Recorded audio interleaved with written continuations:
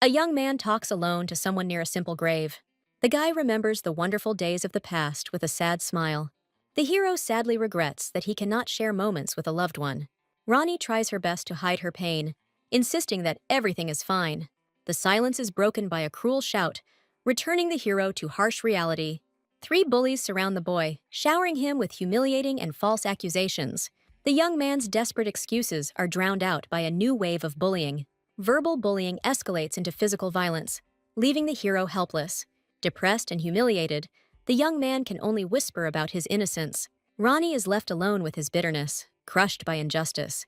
A sudden order interrupts the bullying, causing everyone to freeze in bewilderment. An unexpected call from the orphanage director makes the children drop everything they are doing and run anxiously into the yard. Ronnie finds himself confused among his tormentors, not understanding the reason for the sudden gathering. The stern headmaster glances at the assembled children, and a tense anticipation hangs in the air. The order to behave quietly makes the hero's heart beat faster in anticipation of something important. The words about a rare chance sound hopeful, forcing the young man to look out from behind with bated breath. The director's disappointment at not finding a single girl among the orphans adds a note of bewilderment to the general chaos. Addressing the mysterious guest as Your Highness shocks the children, hinting at the arrival of an important person. The appearance of an elegant aristocratic couple illuminates the squalid room, attracting all eyes. The heroine overhears a conversation in which a rich gentleman is looking not for a child, but for a mysterious friend. A sudden realization hits the guy. This is not a dream, but a real chance for salvation. The prospect of receiving an education he could only dream of blinds the young man. The promise of a well-fed life, full of unprecedented delicacies, becomes an almost unbearable temptation. The unusual kindness and gentle voice of the noble lady pierce the hero's armor of mistrust. The gentle touch of a stranger becomes a real shock for the frightened boy. The genuine admiration in the lady's eyes disarms and confuses the guy, who is accustomed to cruelty. Frightened by his own reaction, the young man instinctively apologizes, not knowing how to respond to kindness. The woman's fateful words leave Ronnie speechless, plunging him into a state of complete shock. Unable to believe his happiness, the hero freezes with tears in his eyes, while others decide his fate. A gentle question about a name becomes the first step towards a new, frighteningly unknown life. The luxury of the new room stuns the boy. Accustomed to the cramped conditions of an orphanage, fear of the unknown and expensive things makes the young man freeze at the door. The appearance of the maids with a cart full of delicious treats seems like a magical dream to the hero. The friendly treatment of the maids takes the boy by surprise, causing embarrassment and confusion. The suggestion to take a bath causes panic and misunderstanding in Ronnie, because he is used to doing everything himself. The guy's distrustful question about the need to wash is met with a stern but fair answer from the maid. Desperately clinging to the remnants of independence, the young man insists that he can handle washing himself. The sincere prayer and touching appearance of the young man completely disarm the maids, causing them to feel tenderness. The maids give in, but make the hero promise to be diligent, cementing their first fragile contact. Noticing that he is nervous, one of the girls decides to calm him down by showing concern. A simple glass of juice in the hands of a maid seems like an unprecedented luxury to the character. Enchanted by the sparkle of the glass, the hero takes the precious drink with trepidation. From excitement, his hands trembled, and he couldn't hold the glass, and it fell to the floor with a crash. The very first mistake in the new home plunges him into the abyss of despair and fear. The maid's sincere concern, trying to protect her from the shards, only increases the panic. Not believing in forgiveness, the heroine mumbles apologies, expecting inevitable punishment. An offer to change clothes because of spilled juice becomes a harbinger of a new disaster.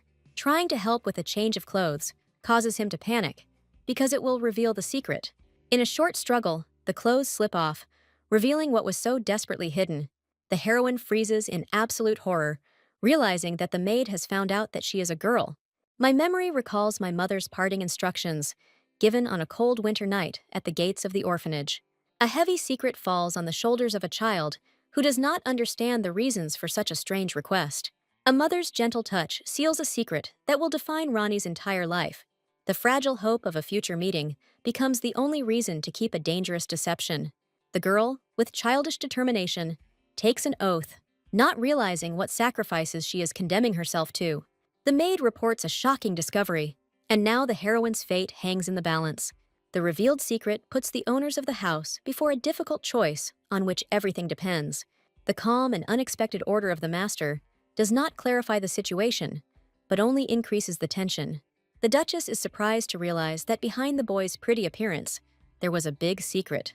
The girl is overcome with despair because she broke the most important promise she made to her mother. Fear of the wrath of the Duke, who so wanted the boy, paralyzes the heroine with horror. Thoughts of an inevitable return to the shelter make the girl tremble with hopelessness. The maid's calm reaction to Ronnie's secret only increases the bewilderment and anxiety. The sudden offer to take a bath seems strange and frightening to the heroine at such a moment. The gentle persistence of the maids draws the confused girl into a world of unfamiliar care. The luxury of the huge bathroom is stunning, immersing you in an atmosphere of fabulous wealth. The unusual warmth of the water gives the first feeling of comfort and safety in a long time. The kindness of the aristocrats after the deception seems like an inexplicable mystery to Ronnie. The innate habit of independence makes the girl refuse help. The maid's confident kindness breaks down the resistance, and the heroine surrenders to the mercy of care. Immersed in warm water, the girl anxiously reflects on her unpredictable fate. Appearing before the ducal couple, Ronnie freezes in anticipation of the verdict for his deception. The unexpectedly warm welcome from the aristocrats confuses the heroine, destroying all her gloomy expectations. Out of excitement and fear, the girl falls to the ground, instinctively begging for forgiveness for her mistake. The Duchess's soft words cannot calm the trembling child, accustomed to expecting punishment. The gentle touch of a noble lady becomes the first step out of the darkness of fear for Ronnie. The transformation into a cute child in a smart dress causes the Duchess shock and undisguised admiration. The enchanted lady cannot hide her delight, finally succumbing to the girl's charm. The sudden appearance of their daughter Andy brings a touch of childish spontaneity to the tense scene. The angry protest of the Duke's second son, Andrea, destroys the fragile idyll, foreshadowing new trials. The girl realizes that this arrogant boy is the reason for her appearance in this house. The sudden and daring approach of the young gentleman creates a tense atmosphere. The offensive comparison with a doll deeply hurts the heroine, who is accustomed to a harsh life. The awkward silence is broken by the girl's timid attempt to explain herself amidst the family's mixed reactions. The young man is completely shocked to realize that this cute toy is actually a living person. The mother's cheerful explanation of the confusion that had occurred only increased the boy's confusion and mistrust. Ronnie's sincere apology sends the embarrassed young man into defensive denial. The tearful heroine's desperate plea not to throw her out touches the arrogant young man to the depths of his soul.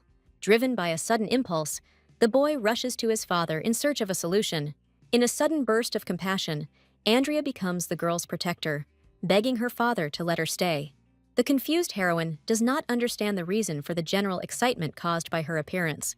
The head of the family's authoritative word abruptly interrupts the chaotic squabble, capturing everyone's attention. The Duke's cold order to retire to his room extinguishes the timid spark of hope in Ronnie's soul. Despite the harsh tone, a weak hope for salvation is born in the girl's heart against her will. The Duchess and Andrea both agree that returning the child to the orphanage would be a mistake. The Duke's sharp remark leaves his wife and son speechless in bewilderment. The embarrassed aristocrat admits that the real problem is the girl's extreme prettiness. Internally, the head of the family is captivated by the child's charm, not believing in the existence of such beauty. A memory of an old envy of another nobleman who proudly embraced his daughter comes to mind. The Duke's unexpected decision to leave Ronnie for a short time causes great delight among the whole family. The children rejoice at finding each other, anticipating the joy of playing together and new friendships. The Duchess ponders her husband's decision, realizing that this is only a temporary reprieve for Ronnie. The lady wonders why the aristocrat was so cold with the child, if in his heart he did not want to let the girl go. The embarrassed Duke awkwardly justifies his severity by his concern for the heroine's tired appearance. Andrea demands an explanation from her father, unwilling to accept the uncertainty of the future for her new friend. The son directly points out the frightening expression on the Duke's face, which completely confuses him. The maid happily tells the girl the long-awaited news about the master's permission to stay. Ronnie, with bated breath, asks if she will really become a friend to the young master now. Tears of happiness and relief flow from the heroine's eyes, because she feels that she is finally forgiven. Observing the pure joy, the maid sees in Ronnie a simple, charming child. Filled with gratitude, Ronnie bows to the maid, who still does not understand the motives of her masters. In a desperate attempt to prove her usefulness, the girl promises to do any work around the house.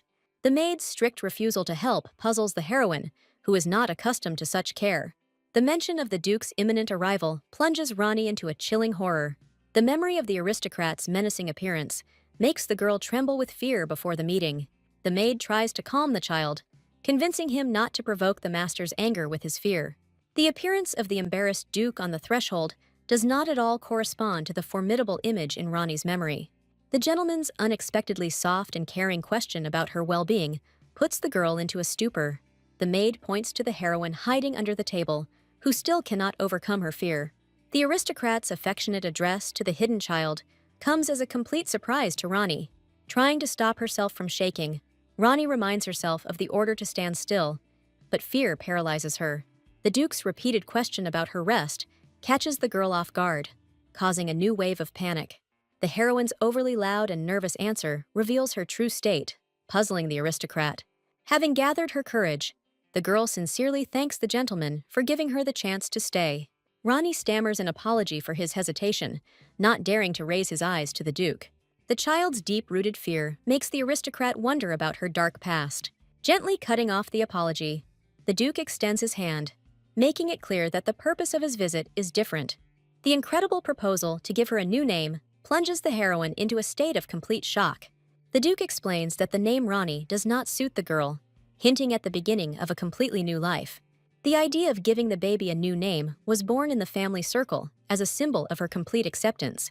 The Duchess's fond recollection reveals that the name was intended for their firstborn. The Duke gives the girl a new name, Rosie, symbolically taking her under his wing. Rosie's sudden outburst of gratitude takes the Duke by surprise, leaving him confused. The girl is absolutely delighted with her new name, which seems to her to be the most beautiful in the world. The contented aristocrat switches his attention to everyday issues, making sure the child is comfortable. The order to place the girl in Sophia's room plunges the maid into a state of shock and disbelief. The Duke, not noticing the confusion of others, informs the puzzled Rosie that her new room is already ready. The realization that the room belonged to the Duke's late sister fills the maid's heart with awe. The maid cannot believe that the master is ready to give up sacred space to someone else's child. Suddenly, the aristocrat remembers another important detail, leaving Rosie perplexed. The maid waits with secret hope that the master will admit his shocking mistake. The aristocrat explains that such an honor is given to the orphan so that the child realizes his importance. The Duke announces that from now on, the girl will be called by the affectionate nickname Roro. The ridiculous nickname causes shock among the servants and complete bewilderment among the heroine herself. A painful memory brings Rosie back to the orphanage, where she was wrongly accused of stealing food. The little girl's desperate excuses are drowned out by a torrent of furious and merciless accusations. The cruel warden takes a swing, ready to punish the child for a lie that never happened. Even in her sleep, Rosie continues to whisper words of her innocence, reliving the nightmare all over again. The irritated maid intends to wake the girl, unhappy with her too long sleep. Touching Rosie's hot hand makes her cry out in pain and ghosts of the past. A sudden awakening from the nightmare causes Roshi to scream, sending the frightened maid into shock. Having come to her senses, the maid angrily scolds the child for overreacting. The girl tries to calm down, convincing herself that the horrors of the past were just a dream. Hiding her concern behind a mask of severity, the maid hurries the heroine to wash. Frightened, Rosie jumps out of bed, afraid to displease the maid again. A simple act of caring for her by bringing her water to wash seems like an incredible luxury to the girl. The maid is overcome with inner indignation at the thought that she will have to serve this child. Envy and jealousy eat away at the maid, because she sees nothing special in Rosie. The maid doesn't understand why this simpleton acts as if she was born a princess. With undisguised irritation, the servant hurries the girl, handing her a new dress. Rosie is transfixed by the dress she never even dared to dream about. The impatient maid rudely cuts off the girl's delight, not understanding her trepidation. The accusation of helplessness makes Rosie frantically prove her independence. Desperately clinging to her independence, the girl insists that she can cope without help. The maid steps back with cold approval, acknowledging that the child must be able to serve himself. Left alone, the heroine looks at the outfit in confusion, not knowing where to start. The sudden appearance of a cheerful boy calling her by her new nickname breaks the tense silence. Ignoring the maid's reproaches, the young master offers his help to the stunned Rosie. The appearance of another, more friendly maid with a gentle question gives the girl a moment of peace. Completely confused, Rosie babbles out a greeting, unable to contain her nerves. A simple question about her health leaves the confused Rosie completely stumped. The mention of wounds sends the girl into a panic, causing her to quickly reassure everyone that she is fine. The boy's insistent request to call him brother destroys the formal distance between them. The friendly maid sends the young master away to help the heroine dress in peace. With bated breath, Rosie begs her new acquaintance to keep her injuries a secret. The warm consent and gentle touch of the maid give the child a fragile sense of security. The sight of a luxuriously laid table plunges the girl into a state of absolute shock and disbelief. The care of the Duchess, who has prepared many dishes, overwhelms Rosie to the point of tears of gratitude. Overwhelmed with happiness, the heroine assures the new family that everything is simply wonderful. The simple gesture of the boy putting food on her plate becomes a symbol of acceptance for Rosie. Andy's spontaneity at the table shocks Rosie, bringing a note of cheerful chaos to the meal. The girl looks at the unseen delicacies with childish curiosity, discovering a new world of tastes. The very first piece of juicy meat gives the heroine a moment of pure, unclouded happiness. The adorable sight of a baby enjoying her meal leaves everyone feeling irresistibly touched. Shocked by the incredible taste, Rosie is unable to contain her sincere delight. The young master proudly accepts the praise, enjoying his new role as a caring brother. The Duchess's light reproach to her son fills breakfast with an atmosphere of real family warmth. Andy's sudden warning leaves Rosie frozen in anticipation. An unexpected touch on the hand instantly awakens in the girl an animal fear from the past. The boy's anxious question hangs in the air as he notices what Roshi had been so desperately hiding. The carriage takes Rosie into the unknown, filling the girl's heart with anxiety and hope. The sleepy little girl tries to understand where this new, incomprehensible path leads. The Duke's caring gesture of handing over a handkerchief becomes the first sign of warmth for Rosia. The little heroine holds the gift to herself with trepidation, not believing what is happening. The heavy memory of the disgusted horror on the Duchess's face brings Rosie back to the abyss of despair. An inner voice whispers to the girl about her own worthlessness, while the aristocrat's gaze hardens with determination. A lonely figure, huddled into a ball, silently asks for forgiveness for its existence. The Duke begins a difficult conversation, forcing Rosie to imagine the worst thing that could happen, returning to the orphanage. The direct question about punishment hits where it hurts most, bringing back the horror of violence in the girl's memory. The man bitterly realizes that behind the wall of ostentatious calm, the child still sees him as a threat. The accusation of mistrust causes Rosie to panic and deny the obvious, fearing the consequences. The Duke corners the girl by asking her if she really believed in their cruelty. The offer to find another place becomes the final test of strength for Rosia. Warm words about the desire to be together give the heroine hope, but only if it is her choice. The familiar silhouette of the building outside the carriage window makes the girl's heart freeze with horror. Arriving at the orphanage, the place of her nightmares, comes as a shock to Rosie. The sudden appearance of the Duke plunges the director of the orphanage into a state of panic. The icy calm of the aristocrat makes the director bow obsequiously, hiding his fear. A sycophantic smile spreads across the man's face as he guesses the purpose of the visit. The Duke offers Rosie his hand, forcing him to take a step towards his greatest fear.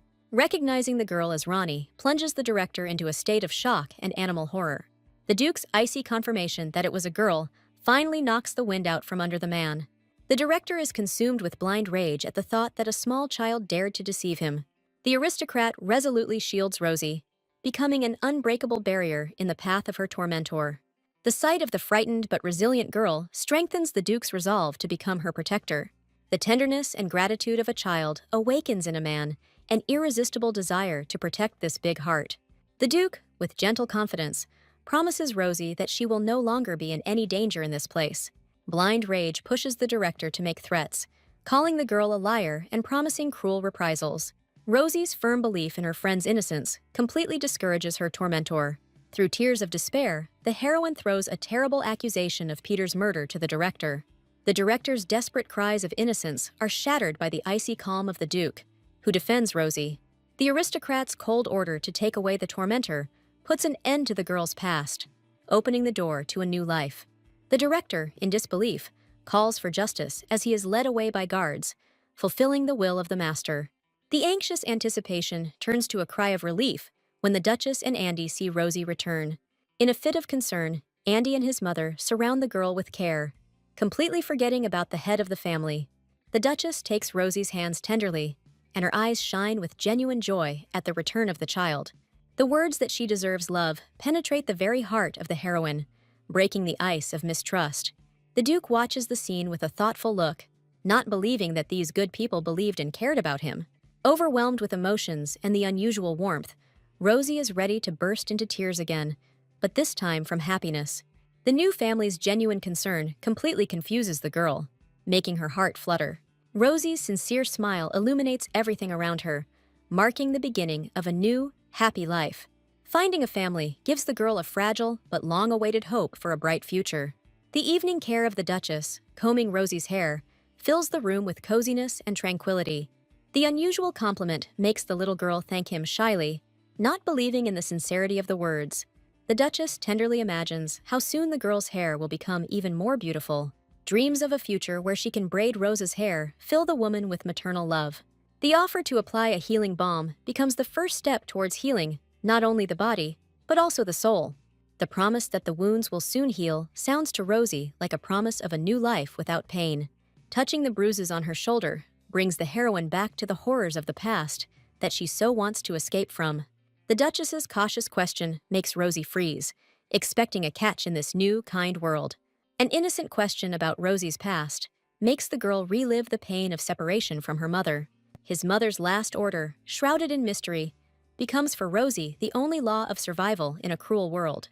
The heroine admits to ignorance, carrying within herself the heavy burden of a secret whose meaning she does not understand. The Duchess's simple suggestion of maternal protection forces Rosie to take a new look at her past. Warm hugs and words of liberation lift the years-long burden of forced deception from the girl's shoulders. The promise to love her as she is becomes the most valuable and long-awaited gift for Rosia. The Duke presents a document, sealing his word with an official guarantee of protection and patronage. By giving his full name, Alexander Hayes Marquez offers the girl all the power and protection of his kind. Having her full name on the document gives Rosie her lost identity and a sense of belonging. The new surname Clive, bestowed upon her by her guardian, poses another riddle for the girl about her mysterious origin. The Duke explains with a touch of sadness that the Clive name is a forgotten legacy of his family. The hope for a future where she can study lights up the sparks of genuine delight in Rosia's eyes. Filled with determination, the girl vows to her guardian that she will try her best to justify his trust. The heroine, with childish seriousness, assures that she will diligently study everything that the aristocrat says. The Duke's playful question about obedience is met with such a furious nod that there is no doubt about her determination. A simple order to go play leaves Rosie completely bewildered, because she was expecting real tasks. Realizing that Andy is waiting for her, the girl impatiently hurries her new father, forgetting about all shyness. The Duke's gentle touch stops her, hinting that his concern is directed only at her. The words that children's job is to run around and have fun open up a whole new, carefree world for Rosie. A joking order to immediately start work makes the stunned girl rush from her place to meet the games. The sealed letter contains a secret that was not revealed due to the wrong moment. Andy's carefree laughter as he plays with Rosie fills the air with pure childish joy. An offer to relax together becomes a step towards friendship for a boy and a test for a girl. Internal barriers prevent Rosie from accepting a simple offer because she cannot behave impolitely. Andy breaks through formalities with ease, inviting the girl to call him by his first name when she's ready. The boy looks forward to the day when they will become true friends, sealing his hope with a promise. The pinky vow becomes a sacred ritual for children, promising a new level of their relationship. Contemplating the beautiful landscape together gives them rare moments of peace and unity. Enraptured by the beauty of the sky, Roshi shares her feelings for the first time, forgetting about her status. The peace and fatigue of a happy day carry the young gentleman into a peaceful sleep. Taking advantage of the moment, Rosie quietly leaves, leaving the sleeping Andy for a little adventure. The huge lake amazes the girl's imagination, opening up a world to her that she could never have dreamed of. The habit of surviving pushes the heroine up a tree, because from a height, the world seems clearer and safer. Childish curiosity gives way to bewilderment when familiar survival skills fail. The realization that she is stuck gives birth to a sticky fear in Rosia's soul, because there is nowhere to expect help. A second's fall into the void seems like an eternity, cutting off the fragile hope of salvation. An unexpected rescue in someone's hands pulls the girl out of the embrace of fear and inevitable pain. Rosie's gaze meets the stranger's eyes, and she freezes in confusion, not understanding who this young man is. Embarrassed gratitude gets stuck in her throat, because the girl is completely unaccustomed to such care. Embarrassment turns into panic, and Roshi begs to be released to the ground, unable to bear the attention of others. Andy's joyful cry upon finding his friend interrupts the awkward moment and brings Rosie back to reality. The realization that her savior is that very brother plunges the stunned girl into a stupor. Roshi can't believe that this aloof young man is the brother of her cheerful friend. The Duchess proudly notes that her son came to visit his family first, without even stopping at home. The Duke's words about meeting his eldest son make Rosie shudder in surprise. Euless admits that curiosity about her father's new ward forced him to change all his plans. The Duchess smooths over the awkwardness by rejoicing at the opportunity to finally introduce the children to each other. The ceremonial presentation of Julius Cesar el Marquez emphasizes his high status as heir. The striking resemblance of the young man to the Duke evokes in Rosie a mixture of admiration and timid fear. Andy's carefree question rudely breaks Rosie out of the stupor into which this acquaintance has plunged her.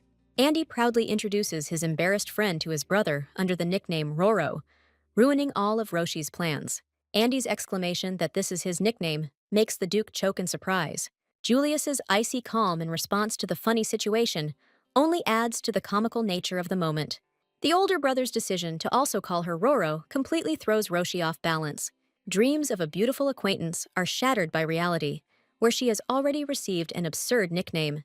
Andy tries to make amends by offering the girl a cake with the same name, much to her surprise. The boy's persistent desire to treat her to sweets becomes an unexpected gesture of reconciliation.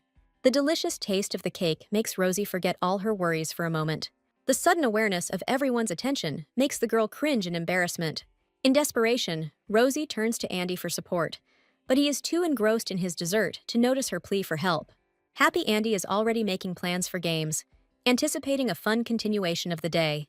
The news of the unexpected guests takes the Duchess by surprise, disturbing the peaceful atmosphere.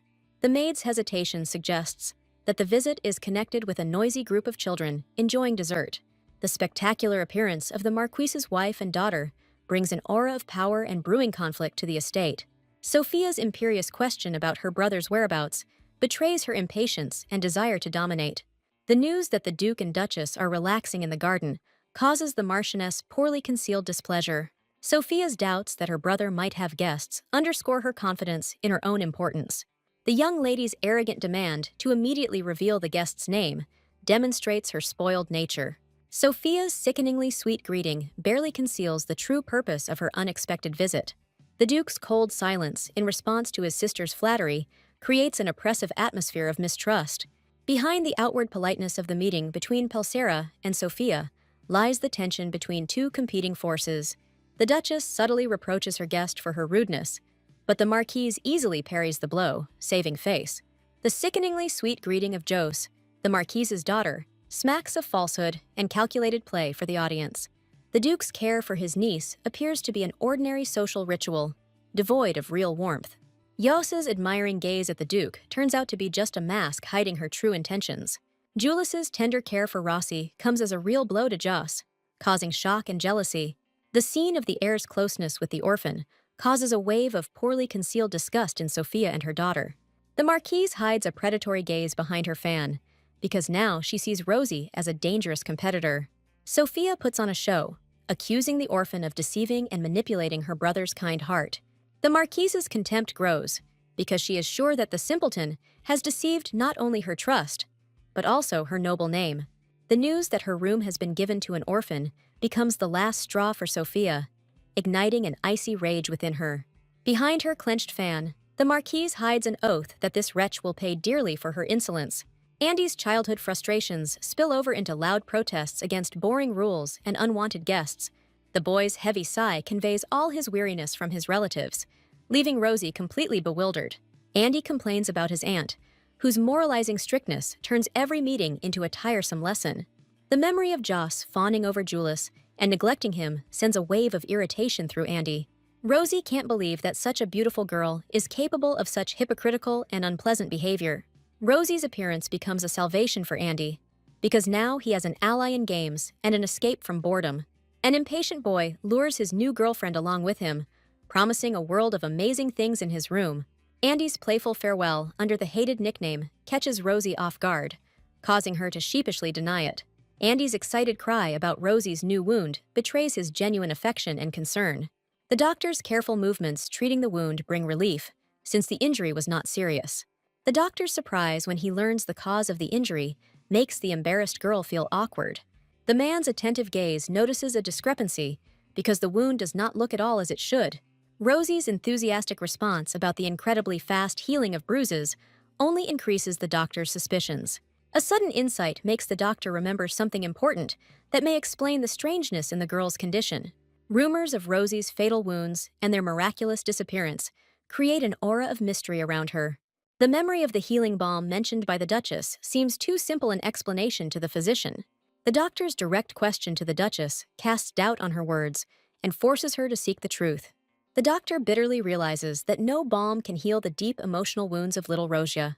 Pelsera's sincere desire to help the girl is filled with light and maternal care. The healer's warm gesture gives Rosie a long-forgotten feeling of security and peace. Saying goodbye to the doctor leaves the girl with a feeling of gratitude and trust in the new world. Admiration for the doctor's kindness strengthens Roz's belief that she has come to a good home. Andy's funny interaction with the doctor finally convinces the heroine of the kindness of this man. The doctor's kindness ignites in Rosia's heart an unexpected and strong desire to help people too. For the first time in her life, the heroine has a goal, making her heart flutter with excitement. Heavy memories of the past, where the only desire was to survive, make the new dream even brighter. A feeling of boundless gratitude to her new family fills the little girl's soul. Andy's sudden appearance interrupts Rosie's thoughts, returning her to the world of childish games and worries. Andy's joyful visit is interrupted by the appearance of an uninvited guest, changing the light atmosphere to a tense one. Lydia's sudden appearance takes Andy by surprise, causing the boy to feel shock and poorly concealed irritation. The girl's sickeningly sweet smile cannot hide her true intention to establish her own rules of the game. Lydia's feigned friendliness confuses Rosie, while Andy feels like a third wheel. Lydia's attempt to justify her behavior comes across as subtle manipulation, making Rosie feel uncomfortable. By introducing herself, the young lady emphasizes her status, creating distance between herself and the orphan. Lydia's forceful friendliness causes an embarrassed Rosie to back away, sensing a hidden threat. The offer of a bachelorette party sounds like an ultimatum, cutting Andy off and trapping Rosie. The comparison with a real lady makes the heroine acutely feel her vulnerability and simple origins. Rosie's polite consent, full of naive hope, becomes the first step into the new acquaintance's insidious game. Lydia decisively leads Rosie away, leaving a confused Andy behind, and begins her game. The opulence of Lydia's room overwhelms Rosie, highlighting the vast gulf between their worlds. The naive heroine eagerly awaits the treat, not suspecting that this is just part of a cunning plan. The exquisite treats become the perfect stage for the humiliation the young lady has in mind. The mention of a special tea becomes the first test for Roshi, who is closely watched. The awkward movement of the girl with the hot cup becomes the very mistake that was so expected. The maid's piercing gaze makes Roshi freeze, feeling trapped. The maid's false remark only adds to the humiliation, turning the tea party into an exemplary flogging. The harsh words about manners hit where it hurts most, causing Rosie to shrink in shame and fear. The maid's sly smile puts an end to this humiliation, finally crushing the naive girl. The maid's malicious grin emphasizes that Roshi's humiliation was planned in advance. Tears of resentment froze in the girl's eyes, because every word hit the most painful spot. Lydia's hypocritical question, full of poison, finally breaks the will of the defenseless orphan. A sudden question from behind the door interrupts the cruel scene, causing the tormentors to freeze in surprise. The icy gaze of Julius, who appeared on the threshold, promises inevitable retribution for Rosia's tears. Andy's attempt to catch up with his brother as he leaves for training shows his childish affection. The boy's enthusiastic desire to watch the training is met with the cold silence of his older brother. The news that Lydia took Rosie away only arouses cold curiosity in Julius. Andy's jealous protest at having his sister taken away from him amuses his older brother. Andy's naive assumption about Lydia's sympathy for Rosie only causes a thoughtful smile from Julius. Unexpected tenderness towards little Rosia takes Julius by surprise, awakening warm feelings in him. Julius's cynical remark about female friendship hurts the loyal Andy, who does not believe in betrayal. A sudden insight into Lydia's treachery causes Julius to stop abruptly when confronted by his brother. Andy's panic clashes with the icy calm of his older brother, who has already figured everything out. Cold rage distorts Julius's face at the thought of the humiliation the girl had endured. Lydia's pathetic excuses in front of the young man's icy gaze look ridiculous and pathetic. Lydia's fury at the maid reveals the young lady's true cruel nature. Deep disappointment in Lydia makes Julius turn away, not wanting to see this performance. Lydia's hysteria and the tears of the humiliated servant create a picture of disgusting hypocrisy. Julius's calm gesture of helping the maid becomes a deafening slap in the face for Lydia. Julius's icy question puts Lydia in a dead end, depriving her of the opportunity to justify herself. The young man's threatening order not to touch the Duke's men becomes the last warning for Lydia. Suspicions force Julius to change his plans, because his intuition tells him that Rosie is in trouble. The older brother's determination to test his suspicions leaves a confused Andy behind. Julius's appearance takes Lydia by surprise, turning her triumph into panic. The thought that Lydia dared to mock the Duke's adopted child fills the young man with righteous anger. The cold interrogation makes the maid tremble, because the young master's anger does not bode well. Lydia's hypocritical attempt to take the blame looks like a desperate show for the public. The fake apology to Roshi becomes another ploy to soften his older brother's heart. Julius's imperious gesture in defense of Rosie finally ruins Lydia's plans, pointing out her true place. Julius powerfully declares her defense of Rosia, putting in their place everyone who dared to offend her. The young man's whisper about punishing the maid becomes a shocking revelation for Rosie about real power. Hiding her rage, Lydia is forced to submit, suffering a crushing defeat in this fight. Lydia's hypocritical sweetness confuses the naive Rosie, who is ready to take all the blame on herself. Lydia's ominous promise to meet again sounds like a veiled threat that makes your blood run cold. Rosie's timid admission of wanting to learn manners betrays her deep insecurity and fear of being a burden.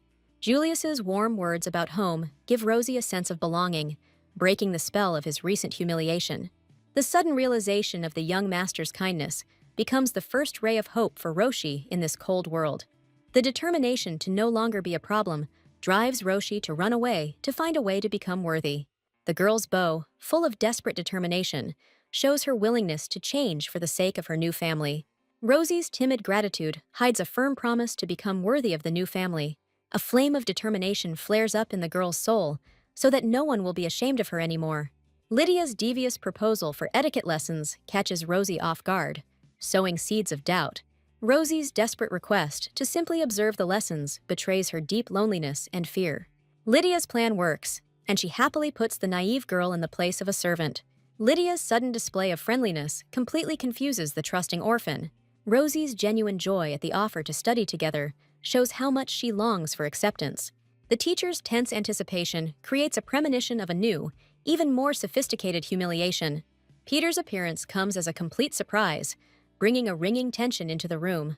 The recognition in Rosie and Peter's eyes speaks of a past that could destroy her fragile present. The boy's embarrassed denial that he is not Peter only increases Rosie's confusion and shame. Rosie's pathetic babble of apologies only elicits a contemptuous grin from Lydia. The brutal revelation about the whipping boy leaves Rosie in a state of shock and horror. Lydia's cold-blooded explanation of the wild customs of the nobility shatters Rosia's naive ideas about nobility.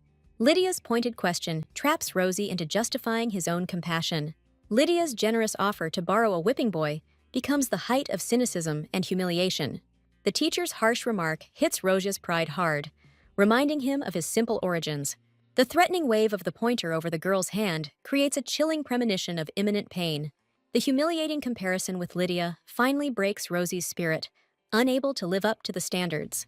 Lydia's hypocritical defense comes across as a sophisticated mockery that highlights Rosie's helplessness. The pain in his legs is overshadowed by Rosie's desperate determination to prove his worth. A timid request for etiquette lessons becomes the girl's first step towards a new life. The lady's refusal due to her age hurts Rosie, but her desperate plea does not allow her to retreat. A gentle moralizing about children's games sounds like a death sentence for a girl who is trying to grow up. A cry of triumph escapes Rosie's chest as she achieves her goal. The realization that this is the baby's first request touches the lady's heart, opening her eyes to her loneliness. The long-awaited consent, given with a condition, lights a fire of hope and gratitude in Rosie's eyes. The thought of the permission received gives the girl strength, strengthening her spirit before the upcoming test. In front of her strict teacher, Rosie vows not to give up, because she cannot let down her benefactress. The teacher's cold gaze and the pointer in front of her face hint that the path to knowledge will be paved with pain. Lydia's desperate attempt to dissuade Rosie seems like a final test of strength. Lydia's insidious offer to frame another child becomes the last straw for Rosia. The girl's firm refusal to shift the blame onto someone else shows her unbending will. Lydia's caustic mockery distorts Rosie's noble impulse, making her appear as an arrogant upstart. Lydia's icy indifference leaves Rosie alone with the stern teacher and his own fear. Rosie's timid promise to be respectful sounds like a plea for leniency in the face of the inevitable. The passing days bring only the calm before the storm, hiding the growing tension. Andy's carefree laughter as he runs to the picnic seems like an echo of the peace that Rosie is missing. The basket of cookies becomes a symbol of lost childhood and rare moments of joy. The realization that etiquette lessons are alienating Rosie from his brothers fills Julius's heart with a quiet sadness. Andy's joyful cry turns to horror at the sight of the emaciated Rosie, whom he barely recognizes. Andy's childish tears at the sight of his emaciated sister show the depth of his shock and love. The brothers' panic at Rosie's transformation into a skeleton contrasts with her quiet despair on the floor. Rosie's forced smile only fuels Andy's rage, who vows to avenge his sister's suffering. The girl's clumsy attempts to hide her tears are shattered by a caring question, revealing her pain. Julius's calm remark about scattered food becomes an anchor in the storm of children's emotions. Rosie's stubbornness, which Andy tries to take away, screams about her humiliation and unwillingness to be pathetic. The shame of her unkempt appearance in front of the guest makes the girl hide, fearing condemnation. Rosie's desire to sink into the ground from humiliation turns out to be stronger than his brotherly concern. Julius's soft question pushes Rosie into a corner, forcing him to choose between silence and the truth.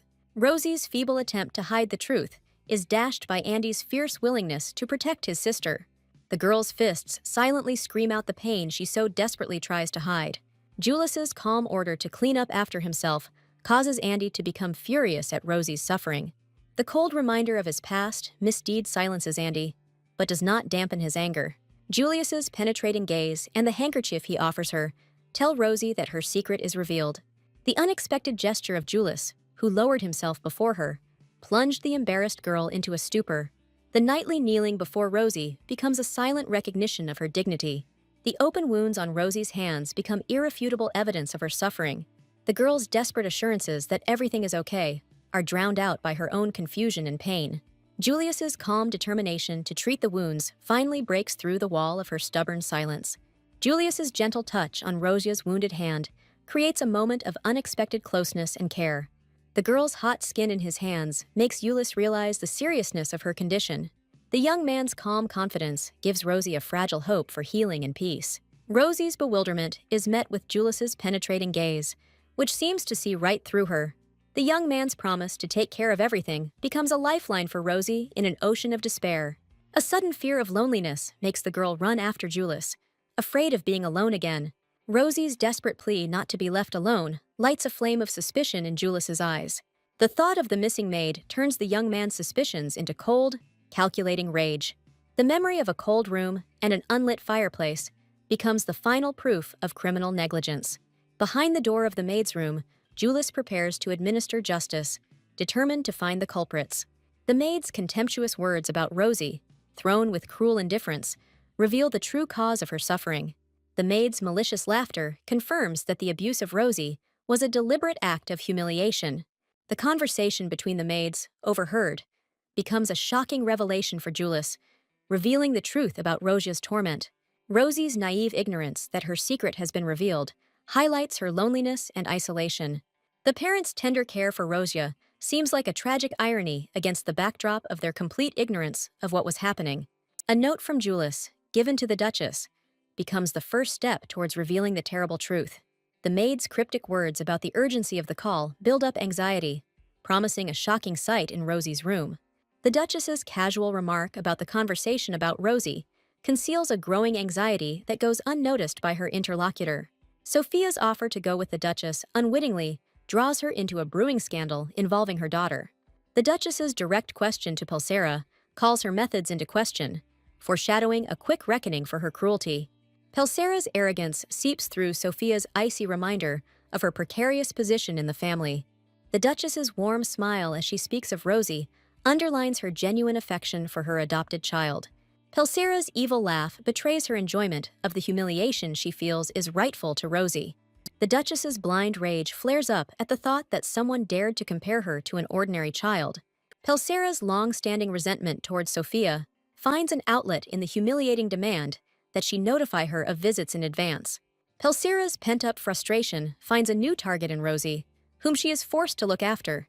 Lydia's hysteria over the broken cup is just a well-staged performance for future accusations. The appearance of the Duchess and Pulsera in response to Lydia's cry becomes the beginning of a pre-planned trap. Lydia's desperate cry about the missing necklace instantly turns the feigned panic into real drama. Lydia's tears over her father's expensive gift become the final touch in a cunning plan to blacken the name of an innocent person. Sophia's outward calm in the face of Lydia's apparent despair looks like the calm before the storm. Pulsera's blind maternal love turns into a dark obsession with protecting her kind. Sophia's cold, penetrating question casts doubt on the sincerity of Lydia's tears, hinting at deception.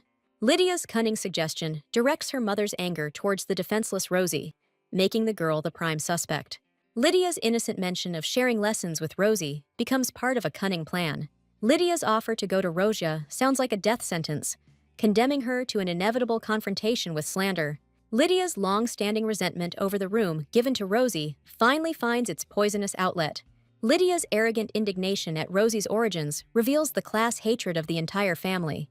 Pulsera's secret fear of being incomplete without the Marquez family's gift fuels her hatred of Rosie. The legend of the family's divine power becomes a curse for those born without this gift. The greatness of the Marquez family, embodied in the figure of the Duke, weighs like an invisible weight on the shoulders of the heirs. The reflection in the mirror whispers to Pulsera about power, which has become an obsession for the woman.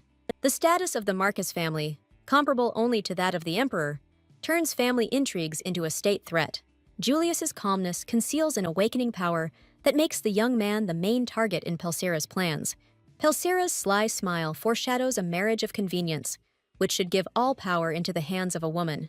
Fear grips little Rosie, who finds herself in the center of a sinister gathering organized for her sake. Pulsera's feigned cordiality creates the illusion of a family tea party, hiding the true, sinister purpose of the meeting. Lydia's enthusiastic praise is just part of a performance in which Julius's modesty seems out of place. Pulsera's predatory interest in the affairs of the academy reveals her desire to control the young man's every move. Rosie's question about family tea becomes a poisonous reminder that the girl is an outsider here. Praise for a perfectly raised cup becomes the first step into the trap set for Rosie. Pulsera and Lydia's intense gaze turns the room into a cage, where Rosie is the main prey. The maid's clumsiness and Lydia's generosity are just a well-rehearsed act in a cruel play. Under the spilled tea, the maid accidentally discovers evidence that will destroy Roshi's reputation. The found necklace becomes irrefutable evidence in their eyes, and the shock on their faces is just a mask of triumph. The accusing glances pin Rosie to the spot, and Lydia's scream leaves the girl with no chance of justification. Horror pierces Roshi when the girl recognizes her own necklace, turned into a tool of slander.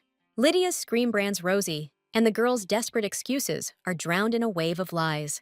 Pulsera's rage at Rosie's insolence only serves to highlight her enjoyment of power and the humiliation of others.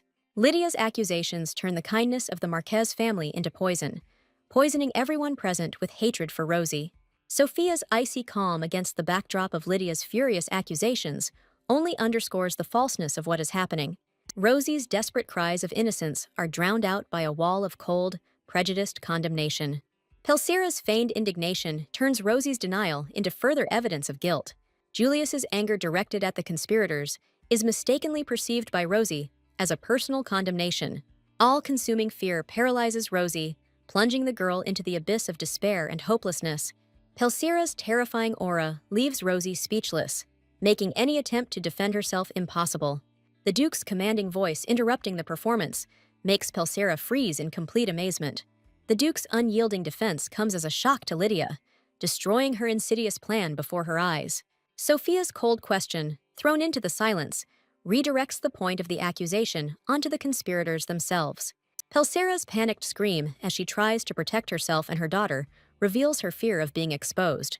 Sophia's cold rage flares up at the sight of the brazen lie, foreshadowing a quick and inevitable retribution. Julius, defending Rosie, throws an accusation in the adults' faces that hits harder than any blow. Julius's intervention comes as a bolt from the blue for Pelsera and Lydia, shattering their confidence. The tenderness of the young man envelops Rosie, giving the girl an island of safety in the midst of a raging storm of lies. Ulisa's sharp word, like the blow of a whip, cuts off the flow of poisonous slander from the conspirators. The young man's icy order to Lydia finally destroys her illusion of impunity. Horror distorts Lydia's face when the girl realizes that she has lost her brother's protection and is left alone. Pelsera's rage explodes in frustration as her fabricated evidence crumbles to dust. Pelsera, in desperation, tries to hide behind the family's honor, accusing everyone of insulting the Marquez family. The Duke's appearance puts a bold end to the intrigue, drawing a line that no one will dare to cross. The Duke's decisive accusation against Sophia becomes the first step towards revealing the whole truth. Disbelief and shock are reflected on Pelsera and Lydia's faces as their greatest ally turns against them. Lydia's desperate plea is shattered by the icy indifference of her departing brother, who has already made his verdict. The Duke's gentle touch on Rosie's hand becomes a silent promise of absolute protection. The Duke's sincere apology stuns Rosie, who was prepared for the worst. The Duke delivers his verdict, naming Sophia as the main puppeteer in this cruel, inhuman game. Sophia's pathetic attempt to shift the blame onto the tutor is shattered by the Duke's iron logic. By reminding her of his status as guardian, the Duke turns the family conflict into a matter of law, depriving Sophia of any escape routes. The Duke's words about a new godfather sound like a final break, taking away the conspirators' last hope. Pure hatred flares up in Lydia's eyes, because little Rosie took away the people closest to her. Sophia's concern envelops the frightened Rosie, but the girl's babble that everything is fine sounds unconvincing. Pelsera's ominous promise that everything will soon be over sounds not like consolation, but like a direct threat. Pelsera's desperate attempt to appeal to family ties is dashed by the Duke's inflexibility in choosing Rosie.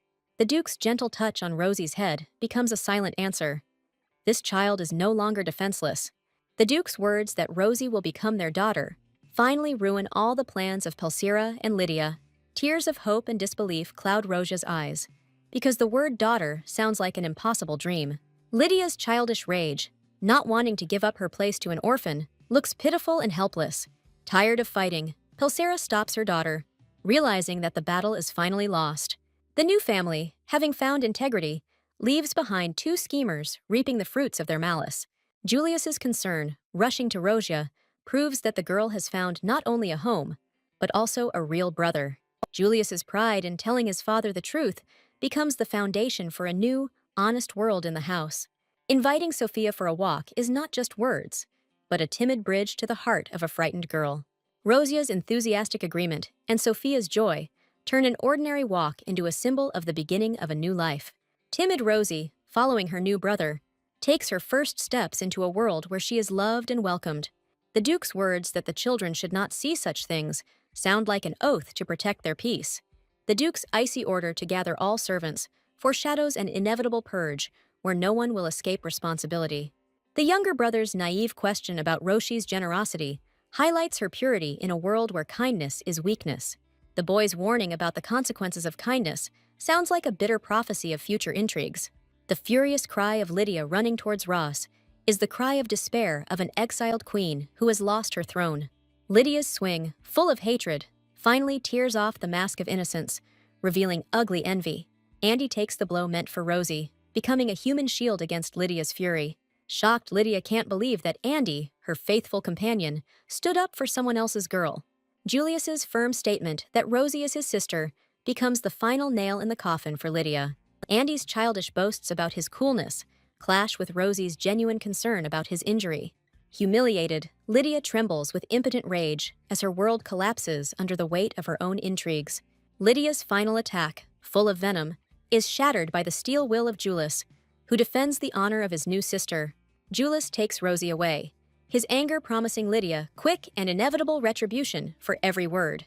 An unexpected gift from Rosia becomes an act of mercy for Lydia that she absolutely does not deserve. Rosie's sincere gratitude disarms Lydia, causing the girl to doubt her own righteousness.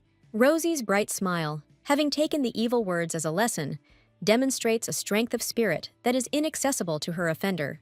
Rosie's innocent promise not to cause inconvenience becomes the final humiliation for Lydia, causing the girl to fall into a fit of blind rage. Rosie's shining smile, full of hope for the future, becomes the most powerful weapon against the surrounding malice. The sudden gathering of servants fills the house with anxiety and whispers, as everyone fears being the next accused. The head maid tries to feign innocence, but her shifty eyes betray her fear of imminent exposure. An icy horror grips the head maid when the woman realizes that her lie has been exposed and punishment is inevitable.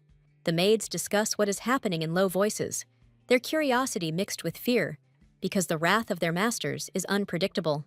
The cynical gossip of the maids, who compare the brewing scandal to firewood, reveals the rotten atmosphere in the house. The evil whispers behind Rosia's back, full of envy for the insignificant orphan, poison the air in the house with the poison of intrigue. The maid, who became a silent witness to the persecution and did not dare to stop the cruelty, is tormented by her conscience.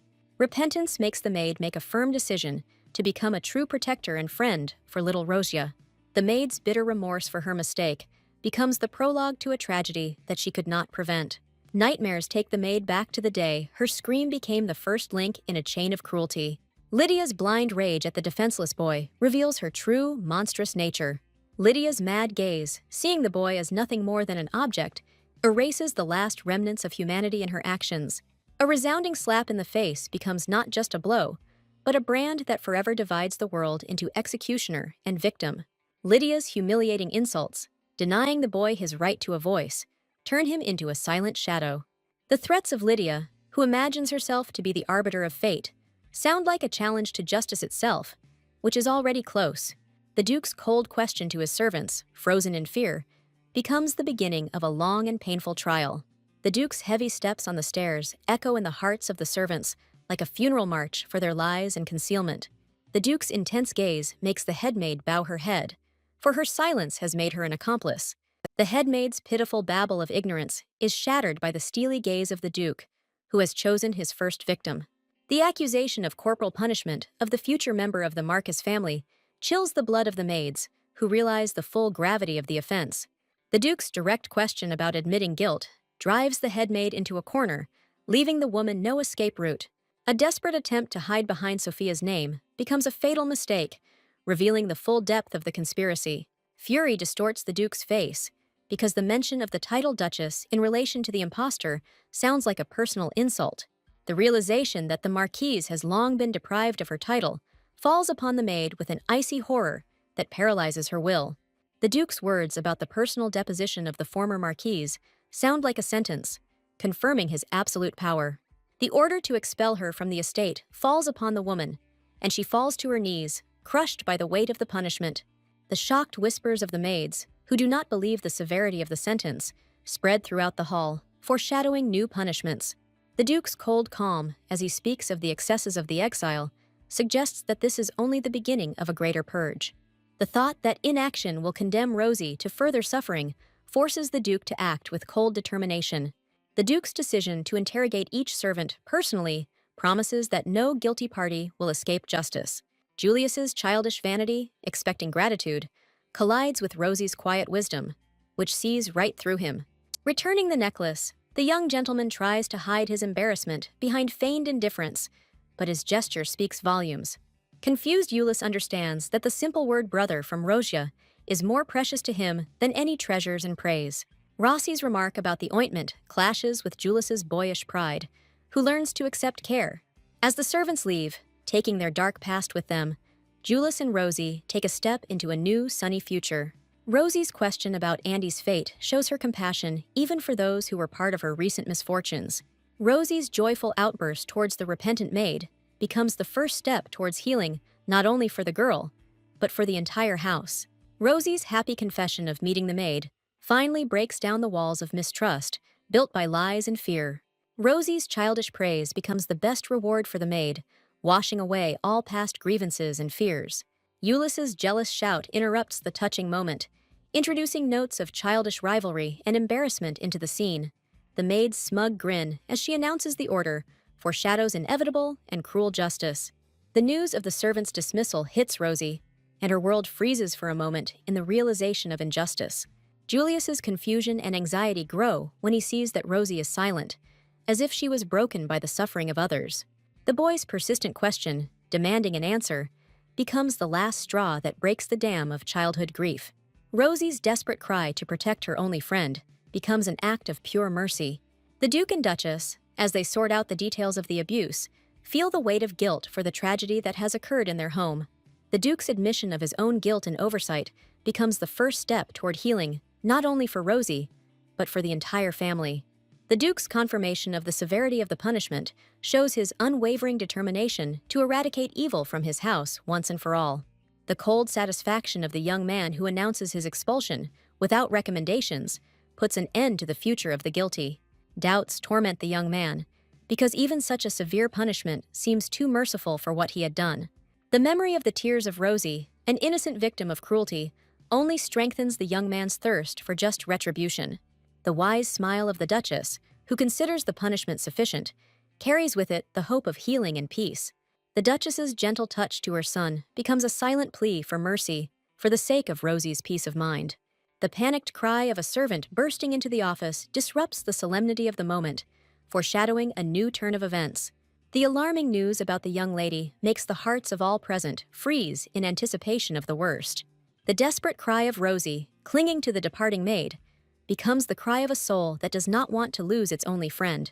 The appearance of the entire family on the street turns the farewell scene into a silent reproach, forcing them to see the true cost of their decision. Little Rosie, clinging to the Duchess's dress, defies adult decisions, begging for mercy for her protector. Roshi's tearful plea to protect En proves that the maid's kindness was the only light in the girl's dark world. The Duchess's attempt to calm the child is interrupted by a comical squabble between Andrea and the young gentleman, who is looking for someone to blame. The Duchess's apology to En becomes an act of reconciliation, erasing the misunderstandings of the past. A quiet question about the reason for the silence makes En relieve the pain of powerlessness and shame. En confesses his own guilt, born of silent complicity in someone else's cruelty. The painful realization of the powerlessness to stop the villains distorts En's face with pain and remorse. Roshi's firm belief in En's innocence becomes a lifeline for the maid in a sea of despair. The image of En, the only one who gave the girl warmth in a cold and strange house, comes to mind. Roshi's shining smile as she begs En to leave is enough to melt even the iciest of hearts. En is stunned, because what the maid thought were insignificant actions turned out to be the whole world for Rosie. The Duchess watches Rosie's sincere gratitude with warmth, understanding the depth of their unexpected connection. Realizing Rosie's strong attachment, the Duchess comes up with an ingenious solution that takes En by surprise. The offer to become Rosie's personal servant stuns En and gives the girl a timid hope for happiness. The envious whispers of the maids about En's undeserved promotion poison the air, but can no longer change anything. The Duchess's kind joke about liking En causes Rosie to babble in embarrassment, revealing her true feelings. The Duchess's direct question puts Anne before the most important choice in her life, on which not only her fate depends. Roshi's look of desperate hope becomes a silent plea for En that cannot be refused. Humbly accepting the undeserved honor, En vows to serve with all his heart, finding new meaning in life. The pure joy of Roshi and En, who have found family in each other, blooms into lush roses, marking the beginning of a new chapter. Rosie's sudden concern as she stops the Duchess hints that the story is not over yet, and that new trials lie ahead. Rosie's concern for the fate of the boy, who must also leave the estate, betrays her kind heart. Rosia's desperate request not to throw the boy out, dictated by fear for his life, touches the depths of the soul. The Duchess's decision, based on Rosie's wishes, gives the boy a chance at a new life and causes a storm of emotions among the servants. The hypocritical plea of the maids, who saw a chance for salvation, turns into a disgusting spectacle at the feet of the Duchess. The maids' false promises to serve better than En are shattered by the wall of contempt and steadfastness of Roshi's faithful friend. The mass hysteria of the maids, appealing to the kind heart of their mistress, shows the baseness of their nature. The sudden appearance of Julius, sword in hand, cuts short the false pleas, bringing with him chilling justice. The fiery gaze of the young master, who protects Roshi, delivers a final verdict that cannot be appealed. The useless cries of the led-away maids are drowned out by silence, marking the final deliverance from betrayal. Julius's gentle gesture of inviting Rosie to leave promises the girl long-awaited peace and protection. En's confused happiness and Roshi's curiosity mix in the air as they follow Ulysses' mysterious invitation. Andrea's resentment, left in the shadow of everyone's attention, brings a note of childish jealousy and comedy to the scene. A satisfied Julius leads Rosie along, but the girl's innocent question about the purpose of the journey makes him think. The news of Julius's imminent departure hits Rosie, threatening to destroy the fragile peace they have just found. The realization that Julius is leaving tomorrow plunges Rosie into the abyss of despair and fear of new loneliness. Julius's calm confirmation of his departure clashes with the storm of emotions he unwittingly provoked in the girl. The sadness in Rosie's eyes, ready to burst into tears at the thought of separation, becomes her silent plea. Julius's unexpected request for a hand takes Rosie by surprise, promising a moment of tenderness in the midst of her worries. Julius's direct question about his reluctance to let him go makes Rosia's heart freeze in timid hope. The thoughtful look of Julius, conquered by Rosia's silent request, gives rise to doubt and a desire to stay. Rosie's embarrassed babble, not daring to ask for such a thing, only makes her secret desire more evident. A gentle pat on the head and a promise of a quick meeting give Rosie blissful peace, while Andrea runs away in a fit of jealousy. An enraged Andrea, bursting into the idol, desperately tries to win back Rosie's attention by threatening his own brother. Julius watches with irony as her brother is now jealous of the same little sister that no one needed before. Julius's sly reminder of their former brotherly love causes Andrea to explode with indignation and embarrassment. Andrea's excuse that all this happened before Rosie arrived only underscores how much the girl has changed their world. The elusive Julius, leaving the children to have fun, provokes a new outburst of childish indignation on the part of Andrea. Rossi's quiet question about leaving for the academy tomorrow makes Julius freeze for a moment, breaking his feigned calm.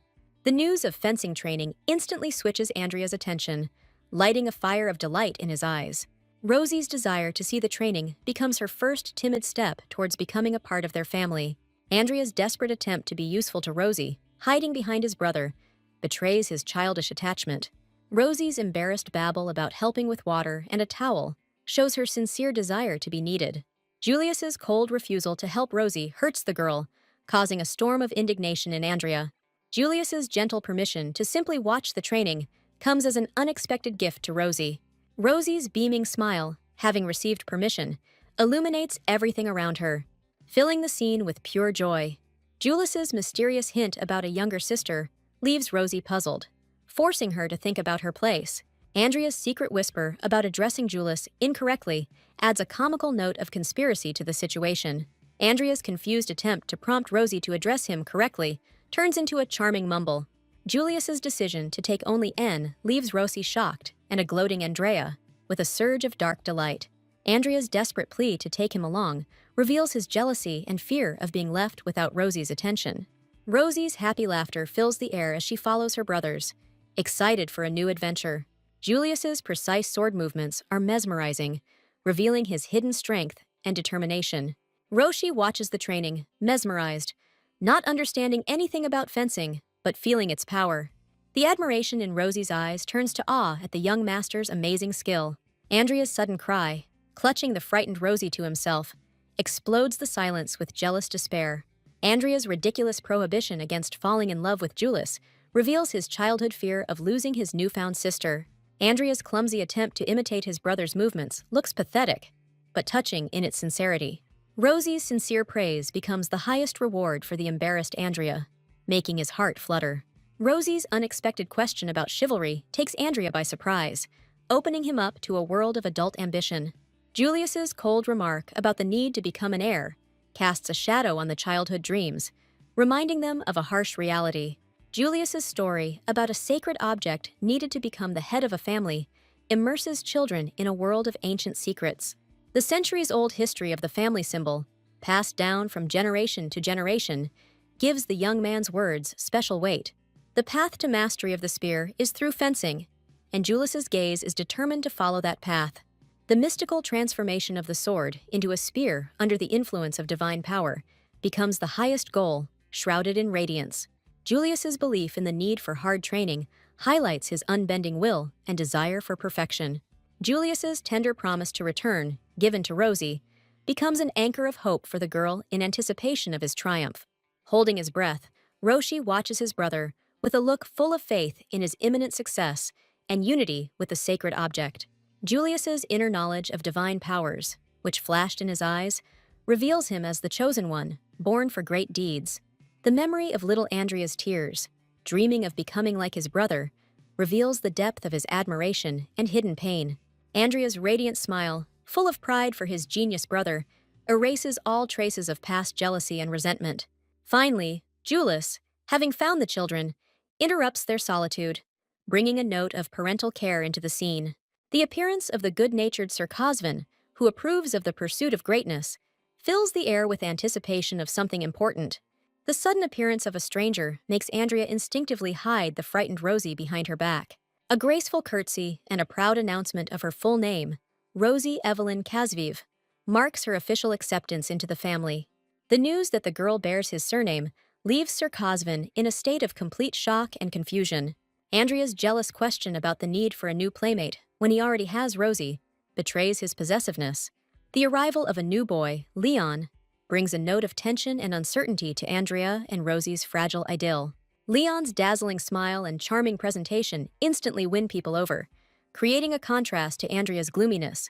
An awkward silence hangs in the air as the children process the forced friendship offered to them by Sir Cosvin.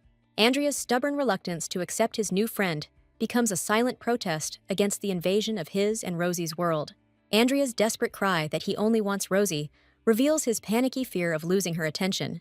Leon's calm explanation that he has been sent by the Duke as a playmate brings an official character to the situation. The realization that Leon is destined to be Andrea's friend comes as a bolt from the blue. Leon's innocent question about the need to learn fencing finds an unexpected response in the soul of the gloomy Andrea. Andrea's sudden burst of enthusiasm as he grabs Leon completely changes the dynamic of their tense acquaintance. Andrea's triumphant announcement of her willingness to teach Leon fencing brings Rosie genuine joy and relief. Julius's caustic remark, questioning his brother's talents, instantly ignites a new round of their eternal rivalry. Andrea's brazen accusation that Julius is a lousy teacher is the last straw. The chilling threat in Julius's voice as he stands over his fallen brother instantly cools the little rebel's ardor. A frightened Rosie watches the brothers' brutal squabble, where there is no room for childish grievances and complaints of pain.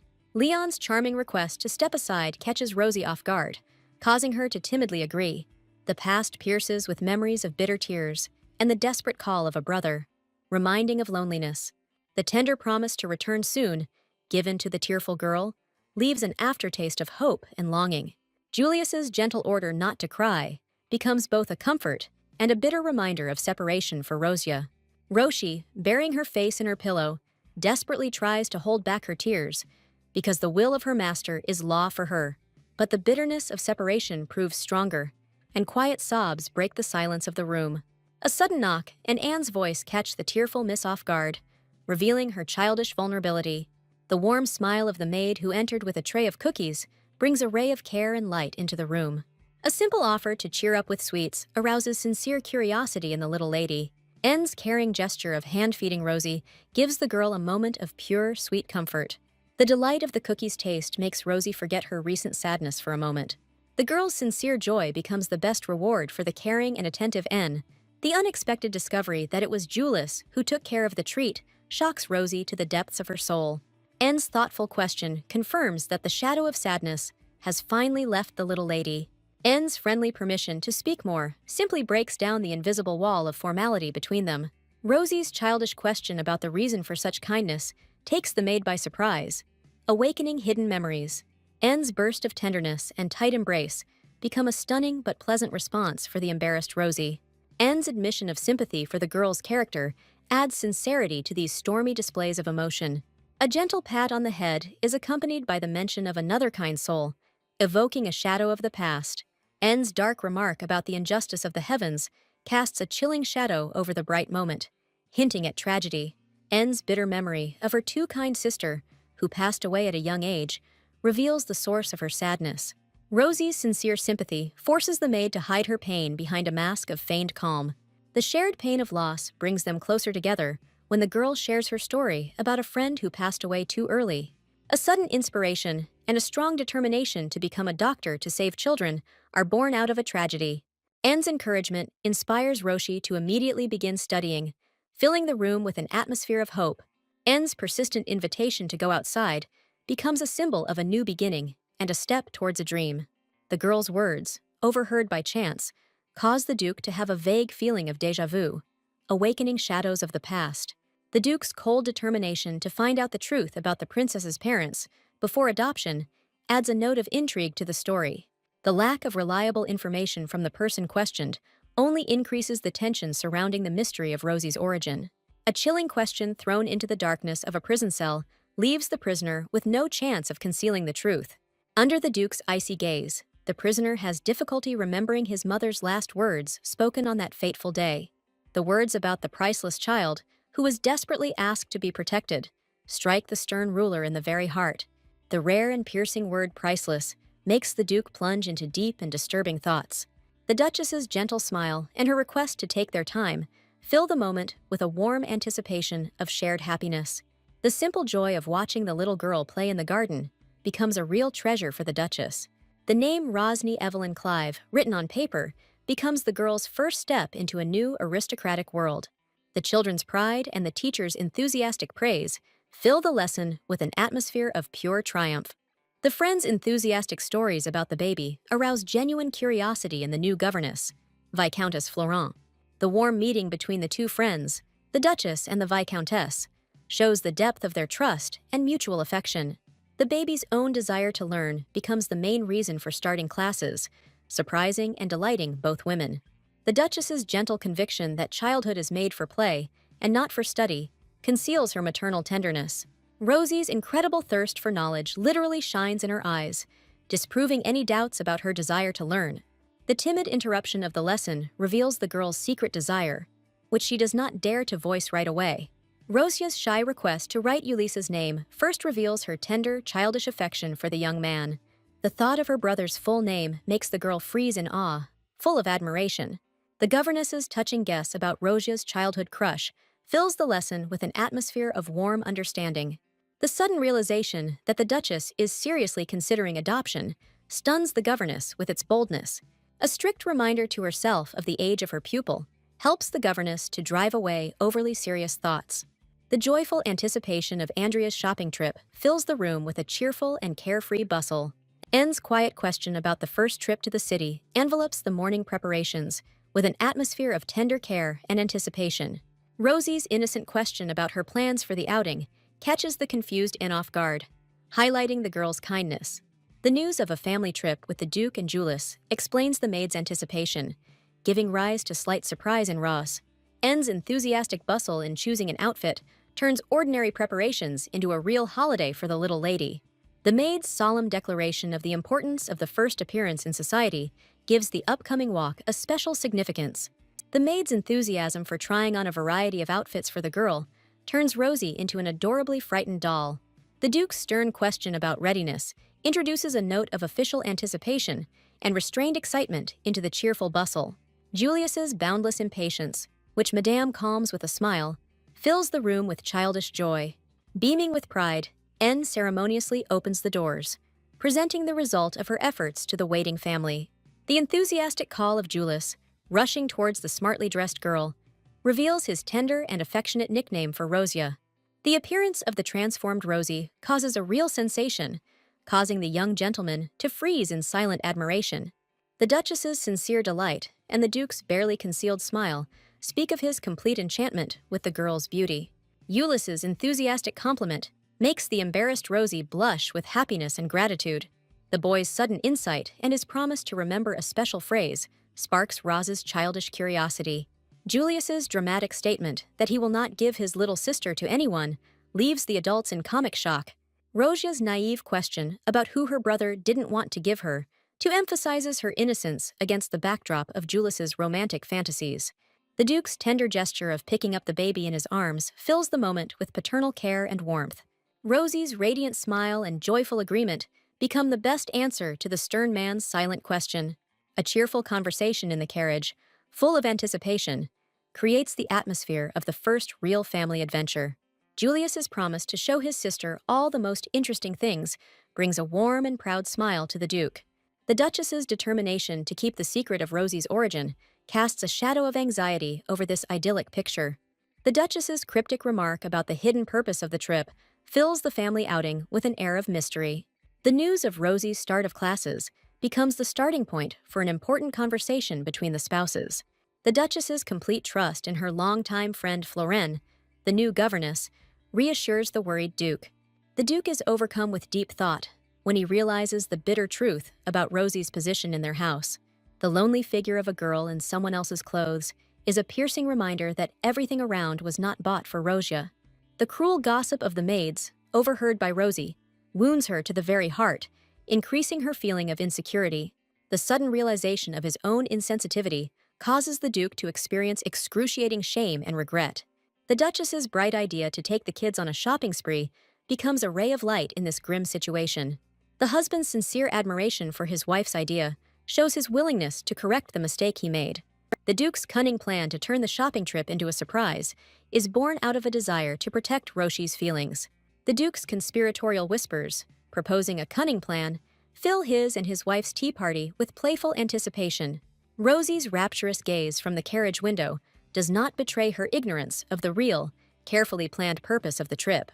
The family's serious faces hide the hope that among the many outfits, the confused Rosie will find something for herself. A stream of proposals from Julius and the Duchess falls on Rosie, forcing her to be torn between her hat and her shoes.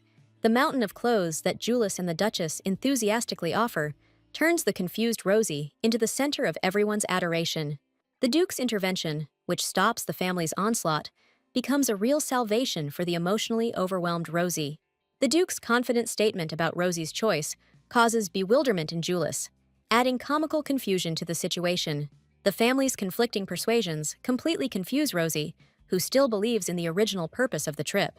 The Duke's direct question about her wishes takes the girl by surprise, causing her to politely evade the answer. Rosie's naive remark that these clothes won't suit her brother leaves the stunned Julius in complete stupor. Julius's ardent support, ready to accept any choice of his sister, is shattered by Rosia's indecision. The boy's eyes flash with impatient anticipation, anticipating her long-awaited decision. Shining Rosie, who chose a rainbow ribbon for her brother, finally finds the perfect gift. The Duke's approval, praising the choice for Julius, causes a wave of quiet bewilderment in Rosie. The sudden offer to choose something for herself leaves Rosie completely stunned. The confused girl cannot understand why she is being offered more gifts, because she is already happy with the ribbon she received. Julius's insistence on having matching outfits reveals his deep affection for his newfound sister. Her brother's words that everyone will recognize her as his sister touches Rosie deeply, giving her a sense of belonging. Rosie's inability to choose anything for herself in response to the Duke's proposal reveals her deep insecurity. The Duke's decisive gesture, resigned to her indecision, hints that he is now taking matters into his own hands. The Duke's imperious gesture, outlining a whole row of clothes, demonstrates his determination to fulfill any whim of the girl. The man's promise to pay for everything plunges Rosie into a state of absolute shock, bordering on horror. The Duke's disarming smile and his admission of ignorance of Rosie's tastes conceal deep concern. Childhood worries about excessive spending are shattered by the Duke's imperturbable calm and generosity. The man's request for help with the choice puts the confused Rosie at a loss, making her heart flutter. The Duchess's gentle touch and her soft coaxing give Rosie a sense of security and the right to her own desires. Julius's delighted cry, having misinterpreted his sister's gaze, brings funny chaos to the touching moment. The Duchess's gentle question, addressed directly to Rosie, gives the girl the long-awaited opportunity to speak out. Rosie's quiet confession that she likes the shoes becomes a real victory for the entire jubilant family. The Duchess's praise and her gentle stroking of her head make the embarrassed Rosie beam with overflowing happiness. Julius's enthusiastic remark that they are now a couple highlights his childish joy at finding a sister. Rosie's sincere laughter and compliment in response to her brother's funny appearance become a symbol of her newfound happiness.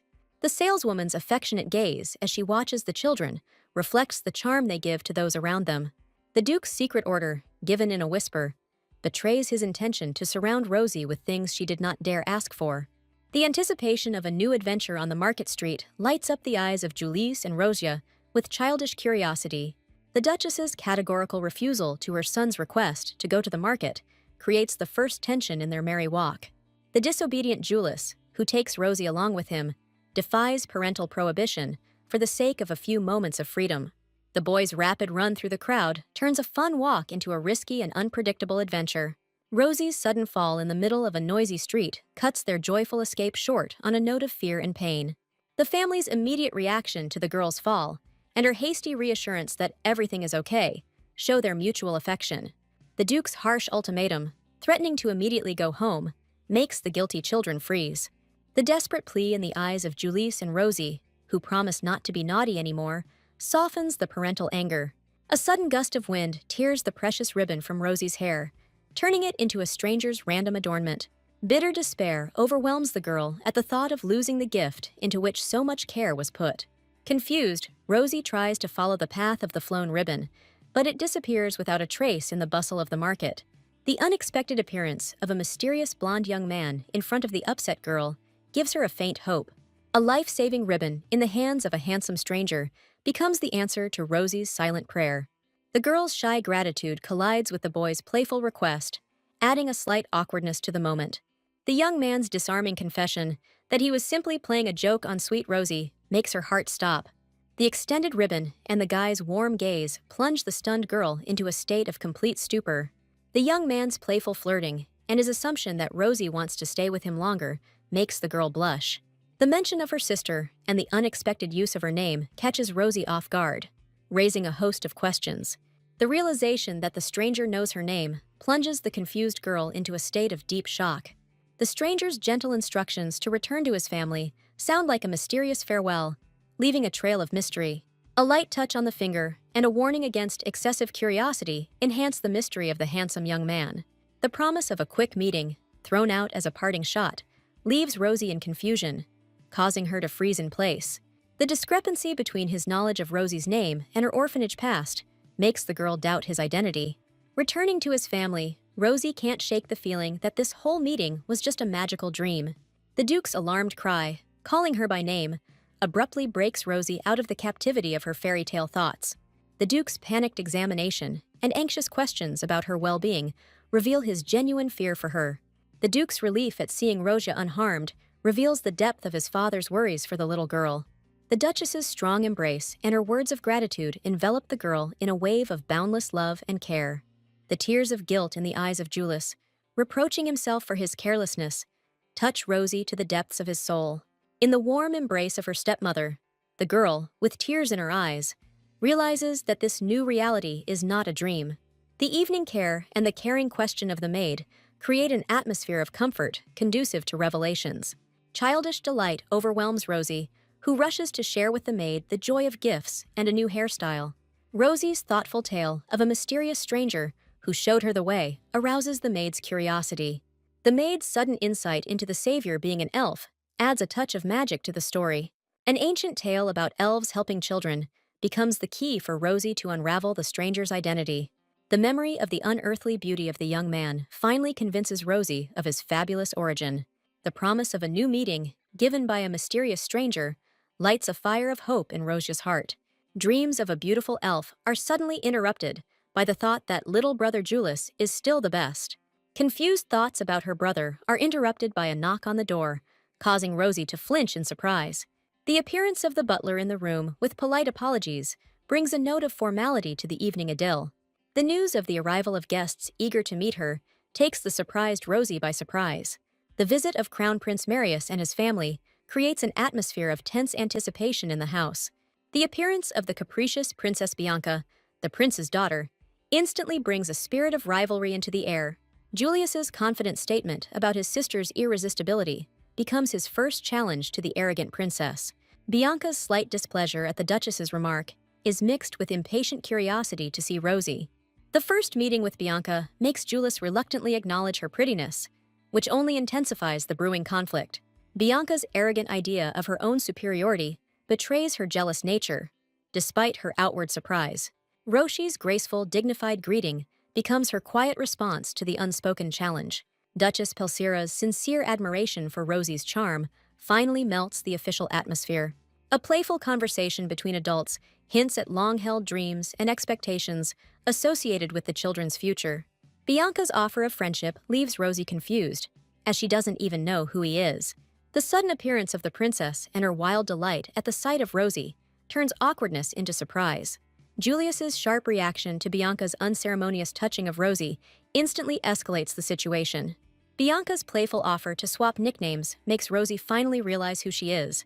The realization that this energetic and sweet girl is a real princess strikes Rosie to the depths of her soul. Prince Marius's remark about his son's imminent arrival creates intrigue, foreshadowing the appearance of a new hero.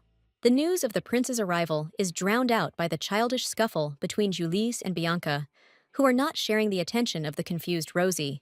Bianca's conspiratorial whisper about her brother's arrival makes Rosie freeze in inexplicable anticipation.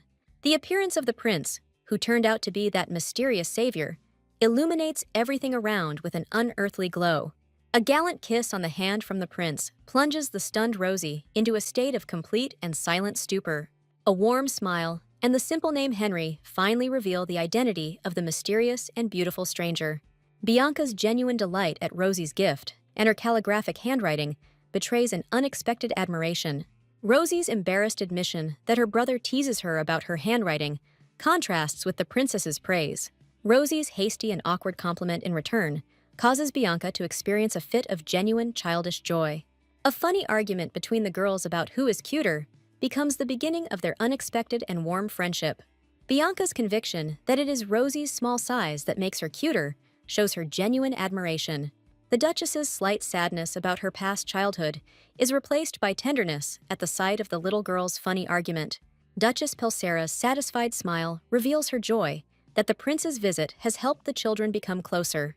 Rosie's sincere laughter, having found a friend in the princess, becomes the best reward for everyone present.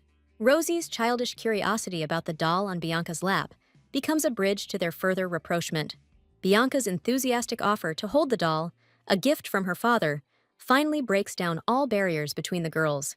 The tremulous admiration in Rosie's eyes, as she holds such a beautiful toy in her hands for the first time, says a lot.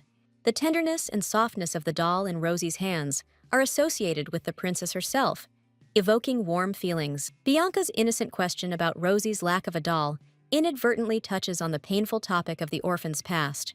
Rosie's bright smile, assuring that the absence of the doll is not a problem, hides a whole storm of complex feelings. Rosie's thoughts are full of gratitude, because the girl has already received more from the Duke than she could have dreamed of. Bianca's sincere offer to ask for a doll for Rosie causes her to panic and refuse, full of fear of being a burden. The slight displeasure in Henry's voice as he reproaches his sister for disrupting the lesson reveals his hidden concern for Rosie. A misunderstanding with the teacher causes Rosie to panic, but Bianca's bold defense changes everything. The prince's friendly greeting and his request to waive formalities take the embarrassed Rosie by surprise. Henry's sincere desire to create a comfortable atmosphere puzzles Bianca, who is not accustomed to such friendliness from her brother. The prince's reddened ears become a clear hint of his sympathy for Rosie, while Bianca remains perplexed. Bianca's conspiratorial whispers and mocking question about her facial expression make Henry's embarrassed face flush even more. Bianca's sly grin, suggesting a change of subject, only emphasizes the comical nature of the situation and her brother's embarrassment. Rosie's beaming smile, noticing the prince's obvious sympathy, speaks of her decision to keep his little secret.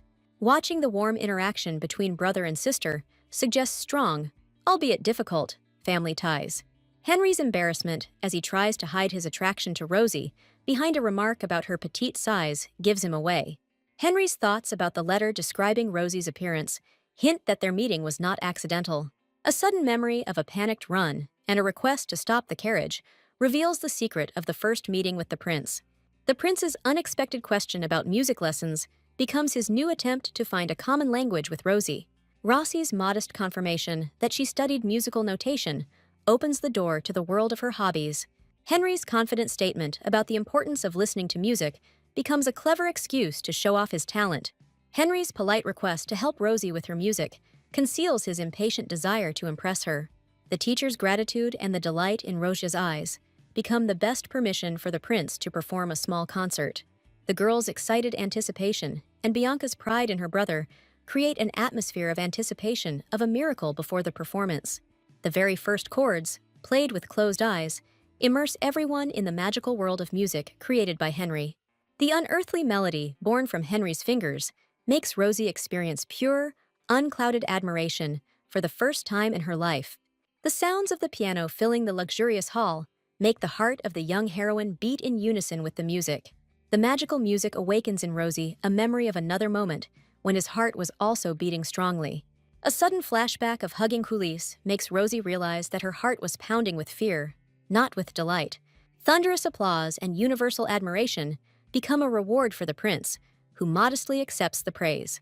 Roshi's sincere delight and her question about the secret of mastery receive a modest answer from Henry about hard work. The prince's unexpected and generous offer to send his teacher takes Rosie and Bianca by surprise. The mention that this teacher teaches the entire imperial family gives Henry's proposal special value. The joyful appearance of Julius, calling Rosie from the doorway, abruptly interrupts the refined atmosphere of the music salon. Annoyed by the intrusion, Henry suddenly grabs Rosie by the cheeks, leaving the girl completely shocked by his audacity. Julius's jealous outburst in defense of Rosie causes an embarrassed Henry to awkwardly apologize for his impulsiveness. Henry's playful request to Rosie only fuels Julius's anger, who comically demands that she ask him for permission. The boys' possessive argument sends Bianca into fits of laughter, while Rosie stands frozen in complete bewilderment. The children's struggle for attention develops into a chaotic embrace in which Rosie almost suffocates with love. Rosie's happy smile as she walks down the hallway suggests that her lonely days have finally given way to a cheerful bustle. The thrilling thought of his sister's reaction to the news of the prince and the music teacher fills Rosie with childish glee. Rosie's joyful impulse to share the news is interrupted when she hears her sister's worried voice outside the door. An overheard conversation about the weakening power of the imperial family suddenly opens Roshi's eyes to a hidden danger. The mention of the Countess of Castile and the huge difference in status plunges Rosie into the abyss of incomprehensible palace intrigues. The sudden question from the sister, who caught him off guard, interrupts his anxious thoughts, creating a tense moment. Rosie's innocent question about the Countess of Castile, overheard at the door, leaves her sister frozen in confusion. The inner eye paints a sinister image of Madame Muller, shrouded in thorns and intrigue, like a dark queen. The memory of the Countess's power over the Emperor reveals her as a gray cardinal, ruling the palace from the shadows. The lonely figure of a child in the past hints at the woman's desperate ambition to place her own son on the throne. The confusion on the sister's face betrays her internal struggle to explain such complex and dangerous things to a child. The feignedly cheerful answer that the Countess is the Count's wife becomes a desperate attempt to steer the conversation away from a dangerous topic. The easy explanation about working in the palace, due to great intelligence, hides from Rosia the terrible truth about court intrigues. Enthusiastic praise for the titles learned becomes salvation for the sister, and for Rosia, a reason for childish pride. A sudden question about the reason for the visit brings Rosie back to the good news, and she blurts out about the prince and the music teacher. The mention of the princess and her piano lessons arouses the sister's keen interest, prompting her to ask the name of this person.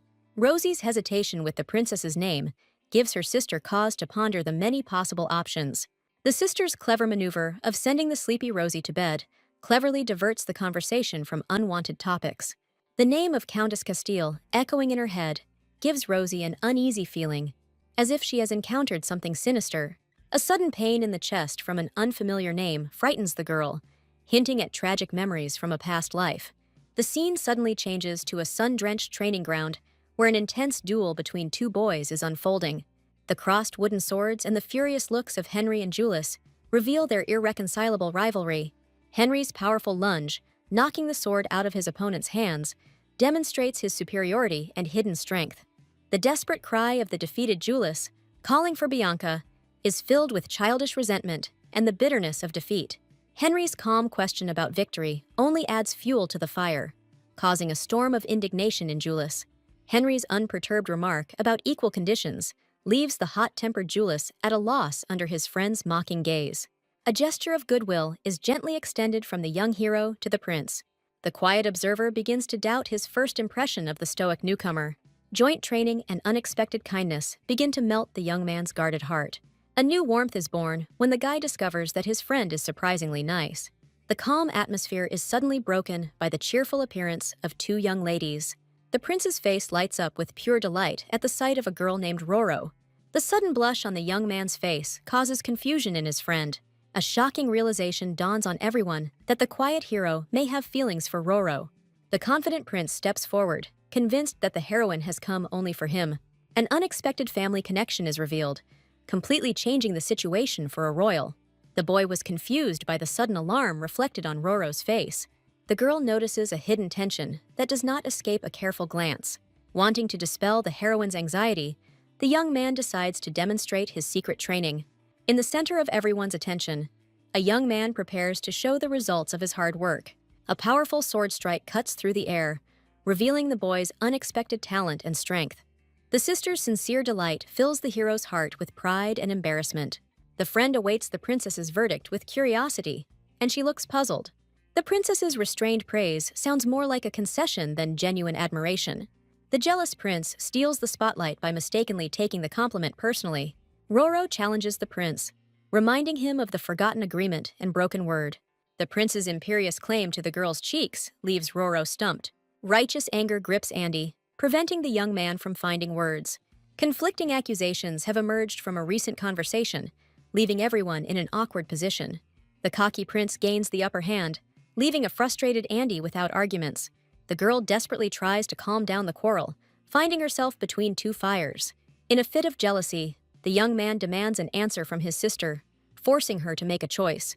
All eyes are on the heroine, on whom the outcome of the absurd argument now depends. A person of royal blood intervenes in the dispute, reminding them of the bet they won and their right. A sudden realization about the reason for the argument makes Andy regret his hot temper. The prince's unexpected generosity disarms Andy, leaving the boy completely bewildered. Under the pressure of choice, Roro panics, not knowing who to choose. Andy is confident of victory, relying on the unbreakable bonds of blood relationship. The prince awaits the decision with complacency, convinced of the power of his charm. The princess enthusiastically encourages the girl to make a choice, turning drama into entertainment. The unexpected appearance of the stately duke interrupts the children's quarrel with his authority. The duke calmly sends the children into the house, not paying any attention to their argument. The heroine plucks up her courage and approaches the man with a determined look. In a desperate move, Roro offers the duke to become the master of the cheeks, shocking everyone. The world collapses for the prince and Andy when the choice falls on a completely different person. The duke tenderly accepts the unexpected proposal, lifting the happy girl into his arms. A crushing defeat leaves the prince and Andy in the shadows as the duke carries away a happy Roro. Princess Bibi's cruel directness finally finishes off the prince, leaving the young man with no hope.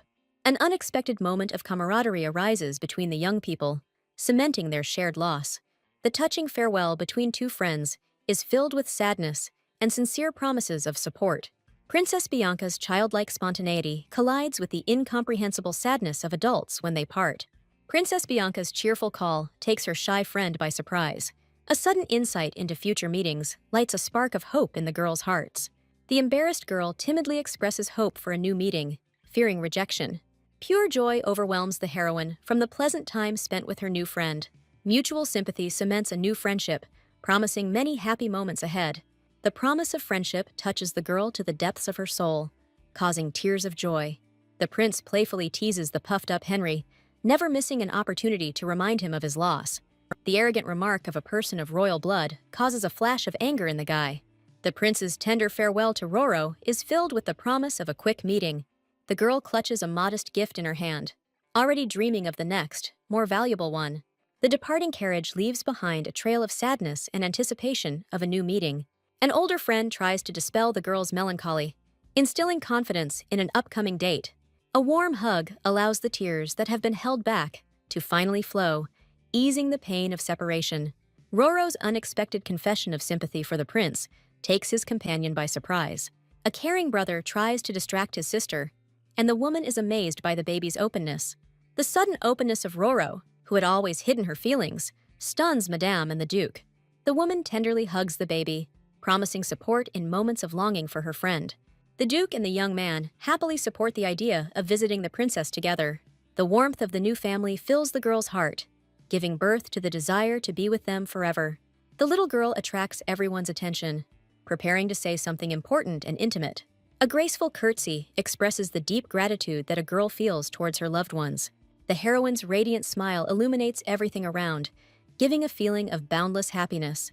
A joking suggestion about Roro's superpower of being cute elicits an embarrassed reaction from Madame. The joyful anticipation of tea fills the air, and the boy is already dreaming of pasta. An urgent message for the Duke interrupts the idyll, bringing a note of anxiety into the family peace. The servant's secret whisper causes the Duke to smile faintly, but with alarm. A mysterious stranger in a cloak announces herself as Rosia's birth mother, disturbing the peace. The hooded woman's persistent request for an audience only adds to the oppressive tension. The Duke's cold calculation reveals a suspicious coincidence, because the woman appeared only now. A bad feeling comes over the man, confirming his worst fears about the visit. The mention of the guest's golden hair, like Roro's, adds an unsettling authenticity to the story. Compassion makes the madam think about the stranger's difficult fate, looking for an excuse for her. In the woman's mind, Rosie happily accepts her mother, because the girl has a kind heart. The fear of losing the baby makes the madame's hand clench, anticipating the inevitable pain of separation. The Duke's confident gaze promises to protect the family, reassuring his worried wife. The Duke decides to first meet the mysterious woman in person to understand her motives. The alarmed servant reports that the uninvited guest is already waiting in the living room. Cold determination is reflected on the face of a man walking towards an unknown threat. The cancellation of the long-awaited tea party enrages the young man, resulting in a loud protest of boredom. The disappointed boys start a fight over the cancellation, and Roro watches his brothers in confusion. The girl's words about an important guest make Andy think about the real reason for the commotion. A sudden seriousness replaces childish resentment when the brother decides to ask a question that has been bothering him for a long time. The simple question of why Roro calls Mother Madame takes the little girl by surprise with its directness. The boy points out the strange distance in communication, causing the girl to nervously tug at her dress. The unexpected appearance of Madame interrupts the tense conversation at the most inopportune moment. Madame's warm smile hides her excitement about the upcoming serious conversation. The woman tries to soften the blow by promising that the difficult conversation will be short. Madame sends the disgruntled boy away to be alone with Roro for an important matter. The tension mounts as Roro anxiously awaits what Madame will tell her. A cautious question about her birth mother reveals a void in little Roro's memories. The news of her mother's arrival hits the girl, leaving her in complete shock. The woman tries to soften the shock by adding a note of doubt to the guest's identity. Trying to awaken old memories of her past name only increases the baby's confusion. Only a painful fragment of memory of being abandoned in the shelter breaks through the veil of oblivion. The heroine faces a difficult choice when the madame asks about her desire to meet a stranger. The Duke greets his guest with icy authority, ready to find out the truth. A woman named Louise Bennett introduces herself modestly, but her posture betrays a hidden agenda. The Duke's direct question about Rosie catches Louise off guard, revealing a crack in her composure. Louise weaves a sentimental story about the child's true name, appealing to the man's emotions. The Duke's sharp question about leaving the child in the orphanage puts Louise's story to a serious test. Clenching her fist, Louise conjures up the image of a desperate mother forced to take a heartbreaking step. Louise skillfully shifts the blame, presenting herself as the victim of unexpected cruelty during the search for the child. With her hands folded in mock relief, the woman feigns gratitude for the Duke's intervention. Joyful gratitude for guardianship seems almost ideal, hiding true intentions. Despite the show, the facts add up, creating a high probability that this woman is a mother. The Duke's suspicions grow stronger, because the woman showed up only after taking custody of the baby. The man is adamant in his decision not to give Rosie away, even if her motherhood is confirmed. The only doubt that gnaws at the hero is what if the girl herself chooses her biological mother. The cold permission to let his wife and Roro in marks the beginning of an inevitable and difficult meeting. A timid Roro enters the room, seeking protection behind Madame's back from the Duke's piercing gaze. The Duke gently beckons the girl, forcing her to take a step towards the frightening unknown. Louise rushes to the child, but the frightened little one instinctively hides behind the Duchess. The stranger's forceful embrace paralyzes Rosie, leaving him completely bewildered. In the girl's stunned consciousness, only a confused question addressed to this woman emerges. The Duchess's angry reaction interrupts the performance, protecting the child who is scared to death. Louise's tears do not touch Rosie, leaving only cold bewilderment in the child's eyes. The Duke approaches Rosie gently, intending to clarify the situation with a key question.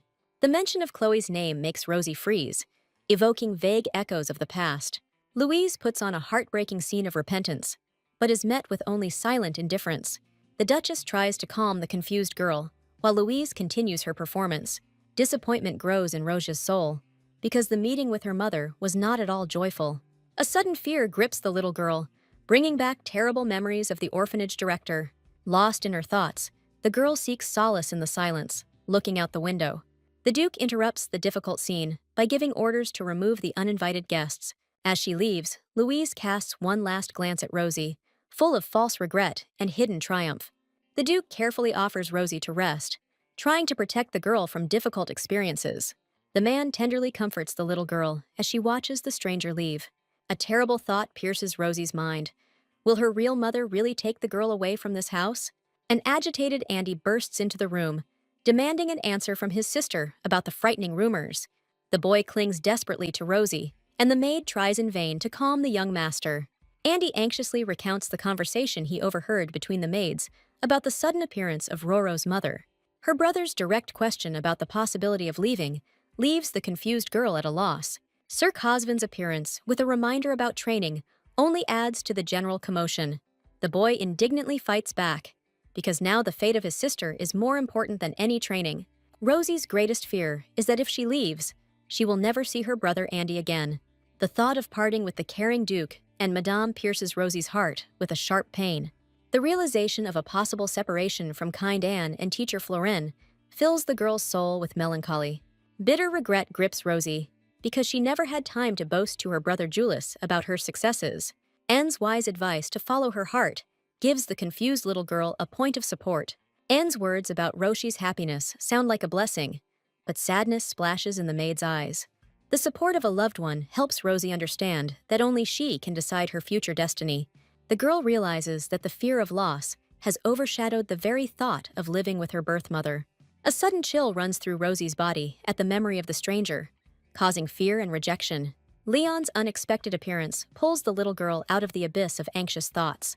Confused, Rosie looks for answers in the faces of adults, not understanding the reason for the appearance of the young guest. The maid's words about the Duke's order to protect Rosie only cause bewilderment in the girl. Leon firmly grabs Rosie's hand, promising to be a reliable protection for the little girl.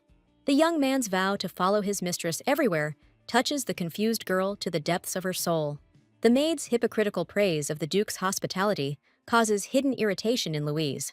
The woman consoles herself with the thought of temporarily staying with the child, hatching a cunning plan. The naive maid readily believes in Rosie's amnesia, not noticing Louise's trick. The servant's confidence that the girl does not remember her mother only strengthens the position of the impostor. Louise tries on the image of a loving mother, ready to take her child at any cost. The memory takes the woman to the shelter, where the cold, calculating search for the girl began. Among the carefree children playing, the swindler looks out for her future victim. Under the guise of innocent curiosity, Louise gains permission to talk to the children, beginning her insidious interrogation. Sweet candies and a cloying smile become a woman's main weapon in an attempt to gain the trust of children. The headmistress steers the conversation in the right direction, extracting information from the pupils about the child from the Duke's family. The children's enthusiastic stories give the headmistress the false impression of Ronnie's cheerful and sociable nature. The boy's sharp retort shatters the illusion, revealing the truth about the sullen and lonely child. The mention of Ronnie's constant indigestion makes Louise smirk as the puzzle begins to come together. Childish naivety gives the swindler the perfect explanation for Rosia's strange behavior. An ominous guess dawns on Louise. Now the woman is sure that all this was just a cover to hide her true gender. The impostor cannot comprehend how such a problematic child could end up in a noble family. A triumphant smile lights up the woman's face, for Rosie's luck will now become the key to her own success. Louise grins maliciously, because Rosie's luck has become her own trump card. The Duchess can hardly hide her distrust of the uninvited guest, doubting the woman's words. Louise feigns naive delight in the face of the sumptuous food, continuing her performance. The impostor's exaggerated gratitude only causes shock and rejection in Rosia. Louise's awkward greed gives her away, destroying her image as a well-bred lady. The story of poverty does not resonate with children, who sense the falseness. Andy tries to distract his sister from the unpleasant sight by showing childish concern.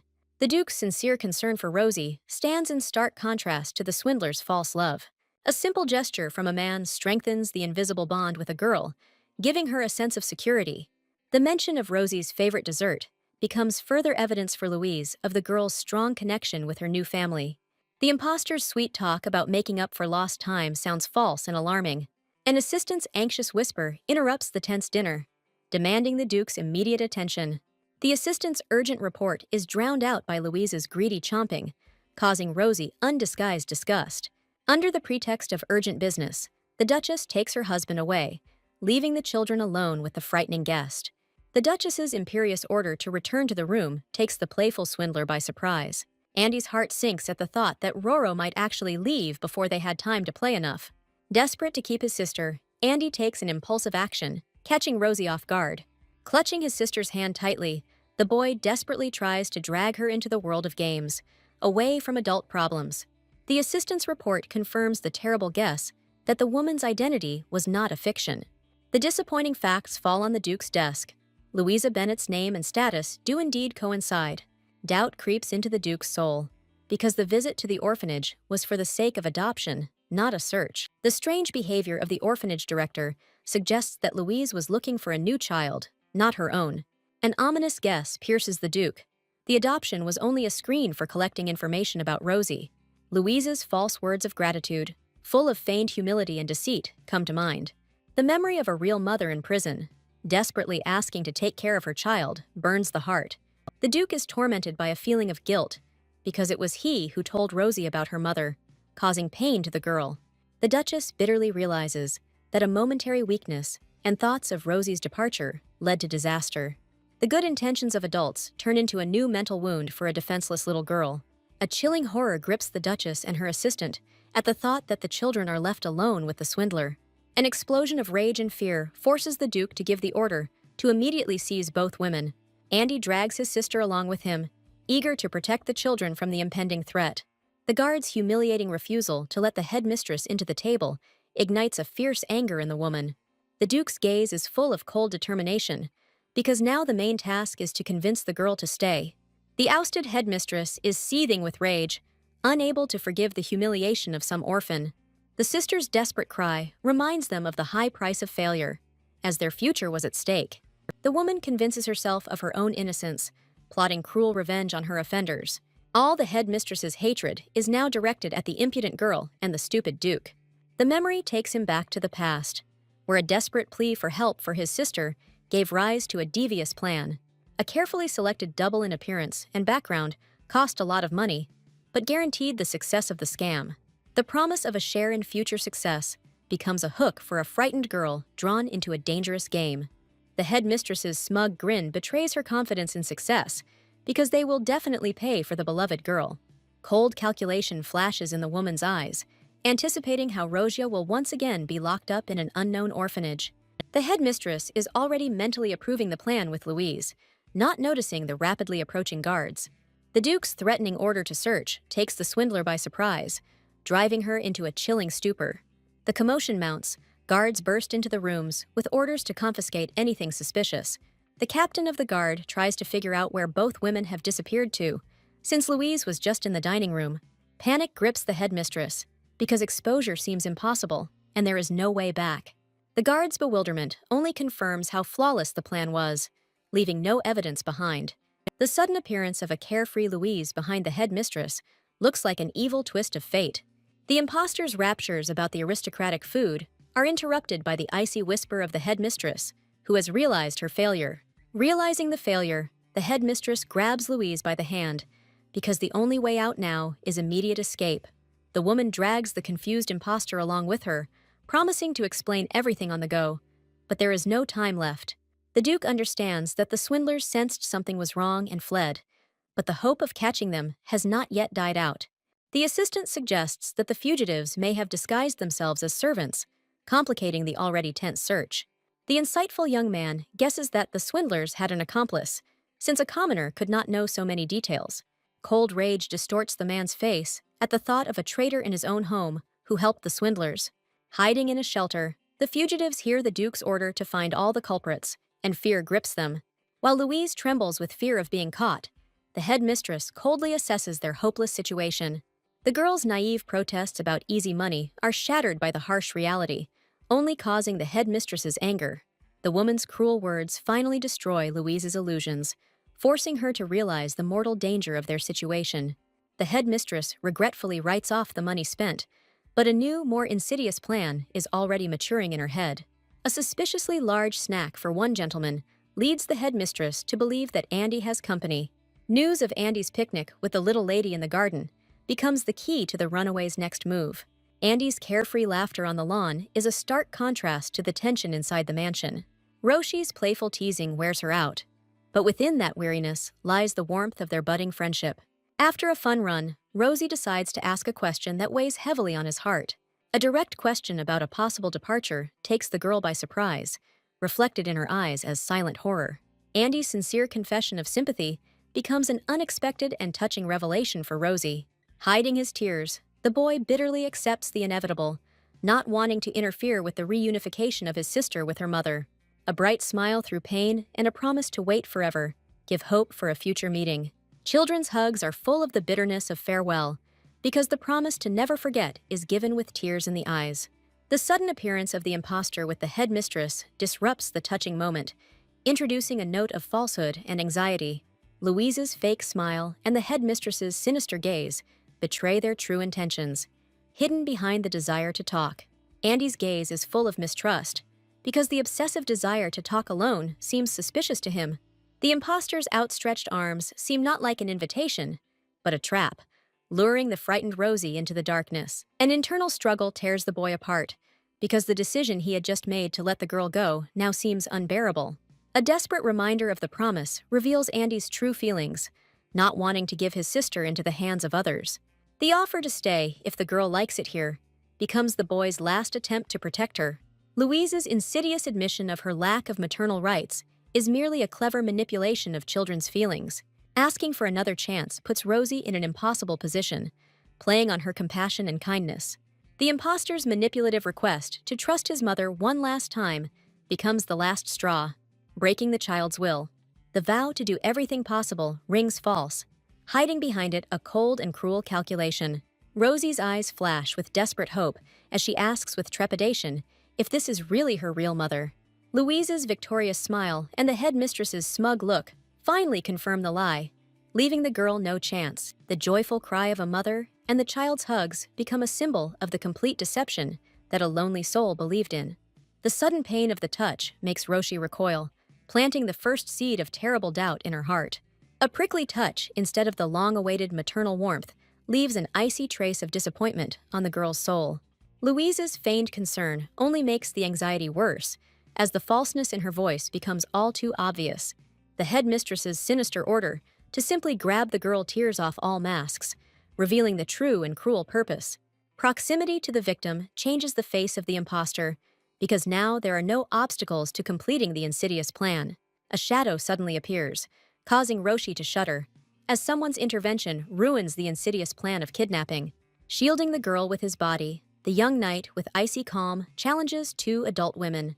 The wooden sword in the boy's hands seems ridiculous, but the determination in his voice leaves no doubt about the seriousness of his intentions. Andy's concern for his sister turns to relief when he sees Rosie safe, albeit scared. The appearance of the guards puts a bold end to this scam, because now the fraudsters will definitely not escape justice. The father looks at the children with complicated feelings, while Andy hugs his rescued sister tightly. The Duke takes Rosie into his arms, giving a cold order to investigate, and in his arms the girl finally feels safe. The Duke's praise embarrasses Andy, but the second boy takes it with pride, as is due. The boy's quiet admission of his inability to protect his sister reveals a precocious sense of responsibility. A funny announcement of the rivalry between the boys for the right to protect Rosie diffuses the tense atmosphere. Clenching his fists tightly, the young man makes a silent vow to protect Rosie at all costs. The Duke gently reassures his daughter, convincing her that all the horror she had experienced was just a bad dream. Father promises that everything will be fine, but the fear of the nightmare she experienced still glimmers in Rosie's eyes. The captured swindlers are on their knees, and Louise's pathetic babble about stupidity is drowned out by the headmistress's icy silence. The alliance of swindlers falls apart in a stream of mutual accusations, revealing the true greed and malice of each. The Duke carries his daughter away, leaving behind the dark figures of the past, who no longer have a place in the child's life. The stress she experienced leaves its mark, and now little Rosie is burning with fever from terrible memories. The doctor reports that the fever will not go down immediately, and the whole family freezes in anxious anticipation at the baby's bedside. A mother's heart is squeezed with pain at the sight of a sleeping girl who has experienced a shock that is not childish. Waking up from a feverish sleep brings new fear, because in the face of the caring woman, Rosia someone else seems to be. In her feverish delirium, Rosie imagines how her real mother would worry about her, feeling acute loneliness. The care of the Duke and Lady seems to the girl only a pale shadow of the motherly love she never knew. The thought of Brother Andrea's experiences brings little consolation, warming the child's heart in the cold sweat of illness. Someone's caring touch to his hot forehead tears Rosie from the captivity of nightmares, returning him to reality. The abrupt order to eat and sleep frightens the weakened girl, who does not recognize any familiar features in the night guest. Yuse's sudden appearance at the patient's bedside comes as a complete surprise to Rosie, causing confusion. The girl's amazement at her brother's presence in her room in the middle of the night is mixed with embarrassment and anxiety. The young man's caring gesture, not allowing her to stand up abruptly, is filled with genuine concern for his sister's health. Yuse patiently explains the need to eat, because it determines how quickly the medicine will work. The mention of the porridge left by N touches Rosie deeply, as it is yet another proof of sincere concern. The embarrassed request to thank N for her concern betrays Rosie's timid attachment to her new family. The girl is shocked by her brother's intention to feed her with a spoon, because such care is unusual for her. Rosie's funny protests and Yuse's persistence create a touching scene of brotherly care, full of tenderness. The news of 2 days of unconsciousness stuns the girl, forcing her to realize the seriousness of what happened. An alarming letter from his mother made Yuse drop everything he was doing, because it described the full horror of the kidnapping. The young man arrived immediately, but did not dare to wake his exhausted sister, quietly watching her sleep from behind the door. A gentle touch to his hair and words of relief betray his brother's deep concern for Rosie's life. The persistent desire to feed the weakened girl causes a storm of protest mixed with embarrassment in her. Rossi's funny excuses about how well she feels only elicit a warm, understanding smile from Yuse. Having yielded to his sister, the young man hands over the bowl with relief, rejoicing at her awakened appetite and return to life. Warm porridge warms not only the body, but also the soul, although the bitterness of deception still echoes with pain in Rosia's heart. Looking at her caring brother gives Rosie the realization that she now has a real, loving family in her life. A surprising surge of strength makes Rosie think, because she feels healthier than ever before. The doctor's surprise confirms that the girl's rapid recovery is almost a miracle, defying all medical predictions. The relief of a quick recovery is mixed with joy, because the last thing Rosie wanted was to cause her loved ones unnecessary trouble. The sudden appearance of Yuse, who decided to play hide-and-seek, fills the room with laughter and an atmosphere of carefree childhood. Forgotten by everyone under the couch, Leon sadly realizes his defeat in the game, feeling completely alone. Leon's appearance from under the sofa comes as a complete surprise to Yuse and Rossi, causing comical amazement. Leon's serious explanation of his duty as a knight to be by his mistress turns the children's game into a real fantasy. Yuse's awkward attempt to smooth things over is met with a proud denial from Leon, who is clearly offended but unwilling to admit it. The Duke's intervention turns a childish grievance into a new, fun competition where there will be no losers. The appearance of another brother, flushed and a little embarrassed, promises to make the game even more exciting. Andy's excited recounting of his sparring with Sir Cosvin fills the room with energy and anticipation of new adventures. Yuse's kind smile shows that he is genuinely happy with his younger brother's enthusiasm and is ready to share the fun with him. A playful request to count more slowly signals the start of a merry bustle, and the three children scatter in all directions. In the panic, Andy drags Leon away, leaving Rosie alone and confused to find shelter. Remembering Leon's lucky hiding spot, Rosie throws herself hopefully towards the sofa as the count inexorably draws to a close. The girl's desperate attempt to hide in the same place creates tension because there is almost no time left. The trap snaps shut and panic grips Rosie, stuck in her own hiding place under her brother's relentless counting. Having finished counting, Yus turns around excitedly, ready to start searching, not even suspecting the comical trap his sister has fallen into. The edge of her dress sticking out from under the sofa gives away the hapless fugitive, and Yus has a hard time holding back a smile.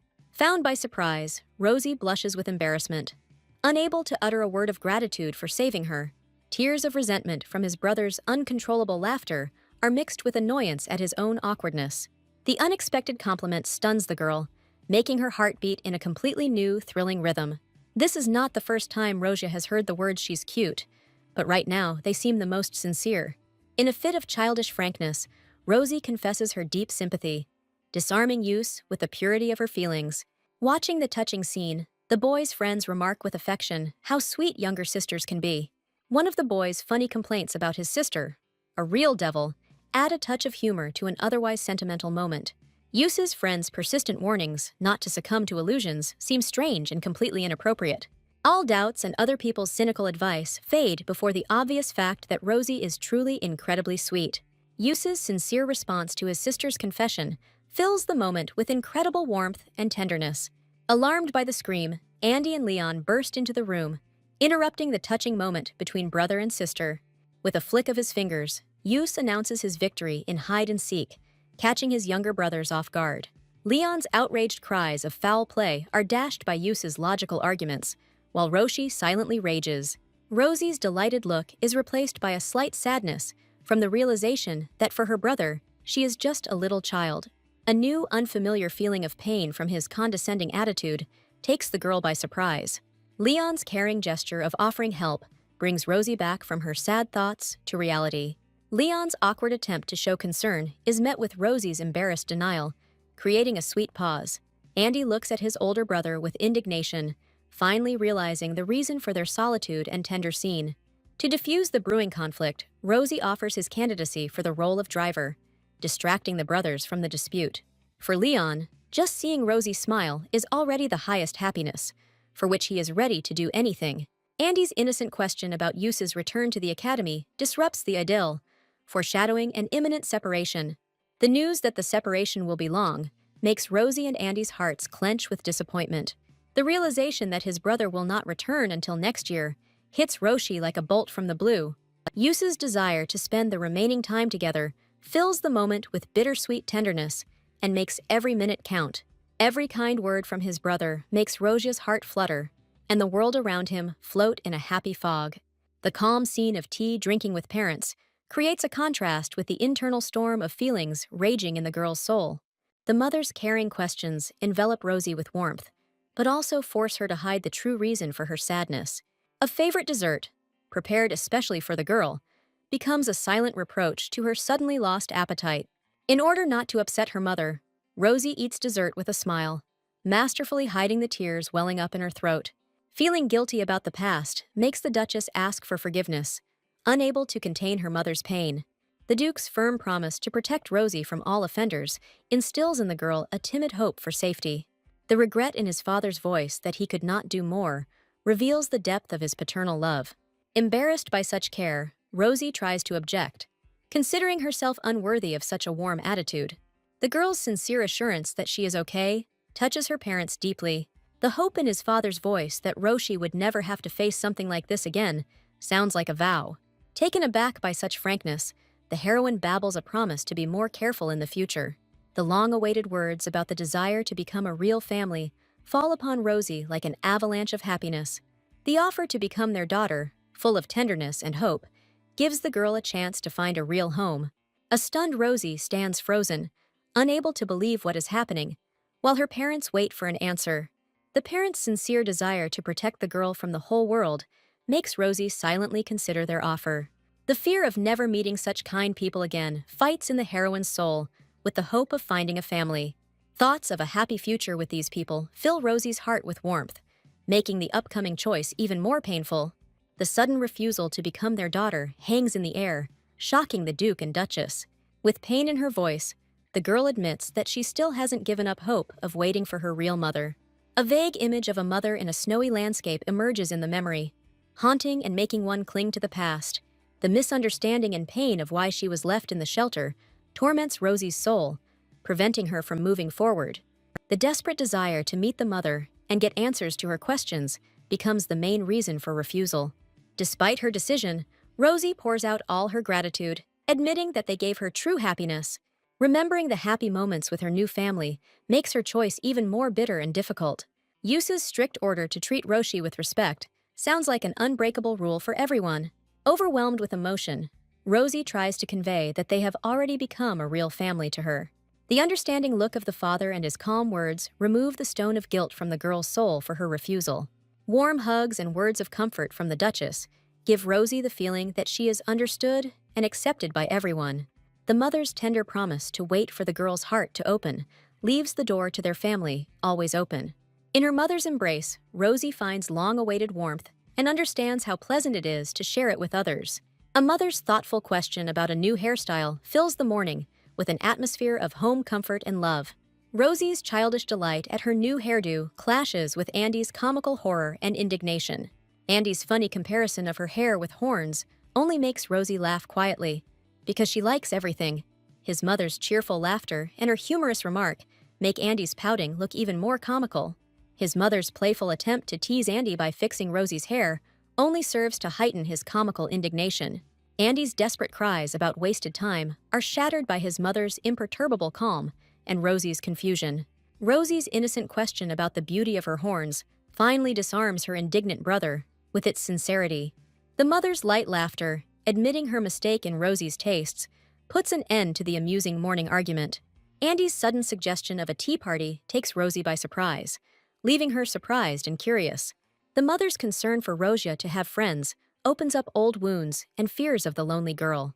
The ghost of the past in the form of Miss Lydia makes Rosie afraid of a repeat of pain and rejection. The mother's warm words, giving Rosia complete freedom to choose her guests, instill a timid hope in the girl. The offer to invite Princess Bibi seems like a pipe dream to Rosie, causing shock and awe. A warm memory of Princess Bibi's affection dispels all doubts, lighting a spark of joy in Rosie's eyes. The determination in Rosie's voice as she agrees to have tea marks her first step towards facing her fears. Andy's childish joy and his impulse to go with his sister make his mother feel touched and delighted. Andy's sudden embarrassment at the inappropriateness of his presence adds comedy and poignancy to the situation.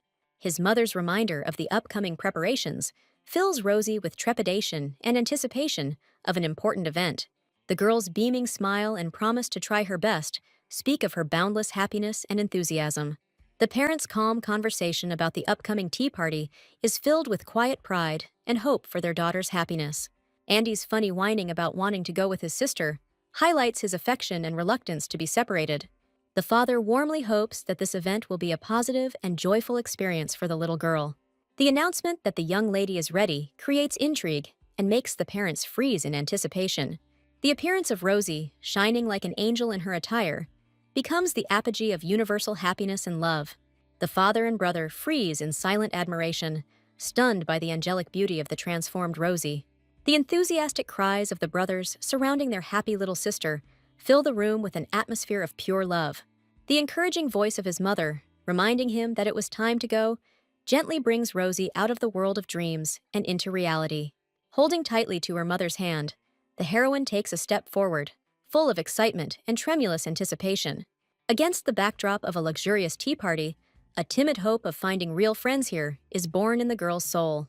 Seeing the excitement in Madame's eyes, Rosie is surprised to realize that she is not alone in her worries. An inner voice sternly reminds the girl of etiquette lessons, forcing her to mentally correct her mistake. Sincere gratitude for the organized holiday fills Rosia's heart, giving her a sense of her own importance. The appearance of the elegant Leon, waiting for them with a smile, brings a note of pleasant surprise into the atmosphere. Embarrassed by the Duchess's compliment, the young man bows politely, exchanging his first timid glance with Rosie. Rosie's timid request to go with Leon is filled with hope for a budding friendship. The mother's anxiety about whether everything will be okay reveals her deep concern for Rosie's fragile soul. The father's confidence in Leon as a reliable companion for Rosie calms his worried wife. An overheard conversation about Leon's knightly qualities only strengthens the Duke's trust in the young man. Leon's mature behavior beyond his years sets him apart from his peers, making him an ideal companion. The obvious mutual sympathy between the children becomes the father's main argument in favor of this union. A sudden letter with a wax seal breaks the idyll, foreshadowing unexpected and bad news. The news of Princess Bianca's illness plunges her mother into shock and little Rosie into despair. The mother panics at the thought that without her only friend, Rosie will be left completely alone at the party. The inability to cancel the tea party leaves Rosie with the cruel necessity of facing her fears alone. The pain of disappointment from the news about the princess is reflected in Rosie's eyes, destroying her fragile hopes.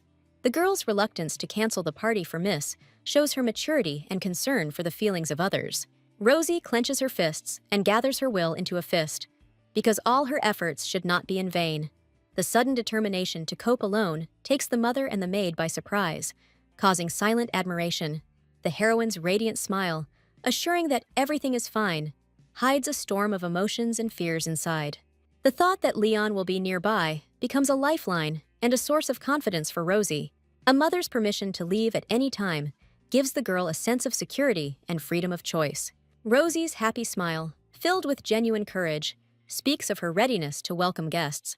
The appearance of Agnes and Sylvia, two unfamiliar girls, brings a touch of intrigue and anticipation to the atmosphere.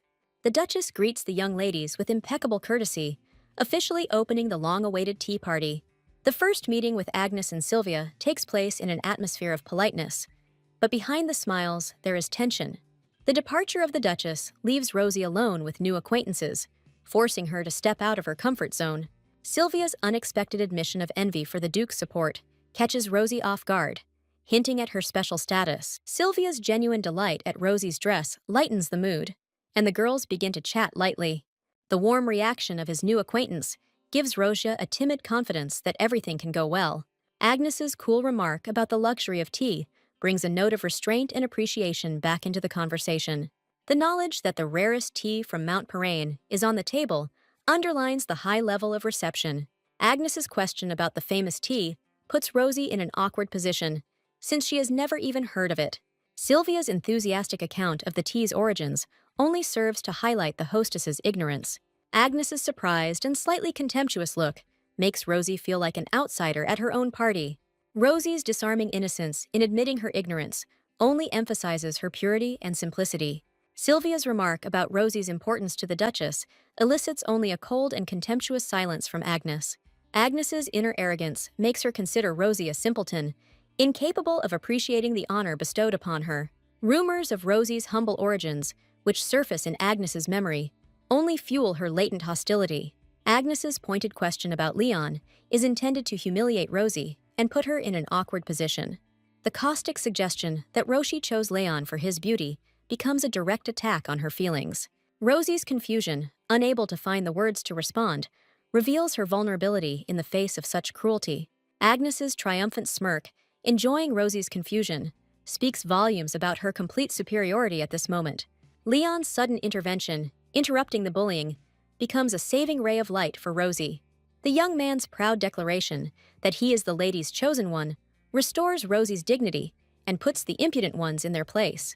Leon's bold statement causes a fit of indignation in Agnes, because she is not used to such resistance. A frightened Rosie tries to intervene, but her words get stuck in her throat from shock and confusion.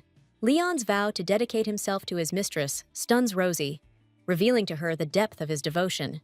The silent question hangs in the air as to why such an enviable playmate ended up with the simpleton Rosia. Agnes's disdainful glance at her unprepossessing page betrays her envy and disappointment. Agnes's brazen question about Leon's price crosses all boundaries, turning a person into a commodity. Agnes's overconfident offer to give him more money becomes a real test of the young man's loyalty. Rosie's eyes were filled with desperate pleading, as she so hoped not to be mistaken about her new friend. The tense silence at the table is broken by Rosie's desperate attempt to fix everything, but the moment is lost. Lady Lauren's sudden appearance, like a goddess, turns all attention to herself, foreshadowing a new turn of events. The Duchess's concern for Rosie breaks through to the surface, despite her attempts to maintain outward calm. The maid's confidence in her mistress's success only highlights the hidden tension and maternal fears. The prolonged absence of Lady Lauren, the chief guest, makes the Duchess's heart ache with foreboding. Lady Lauren's status as the only daughter of one of the three great duchies of the empire makes her an almost mythical figure. Rumors that the young lady has already become the queen of high society only increase the pressure on the inexperienced Rosie. The forced invitation, which could not be left unsent, becomes a source of quiet despair for the Duchess. A heavy premonition does not leave the Duchess, because this girl's visit could turn into either a triumph or a disaster. Rosie's childish spontaneity, delighted with the dessert, momentarily disperses the clouds in the tense atmosphere. Rosie's simple and sincere gesture of offering a treat becomes a bold attempt to establish contact. Lady Lauren's graceful smile as she accepts the gift hides her true intentions, leaving everyone in painful ignorance. The presence of Lady Lauren makes Rosie the most nervous, because in front of her sits a real queen of society. The memory of his friendship with Princess Bibi gives Rosie a faint hope that he can find a common language with this unapproachable lady. Clenching her fists, Rosie mentally encourages herself that all her hard training should not be in vain. Lauren's polite refusal of Agnes's offer of refreshments demonstrates her restraint and ability to keep her distance. Agnes's offer to be more simple seems friendly, but in reality it is just another mask in her insidious game. Behind Rosie's back, Agnes wonders why someone as important as Lauren would come to this upstart at all. The cold glint in Agnes's eyes betrays her true intentions. She is about to strike the first blow in this social battle. Sylvia's carefree curiosity in asking a question breaks the tension hanging in the air. Sylvia, with childish spontaneity, begins to recount the intriguing conversation she heard from her mother. The mysterious word goal, overheard by Sylvia's mother, hints at a hidden conspiracy in which Rosie finds herself at the center. Rosie's awkward attempt to hide her nervousness only gives her away, making her vulnerable. Agnes's sinister grin betrays her interest, as the mysterious goal excites her imagination. Agnes picks up the rumor, enthusiastically cornering Rosie with her guesses and memories. The cruel suggestion that the Duke's love for the children is merely a cover strikes at what is most dear to the girl. The strange aura emanating from Sylvia makes Agnes wary, feeling something inexplicable. A sudden memory of a mysterious hooded woman links the past and present into a knot of intrigue. Sylvia's direct question, full of childish curiosity, takes Rosie by surprise, leaving no room for retreat. Agnes's snide remark that Rosie can't know anything is a subtle attempt to drive a wedge between her and the Duke. Despite her doubts, a suspicion arises in the heroine's soul that Agnes is deliberately trying to denigrate her savior. The warm memory of the Duke's kindness, who gave her happiness, becomes Rosie's only support in this sea of poison. The memory of the Duchess's warm embrace strengthens Rosie's resolve to defend her honor at any cost. Under a hail of caustic questions, the girl gathers her will into a fist, preparing to give a crushing rebuff. Casting aside fear, Roshi boldly declares his unwavering faith in the nobility of his savior. Agnes's cynical grin devalues the heroine's ardent defense, hinting at the general hypocrisy. In desperation, Rosie tries to stop Sylvia, realizing that she has become a pawn in someone else's cruel game. Lady Lauren's graceful rebuke to Sylvia instantly changes the balance of power at the table. With a disarming smile, Lady Lauren declares that this is the first time she has heard such rumors, leaving Agnes baffled. Agnes's triumphant gaze pierces the embarrassed Rosie, who feels trapped. The reflection of the teacup flashes through Agnes's cunning plan to use the situation to get closer to Lady Lauren. While Agnes dreams of getting rid of the naive, kind-hearted Rosie, a cold determination is growing in the heroine's soul. Agnes continues to weave intrigues, hinting that Rosie is just a pretext for the Duke's secret affairs. The ominous rumor of the disappearance of all the children patronized by the Duke hangs in the air, freezing the blood. Roshi's furious cry breaks the silence, her faith in her savior unwavering in the face of vile lies. Agnes feigns remorse, masterfully playing the card of an innocent mistake to lull vigilance. Lady Lauren's look of silent question makes Rosie realize that her true loyalty is being tested. Lauren destroys all speculation with one blow, stating that the rumors about the target were a lie from the beginning. With cold confidence, Lady Lauren confirms that the Duke would never do anything like that. The words that the Marchioness of Rodham would not have spread slander deal a crushing blow to Agnes's plan. Sylvia, with childish spontaneity, explains that the Duke and Marchioness are simply good people, disarming everyone with her simplicity. Rosie's joyful agreement with Lauren's words becomes a symbol of their new alliance against intrigue and lies. The memory of Sophie's family's public humiliation at the Duke's refusal becomes the backdrop for the unfolding drama. Lady Lauren's calm as she sips her tea only emphasizes her cold calculation and understanding of social games. A sudden question thrown in the faces of Agnes and Sylvia takes the schemers by surprise, depriving them of their advantage. Lauren's sweet smile, offering to apologize to Rosie, turns into a sophisticated weapon, driving them into a corner. The complete confusion on Agnes and Sylvia's faces shows how their cunning plan has collapsed in an instant. Sylvia's sincere apology, embarrassed by her own chatter, brings a note of childish naivety into the tense atmosphere. Rosie's confused kindness in hastily forgiving Sylvia demonstrates her unpreparedness for such cruel games. Agnes's hidden rage at being forced to remain silent betrays her humiliation and unwillingness to apologize to the upstart. The thought of getting closer to Lady Lauren becomes a lifeline for Rosie in this sea of intrigue. Agnes sees Lauren as her target and vows not to give her up to this naive girl. Agnes's forced apology, full of hidden poison, becomes only a temporary concession in her insidious game. Rosie's quiet gratitude for the apology shows her willingness to believe in the best, even when everything around her is steeped in lies. The girl's naive attempt to protect the Duke's reputation by inviting everyone to see his kindness opens a new Pandora's box. The funny description of the seemingly terrifying Duke makes the friends laugh, diffusing the tense situation. Rosie's words about Duke Julius's gentleness make Lauren and Sylvia look at the situation from a completely different angle. Sylvia's excited reaction to the opportunity to visit Rosie's home turns an awkward conversation into an unexpected adventure. The dream of meeting the mysterious Mr. Julius completely captures Sylvia's imagination, pushing all intrigue into the background. Sylvia's offer of a mutual invitation becomes the first step towards a true friendship, breaking down the walls of mistrust. A pinky swear to seal a promise may seem like child's play, but to Roshi, it symbolizes gaining a new ally. Rosie and Sylvia's tightly interlocked fingers signify the birth of a friendship that can withstand any intrigue. Lady Lauren's agreement to join them is a sign of complete triumph for Rosie and Sylvia. Next to Lauren, the girl feels the same warmth and calm as next to Princess Bibi, finding another loved one. Agnes gnashes her teeth in rage, realizing her complete defeat, because now even Lady Lauren is on her rival's side. Rosie's unexpected question to Agnes becomes a gesture of goodwill extended across the abyss of hostility. Sylvia's enthusiastic call to join them finally ruins all of Agnes's plans to isolate Rosie. Hiding her true motives behind a sweet smile, Agnes seizes the invitation as a last chance not to miss her goal.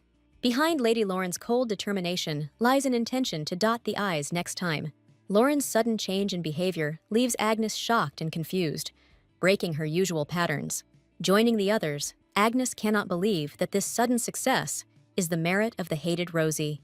The sudden attention from all sides overwhelms Rosie, who finds herself at the center of a whirlwind of new acquaintances and emotions. A worried Sylvia notices the confusion of Rosie, who has not yet recovered from the whirlwind of events. Lady Lauren's caring touch takes Rosie by surprise, awakening entirely new feelings within her. An unfamiliar, warm feeling is born in Rosie's soul, which she cannot yet understand or explain. Rosie's happy smile as she tells the maid about her day speaks volumes about her small victory. The conspiratorial gleam in the girl's eyes promises another amazing piece of news, which she is in a hurry to share. The joyful cry about 3 new friends becomes a symbol of the beginning of a completely new life for Rosia.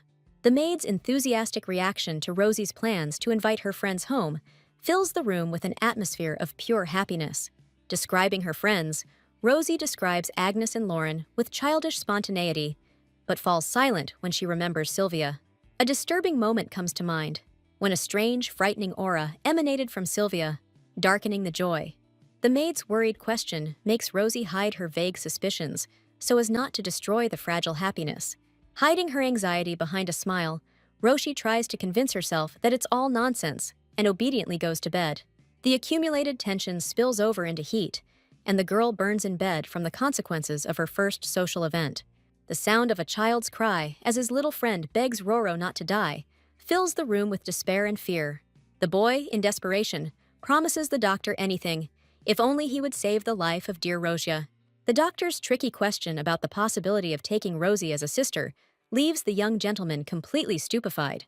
The doctor's light joke lightens the mood, but behind the laughter lies a serious assessment of the situation. In a half-dream, Rosie is tormented by the thought that she was simply not ready for the cruelty of the world of tea parties and intrigue. The Duke gently reproaches the Marquise, believing that she was too hasty in throwing the girl into the very heat of things. Duke Julius's confident gaze promises that everything is under control, and there is no reason to worry. Despite her husband's words, Marquise Rodham finds no peace, because Roro's fragile body is so defenseless. The shadow of a past incident with her own mother hangs over the sick Roro, turning an ordinary illness into an ominous omen. Marchioness Rodham, looking at the girl, remembers her own childhood, when the cause of her illnesses was supernatural forces. A conversation with the Duke about Roro's unusually rapid healing of wounds only increases the Marquise's anxiety, adding a new twist to the mystery. The worried friend can't believe his eyes when he sees Roro back on his feet, so soon after a serious illness. Her childish belief in the healing power of candy given to her by her older brother is disarming in its naivety. The embarrassed young man melts from Roro's quiet whisper, praising the taste of his candies, and is ready to believe in any miracle. The boy proudly announces that he has a whole arsenal of candies to ensure the safety of his adopted sister. A generous gift from her older brother becomes not just a treat for Rosia, but a symbol of care and protection. The Marchioness of Rodham's appearance in the garden brings a note of calm, but her attentive gaze searches for answers to unspoken questions. Roro's boundless joy at his recovery is reinforced by the boy's proud confidence in the magical power of his candy. The relief of the Marchioness of Rodham, who is happy that Rosie's illness is over, is mixed with a slight anxiety for the girl's future. The proposal to have a tea party in honor of the recovery causes a storm of delight in Rosia and her friend, foreshadowing a new holiday. The boy enthusiastically asks for Inan to make the tea, adding a personal touch to the upcoming event. The young gentleman rushes away, determined to arrange everything, leaving the Marquise and Rosie in anticipation of a small miracle. Behind closed doors, Duke Julius and Marchioness Rodham come to a disturbing conclusion about the awakening of Roshi's supernatural abilities. The knowledge that these abilities indicate Roshi's imperial blood weighs heavily on the Marquise's heart. The Duke and Marchioness realize that they now need a way to test and understand the nature of the girl's incredible gift. Deciding to have a direct conversation, the Marchioness of Rodham prepares to ask Rosie a question that could change absolutely everything. A direct question about the strange sensations takes Rosie by surprise, forcing her to look deep into her secret experiences. The Marquise's reassuring smile hides the true purpose of the question, lulling the naive girl's vigilance. Rosie's naive confession becomes the key the Marquise has been waiting for to lift the veil of secrecy. The girl's fear of becoming a burden to her guardians shows how much she values their goodwill. Marchioness Rodham's strong embrace silently reassures Rosie that no amount of weirdness can break their bond. The Marquise's concern turns out to be not anxiety over problems, but genuine concern for the girl's well-being. In the silence of the garden, Rosie finally decides to share her deepest and most frightening feelings. The girl's words about the oddities become confirmation for the Marquise of her most daring and dangerous guesses. The memory of the first meeting with his mother is colored for Rosie in dark tones of inexplicable anxiety. The girl describes her ability to see the hidden darkness behind even the sweetest and most welcoming smile. The physical repulsion that Roshi experiences when in contact with evil becomes irrefutable proof of her gift. Marchioness Rodham finally finds words for Roshi's phenomenon, defining her gift as the ability to sense foreboding. Doubts gnaw at the Marquise, because Rosie's vague feelings can be attributed to simple childish sensitivity, a sinister method of testing strength that requires introducing foreign energy into the body comes to mind. The awareness of the mortal danger from the collision of two different forces in one body forces one to abandon the risky undertaking. The tenderness in the Marquise's touch speaks of a decision to protect Rosie, even at the cost of ignorance. Children's laughter and baskets of cookies burst into the garden, driving away gloomy thoughts and promising a holiday. Marchioness Rodham decides to put her worries aside and give Rosie moments of carefree happiness at a tea party. The young gentleman, trying to impress, proudly demonstrates his strength by lifting a heavy basket. Behind the childish game lies the boy's firm determination to find a safe way to learn the truth about Roshi's power. Duke Julius's important conversation is interrupted by the appearance of an assistant whose appearance does not bode well. The long-awaited package has finally arrived, and the relief on the assistant's face only increases the intrigue surrounding its contents. Duke Julius looks doubtfully at the contents of the parcel, which do not at all correspond to his expectations. The Duke's willingness to pay any amount, overheard by the children, lends the deal a touch of mystery and importance. The sudden appearance of a stranger calling Roro by name takes the children by surprise, disturbing their privacy. The man's flippant remark about the long separation only increases Rosie's confusion, not recognizing the guest. The assistant, desperately trying to escape from the clutches of the hands, brings a touch of comic chaos to the tense scene. Rosie, in her finest attire, tries to impress the Duke with an impeccable social greeting. Roro's childish formality has the effect of a lightning strike on the Duke, leaving him in complete shock. The Duke, stunned, recoils from the girl, begging her to stay away, unable to bear such formality. The little friend bursts into laughter, finding the grown man's reaction to a simple greeting incredibly funny. The young man decides to take Roshi's training into his own hands, showing her how to behave in a domestic environment. Andrea's etiquette lesson becomes Roro's first step into the complex world of aristocratic conventions. Rosie's clumsy attempt to repeat the bow is touching, but her eyes show genuine effort. The news of the visit to Bibi and Henry causes the Duke to feel a fit of embarrassment, revealing his secret feelings. A gentle pat on the head becomes a silent blessing and a sign of paternal love for Rosia. The happy children leave, leaving the Duke alone with thoughts that are a mixture of tenderness and anxiety. The sudden stop and stern address to Andrea fills the air with tension, foreshadowing a serious conversation. The memory of Rose's kiss on Henry's hand flashes through the Duke's mind like a signal of hidden threat. The previous incident, hushed up due to lack of time, now seems to the Duke like a missed opportunity to prevent disaster. The Duke makes young Andrea responsible for Rosie's safety, turning the boy into her main protector. Marchioness Rodham quietly seeks alternatives, knowing that a direct test of Roshi's divine power could be fatal for her. Marchioness Rodham's anxiety about the future of Rosie hangs in the air, demanding an answer to the unspoken question of the consequences. Duke Julius's self-confident smile conceals a complex plan to completely subjugate the child to his will. Bibi's sincere apology and box of sweets become a symbol of a belated, but no less valuable friendship. Bibi's regret about missing tea is dissolved in the warm atmosphere of the picnic, and Rosie's gratitude. Andrea's innocent compliment about the delicious cookies unexpectedly sparks a brewing conflict. Jealous protection of a gift for Rosie turns Bibi into a little fury, ready to defend justice with her fists. Henry's question about the past tea party brings back pleasant memories for Rosie, while a childish quarrel rages in the background. Rosie's happy smile as she talks about her new friends proves that the party was a success despite all the worries. The realization that the first tea party in her life was a success fills Rosia's heart with pure and bright joy. A funny scene with Bibi with her mouth stuffed with cookies eases the tension, making the boys feel touched. The news of Lauren's possible appearance darkens Bibi's mood, hinting at a hidden rivalry for Rosie's attention. Anxiety runs through Bibi's mind, as the presence of another girl could complicate their fragile friendship. The appearance of new names on the guest list turns the children's meeting into an arena of political intrigue and alliances. Henry can't hide his admiration at seeing Rosie, who had seemed so lost just a moment ago, beaming with happiness. Henry's insistent offer to try the cookies becomes an act of caring that does not escape Andrea's jealous gaze. Andrea makes a daring move by snatching the cookies right from under Rosie's nose, shocking everyone present. Henry's confusion is met with a silent challenge in Andrea's gaze, which clearly has no intention of explaining anything. Andrea's inner vow to keep an eye on Henry turns the picnic into a battleground for Rosie's favor. Bibi's carefree offer to play sounds dissonant against the backdrop of growing tension between the boys. Andrea rudely shuts Bibi up, making it clear that in this game, no one cares about the opinions of the losers. Beaming with delight, Rosie suggests playing the cutest and most innocent game, dreaming of family comfort.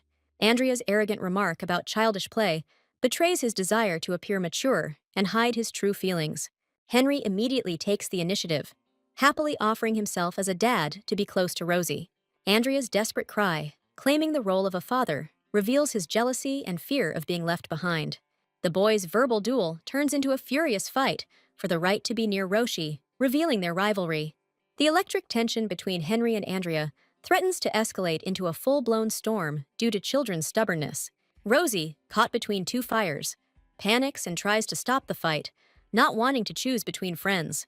A sudden insight changes the course of the game, and Roshi's eyes light up with determination to find a way out of the impasse.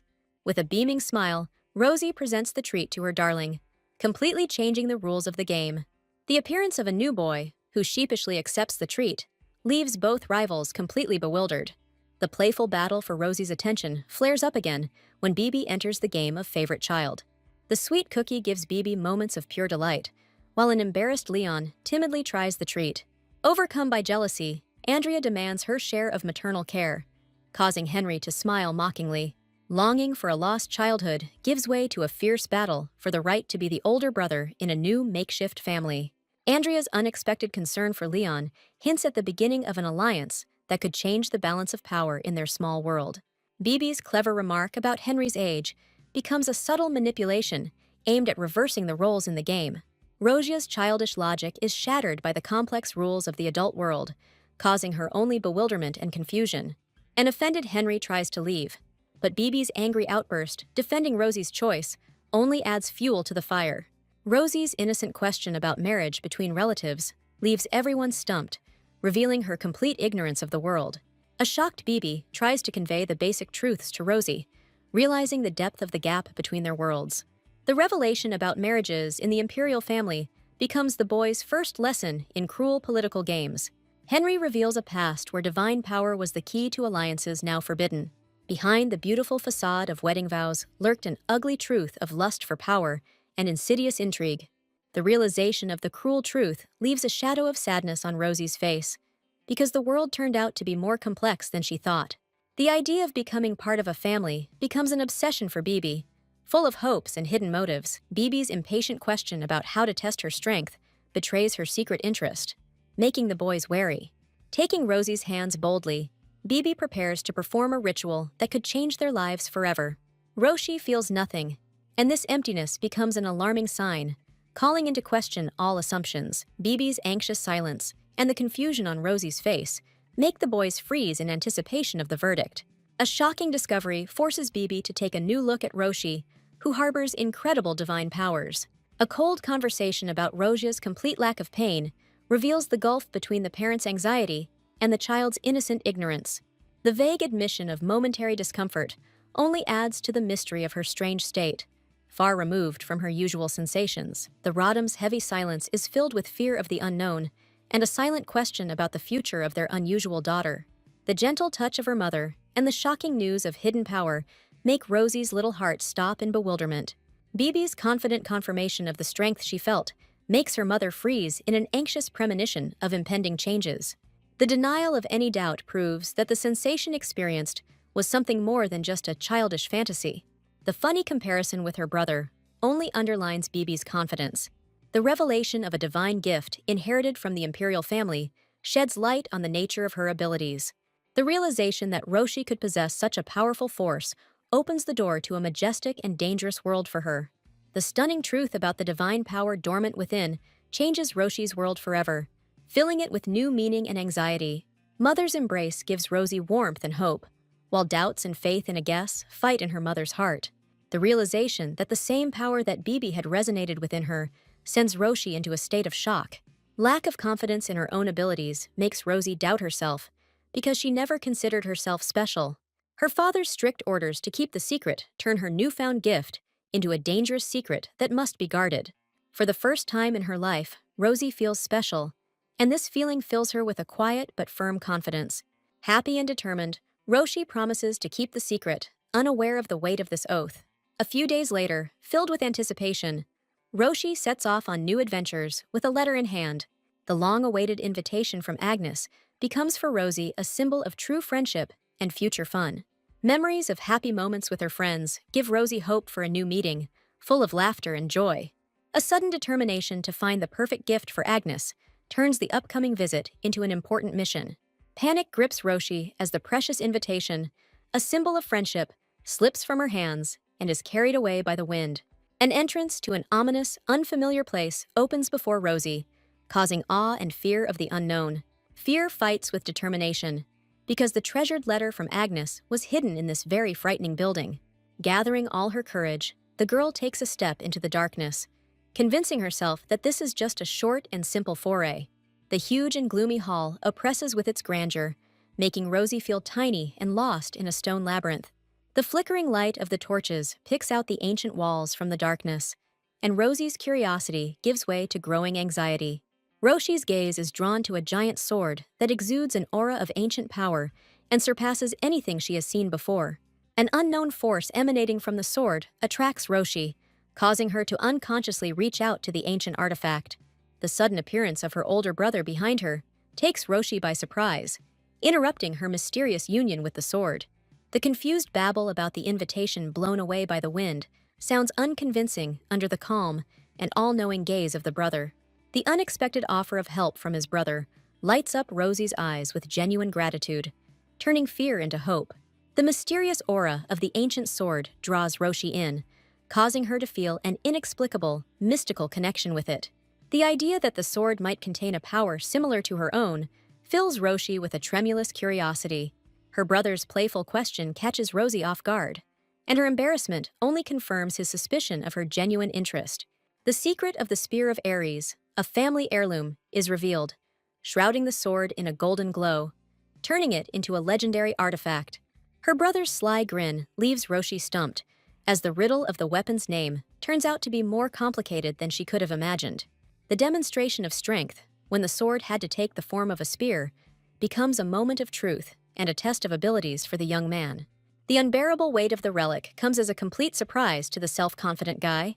His sister's concern makes the embarrassed young man hide his awkwardness behind a mask of indifference, although his pride is hurt. The harsh condition for the new owner of the spear sounds like a death sentence, because to do this, you need to have truly incredible strength. The weight of fate and the dream of recognition fill the young man with determination to become one with the ancient artifact. Caring for his younger sister makes the heir change his stern tone to softness, fearing to frighten the girl. Rosie's boundless faith in his brother's powers becomes the young man's most powerful source of inspiration. The brother's tender words, full of care, hide his concern for the future of his beloved sister. A light touch to Rosie's hair becomes a silent promise to train hard for the sake of their shared future. The thought of protecting Rosie gives the young man strength, because the title of heir for this guy is not a goal, but a means. An oath made before an ancient sword becomes an unbreakable promise to one day conquer the artifact's unruly power. The Rosie family's arrival at Sylvia's house is marred by a slight embarrassment at being late, but filled with joyful anticipation. The formal greeting between the Duchess and Rosie's mother conceals a long-standing friendship and warmth of meeting. Parental blessing and warm smiles escort Rosie into a world of children's games, full of laughter and new discoveries. The unexpected tenderness of Duke Marquez, known for his frightening aura, towards little Rosie causes surprise and bewilderment. Shocked, Sylvia cannot believe that the formidable Duke not only sees Rosie off, but also tenderly hugs her goodbye. The appearance of a luxurious carriage, accompanied by horsemen, attracts everyone's attention, heralding the arrival of an important person. The 4 knights accompanying him only enhance the sense of importance of the guest, emphasizing his high status. Sylvia's soul is seething with resentment, because even a princess is not treated with such reverence as this upstart. Comparisons with Rosie make Sylvia feel insignificant, and this thought hurts her pride. Reluctantly submitting, Sylvia hurries after the others, hiding behind her obedience a storm of indignation and envy. A sly grin reveals Sylvia's cunning plan, because a trip with the Marquis's daughter opens up new opportunities for her. A sudden cry from the carriage breaks the silence of the forest, filling the air with panic and a premonition of trouble. Sylvia's desperate demand to leave immediately puts her mistress on edge, creating a tense and awkward situation. Having escaped from the carriage, Sylvia resolutely rushes into the forest, pursuing her secret, insidious goal. Sylvia's abrupt order not to follow her leaves the frightened maid completely confused and afraid.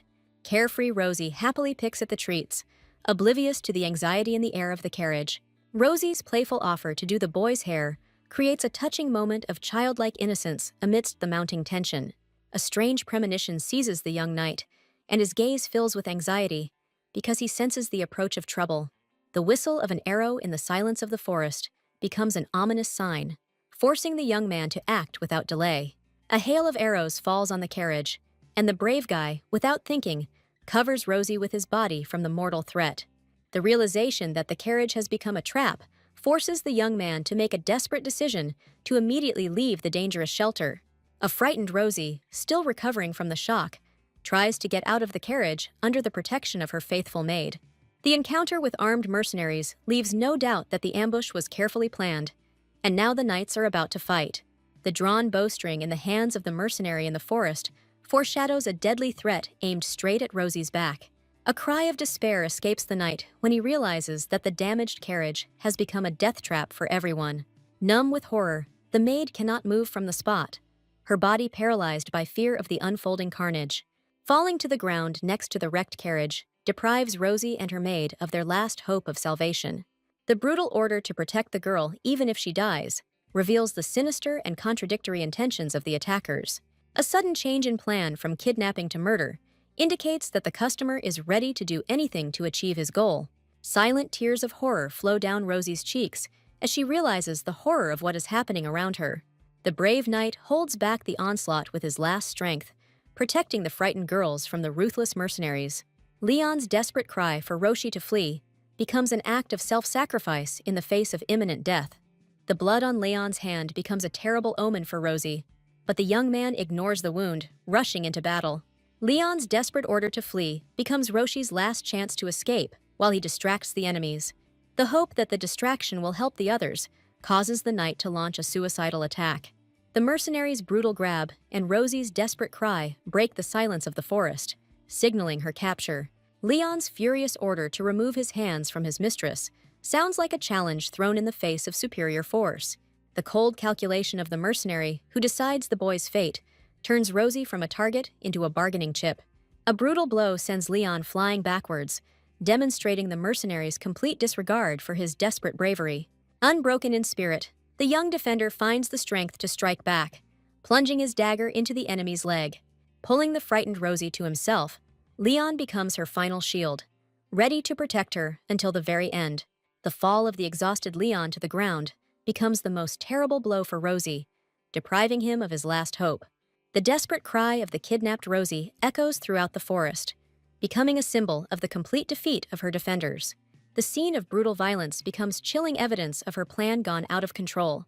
The realization of the bloody outcome makes the girl shudder with horror because she did not expect such cruelty. The parents' serene conversation about Rosia is imbued with bitter irony because they have no idea about the trouble looming over their daughter. The lovingly crafted doll in the Duke's hands becomes a fragile symbol of happiness that is destined to be shattered. The careful discussion of the details of the gift for Rosia seems like a mockery of fate against the backdrop of mortal danger for the girl. The Duke's comical despair at the doll's imperfections creates an unbearable contrast with the horror his daughter experiences. Thoughts of the expensive gift and Rosie's future joy completely absorb the parents, blind to the threat looming over their family. The happy memory of her daughter's joy becomes a painful reminder for the mother of what she might lose.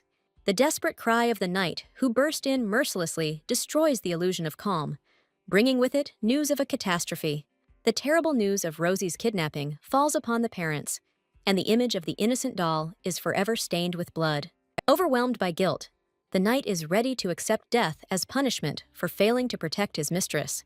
The Duchess is overcome with despair at the thought of Rosia's fate, and only her husband's attempts to calm her down keep her from becoming hysterical. The Duke's icy rage results in an immediate order to send a search party to the Salva forest. The mention of the forest belonging to Count Tiravel lights a dangerous fire of suspicion in the Duke's eyes. Despite objections about foreign territory, the Duke gives a ruthless order to block all entrances to the Count's domain. A cold calculation is brewing in the Duke's head, because this is a chance for the Count to pay off his long-standing debt to the Marquez family. The Marquez family's reputation for always paying back debts suggests that forgiveness never came easily to the Duke. Handing over the sealed letter, the Duke coldly inquires about the fate of the attackers, already knowing what awaits them. The mercenaries who survived the massacre and were captured become the only key to solving the kidnapping. The Duke's decision to personally interrogate the prisoners leaves them no chance of escaping his wrath. Bibi's desperate cry about the trouble that has happened to Rosie breaks the silence, filling the air with panic and fear. The elder brother tries to calm his sobbing sister, although he himself is shocked by the terrible news from Sir Cosvin. Bibi's tears of despair are caused by the terrible guess that the reason for the abduction was the divine power of Roshi. The determination to find Roshi as soon as possible forces the young man to cast aside all doubts and act without delay. Behind the brother's apparent determination lies his own shock and sense of helplessness in the face of the unknown. The memory of Rosie's happy smile becomes a painful reminder of what they could lose forever. The failed surprise turns into a tragedy because the young man came without warning and was unable to prevent trouble. The decision to tell Andy everything becomes the only hope for salvation, requiring immediate action. The realization that trespassing on someone else's territory is prohibited by law places an insurmountable obstacle before the young man. Powerlessness before the law fetters the children, but the shadow of Duke Marca's determination promises a coming storm. Taking responsibility, the young man goes for help, leaving his sister in a safe place. Desperate determination forces the young man to plan his personal participation in the search if official actions fail. The shaking of the carriage pulls Rosie out of oblivion, returning her to the cruel reality of kidnapping and uncertainty. Waking up in the dark, the girl sees ominous hooded figures, and her question is drowned out by the horror of seeing Leon captured. The turn of one of the kidnapper's heads reveals his cold calm, emphasizing the hopelessness of the captive's situation. Pretending to be asleep, Rosie desperately fights against trembling, realizing that any weakness could be fatal for her. The clenched fists reveal the heroine's internal struggle as she tries to hide from her captors that she has come to her senses. The suspicion of one of the kidnappers makes Rosie's heart skip a beat for a moment, but his doubts quickly dissipate. Confusion and fear leave Roshi frantically wondering about the identity of her captors and the true motives behind her abduction. In the depths of despair, a bold plan is born to leave a clue for the Duke, turning fear into a desperate hope for salvation. The awareness of the complete anonymity of the kidnappers, hidden under hoods in an unmarked carriage, increases the feeling of hopelessness. The irritated shout of one of the kidnappers at the driver reveals their nervousness and fear of being caught. A coat of arms accidentally noticed under the kidnapper's cloak becomes the first clue for Rosie, piercing the darkness of the unknown. The memory of heraldry lessons flashes through the girl's mind, unmistakably identifying the coat of arms of the Rodham family. A terrible guess falls upon Rosie, because the Rodham coat of arms points to Mrs. Lydia as the organizer of the kidnapping. The innocent look of the little captive awakens in the kidnappers a painful feeling of guilt, forcing them to look away. One of the knights involved in the kidnapping begins to doubt his actions. The reminder of Rosie's powerful patron, the head of the Marcus family, freezes the kidnappers with icy horror. Rosie's unexpected apology, spoken with childish spontaneity, disarms one of the kidnappers. Behind the mask of naive regret lies the cold calculation of a girl who uses any opportunity to save herself. The kidnapper's threats force Rosie to pretend to be submissive, but a daring plan is already brewing in her eyes. Taking advantage of the moment, the girl hides in the forest thicket, hoping that the kidnappers will lose their vigilance. The cold realization that escape is impossible forces Roshi to abandon the thought, focusing on another goal. Despite her fear, the heroine is determined to leave a clue, even if it means taking extreme measures. Thoughts about her loved ones give Rosia strength, and she is ready to endure any pain just to return home. Desperate searches for a way to leave a bloody trail bring no results, forcing the girl to look for another way out. In a last-ditch effort, Roshi makes the agonizing decision to bite his lip to leave a mark. The kidnapper's confusion over Rosie's long absence creates tension, as her plan could be exposed at any moment. Overcoming the pain, the girl leaves a bloody mark on a piece of her dress, turning her pain into a beacon of hope. Leaving her desperate mark, Roshi returns to her captor with the belief that this bloody thread will lead to her salvation. Having left a hint, Rosie waits with bated breath for her fate, not knowing what the next minute will bring. In the cold darkness of the carriage, loneliness and longing for loved ones become unbearable torture for the little girl. The arrival of a mysterious guest breaks the ominous silence, causing the kidnappers to freeze in tense anticipation. An icy horror grips Rosie at the sight of the stranger, whose cruel compliment sounds like an omen of terrible reprisal.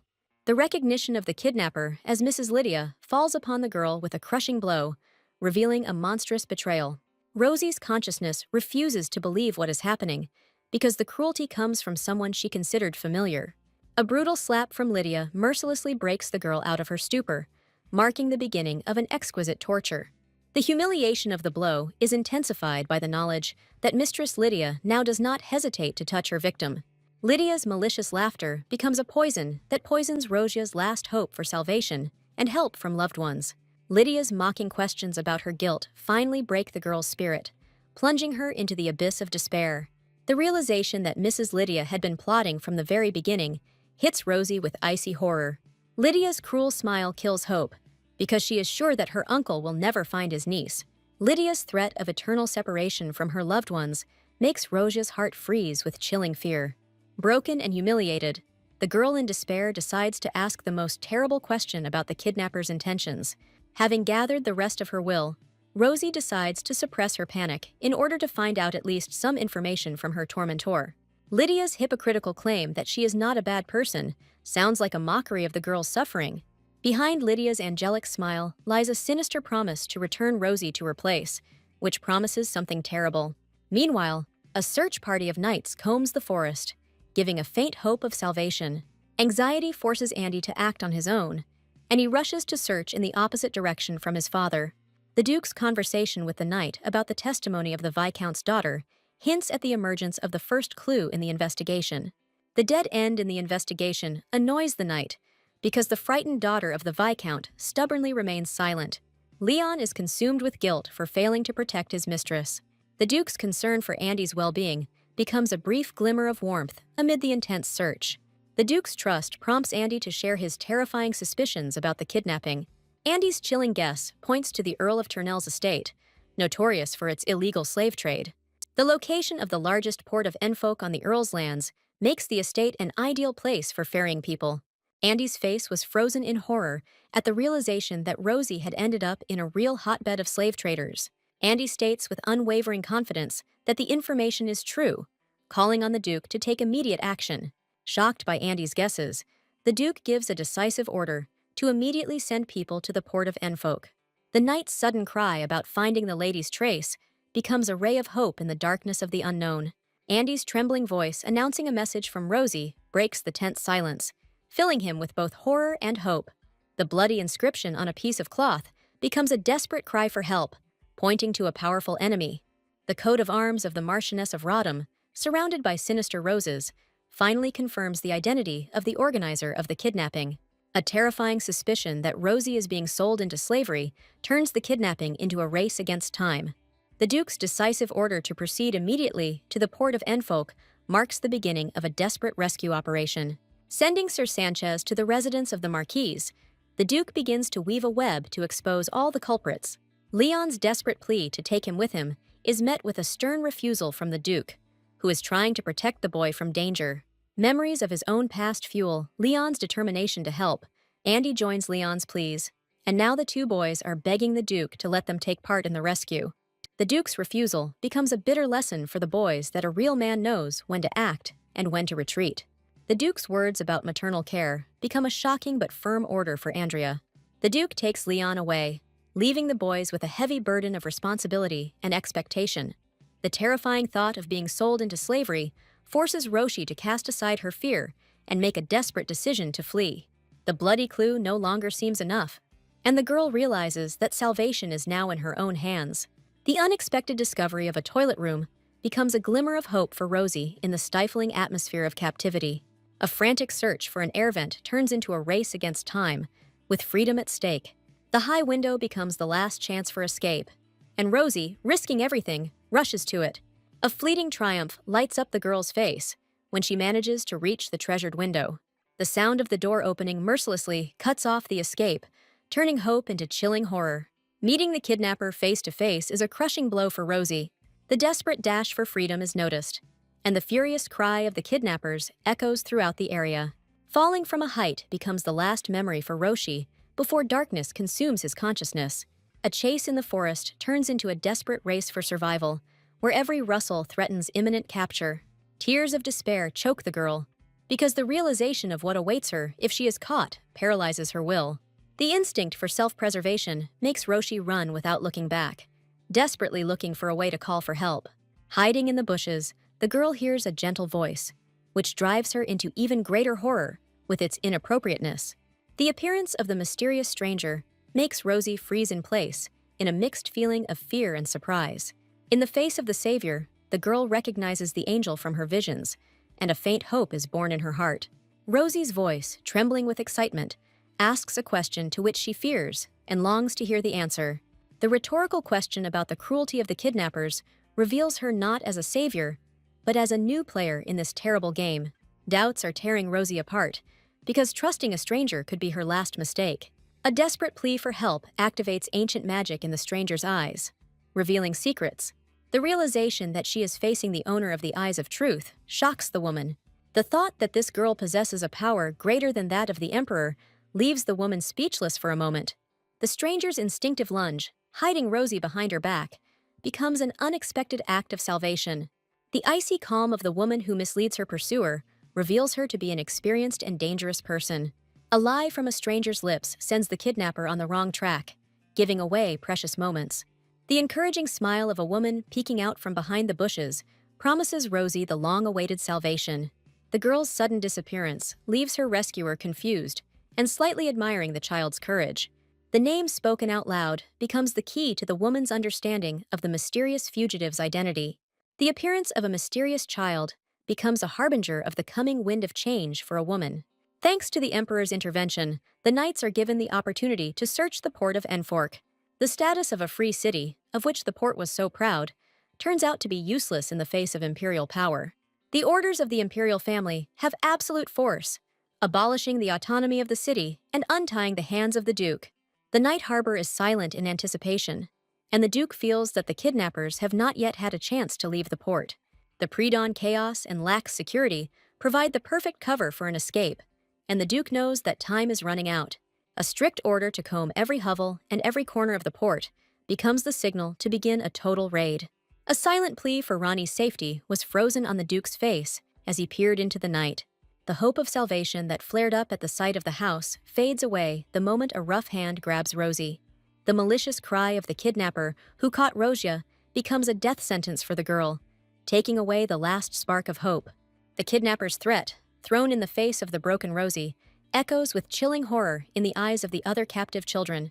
The jailer's face, distorted with anger, promises the girl a painful punishment if she dares to disobey again. The dark figure of the kidnapper, looming over Rosie, becomes the embodiment of hopelessness, taking away the last hope. Panic grips the girl as the kidnapper's furious screams fall upon her, forbidding her to even think about escaping. An overheard conversation about servants from a noble family and a letter to Earl Tyrnell lifts the curtain on a sinister conspiracy. The news of the imperial family's order to search the port becomes a ray of light for Rosie in the darkness of despair. The thought that the Duke is looking for her lights a spark of hope in the girl's heart and gives her strength to fight. Panic grips the kidnappers at the news of the knight's approach, and Rosie once again finds herself in mortal danger. A desperate decision to barricade herself, and buy time, turns a little girl into a fearless warrior. The furious knocks on the door and the threats of the kidnappers only strengthen Rosie's resolve to hold out until rescue arrives. The final dash to freedom is driven by animal fear, because instinct screams only one thing: run. The huge locked gates become a silent sentence, and the chilling awareness of failure paralyzes the body. Hope shatters on the cold stone, leaving the girl alone with the approaching horror. A malicious voice behind him falls like a sentence, and Rosie freezes, unable to turn around. Memories of the cruel hands of the kidnappers cause the girl to experience a fit of panic and despair. The approaching footsteps make Rosie curl into a ball, praying for only one thing: that it wasn't him. A gentle touch and a familiar voice break through the veil of fear, bringing with them confusion. Seeing Leon's face, the girl bursts into tears, releasing all the accumulated horror and pain. The brothers' soothing words of salvation become an anchor for Rosia in the raging sea of fear. The Duke's strong embrace becomes a silent promise to the children that the nightmare is finally over. Leon's words about the mysterious helper who cleared the district fly past Roshi's consciousness. The image of a smiling brother that appears in the girl's mind becomes a saving beacon, dispelling the darkness of despair. The desperate cry that escaped from Rosie's chest dissolves in his brother's strong embrace, giving him a long-awaited feeling of security. The fear that this salvation is just a dream makes the girl cling to her brother, afraid of ending up in a nightmare again. The Duke's gentle words of reassurance slowly bring Rosie back to reality, where she is finally safe. The sound of the wheels of the carriage carrying children away from captivity becomes the soundtrack to the beginning of a new, free life. The joyful cries of rescued children running to their families fill the estate with an atmosphere of general jubilation and relief. Sleeping in the arms of Duke Rosie, wrapped in a warm blanket, she becomes a symbol of newfound peace and serenity. The Duke's quiet order to prepare hot water becomes the first step towards returning to the world of care and home comfort. The restrained gratitude addressed to Leon underscores the deep bond between the brothers, cemented by shared anxiety and victory. The Duke's reassuring smile and words of safety slowly melt the ice of horror in Rosie's heart. The mother's trembling hands, as she takes Roro from the Duke's arms, betray all the agonizing hours of waiting. Tears of relief mingle with the remnants of fear as the girl finally realizes that the nightmare is over. Rosie's desperate embrace was a mixture of childhood guilt and the boundless joy of reunion. The mother's tender embrace, full of unconditional love, silently tells the girl about the main value, the return of the child. General jubilation and tears of joy from the servants greet the mistress who has returned home, filling the estate with light. The gentle touch to the girl's hair hides the weight of guilt that would weigh on the Duke for the rest of his life. Rosie's admission that she has already said goodbye to life reveals the depth of the despair she has experienced. The girl's shining smile and sincere gratitude become the greatest reward for her rescuers. The Duke's praise for Leon highlights the young man's indispensable role in the rescue operation and strengthens the brothers' bond. Leon modestly downplays his own merits, emphasizing that Rosie's salvation was the result of a joint effort. The Duke looks at Leon with pride, seeing him as a future great knight under the mentorship of Lord Cosvin. Taking care of Roro turns into a playful argument, with each family member wanting to snatch a piece of the girl's attention. His brother's gentle invitation becomes a silent promise of safety and peace for Roro. Returning home feels like a long-awaited awakening from a nightmare, where every step is filled with light and warmth. Growing up and radiant, Ronnie, like a blossoming flower, fills the garden with her happy laughter. A carefree walk in the garden with her brothers becomes a precious moment of peace and family idyll for the girl. The memory of a happy childhood spent, surrounded by a loving family, warms the soul with warmth and tenderness. The mother's serious look and the mysterious words spoken in the silence of the night prepare Roro for the shocking truth. News of the divine blood of the imperial family flowing through their veins hits Roshi, changing her world forever. The mysterious revelation of divine power, which sometimes manifests outside the imperial line, falls on the shoulders of Roshi. The idea of belonging to the imperial family stuns the girl, causing her world to shake. The promise of secrecy given by her adoptive parents offers Rosie the illusion of a choice that will determine her future. A desperate cry of denial bursts from the chest of a girl who rejects someone else's fate for the sake of her family. The passionate desire to remain simply Rosie, bearing the name given to her by the Duke, becomes her only truth. In the warm embrace of her adoptive parents, the girl finds comfort and silent acceptance of her difficult choice. Lost in her thoughts, the grown-up Ronnie does not notice how the past again reminds of itself with a quiet question. A radiant smile addressed to her brother becomes a mask for the girl, hiding the weight of the secret she is keeping. Carefree laughter among a loving family proves that no imperial blood can destroy their happiness. The cherished desire for everything to remain as before becomes Ronnie's main prayer and the meaning of life. Ronnie's happy laughter among his brothers becomes a vow of loyalty to his family and simple human happiness. The bustle of a field hospital, filled with the groans of the wounded, becomes a new battlefield for the lives of others for the girl. Ronnie's calm request for clean water in the midst of chaos highlights her collectedness and willingness to help. Caring for a wounded soldier, a victim of imperial ambitions, fills the girl's heart with compassion and determination. The fiery images of war and human suffering ignite the flame of duty in Ronnie, forcing her to use her gift for good. The awareness of her growing divine power to heal brings the girl a bittersweet satisfaction and a sense of purpose. The weight of a family secret, known only to those closest to him, once again falls on Ronnie's shoulders like an invisible burden. Her brother's warning of the mortal danger posed by her gift becomes an ominous prophecy from which there is no escape. A firm promise made to her past self makes the girl clench her fists to protect her present. Complete exhaustion after a long day spent in the hospital falls upon Ronnie, plunging her into a saving sleep. Caring Anne, seeing the fatigue on her mistress's face, disturbs her peace to show concern. Colorful macarons on a golden tray become a small island of joy in a world full of worries. Ronnie's sincere gratitude surprises the maid, who is not accustomed to such warmth from her mistress. In her words of gratitude addressed to Anne, the girl expresses all her love for those who have become her real family. Rani's playful indignation at being overprotected hides a childish joy at the opportunity to feel little again. Thoughts about the cruelty of the outside world make the girl value the comfort and safety of her home even more. The memory of boundless happiness in the family circle becomes a source of strength and eternal gratitude for Rani. The awareness of her own luck gives birth to a passionate desire in the girl to share her happiness with others. Anne's admiration for her mistress's kindness highlights how much Rani has changed into a compassionate lady. The sudden news of a letter disrupts the morning idyll, foreshadowing new trials or long-awaited news. The disturbing thought of her brother Ulysses fighting in the war makes Rosie's heart clench with fear. The memory of her father, who also went off to war, envelops the girl's mind with dark forebodings. Helplessness in the face of the unknown torments Rani, forcing him to pray for the well-being of his loved ones. An invitation from the imperial palace, lying on a tray, becomes a harbinger of inevitable changes. The inevitability of the Princess and Prince Henry's birthday ball feels like the first step towards a predetermined destiny. The sad dream of being together like two dolls reveals Rani's longing for a lost friendship. The maid's words about the war that separated everyone hide the bitter truth about the real reasons for the breakup. The brothers' furious protest against Rosie's rapprochement with Prince Henry reveals the depth of the family conflict. An unexpected visit interrupts the girl's painful thoughts, introducing a note of anxious anticipation into her solitude. The appearance of a guest who looks incredibly like the princess takes Rosie by surprise, foreshadowing a fateful conversation. The realization of a cruel reality forces Roshi to decide to use her gift to seek the truth. Divine power proves powerless against secular intrigues, leaving Rani in painful ignorance.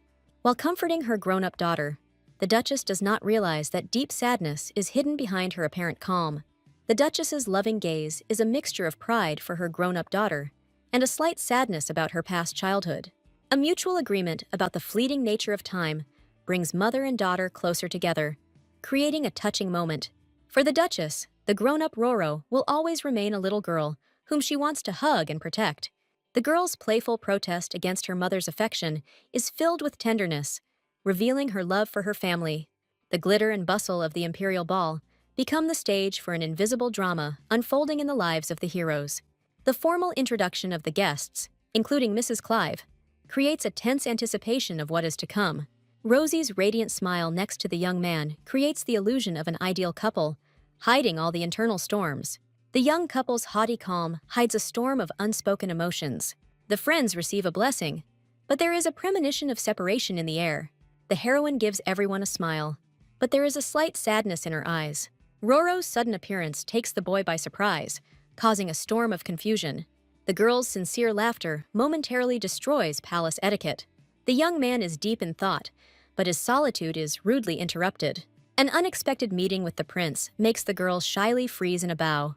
Roro's bold touch to the prince's face breaks down the wall of alienation. Bibi watches the scene in complete confusion.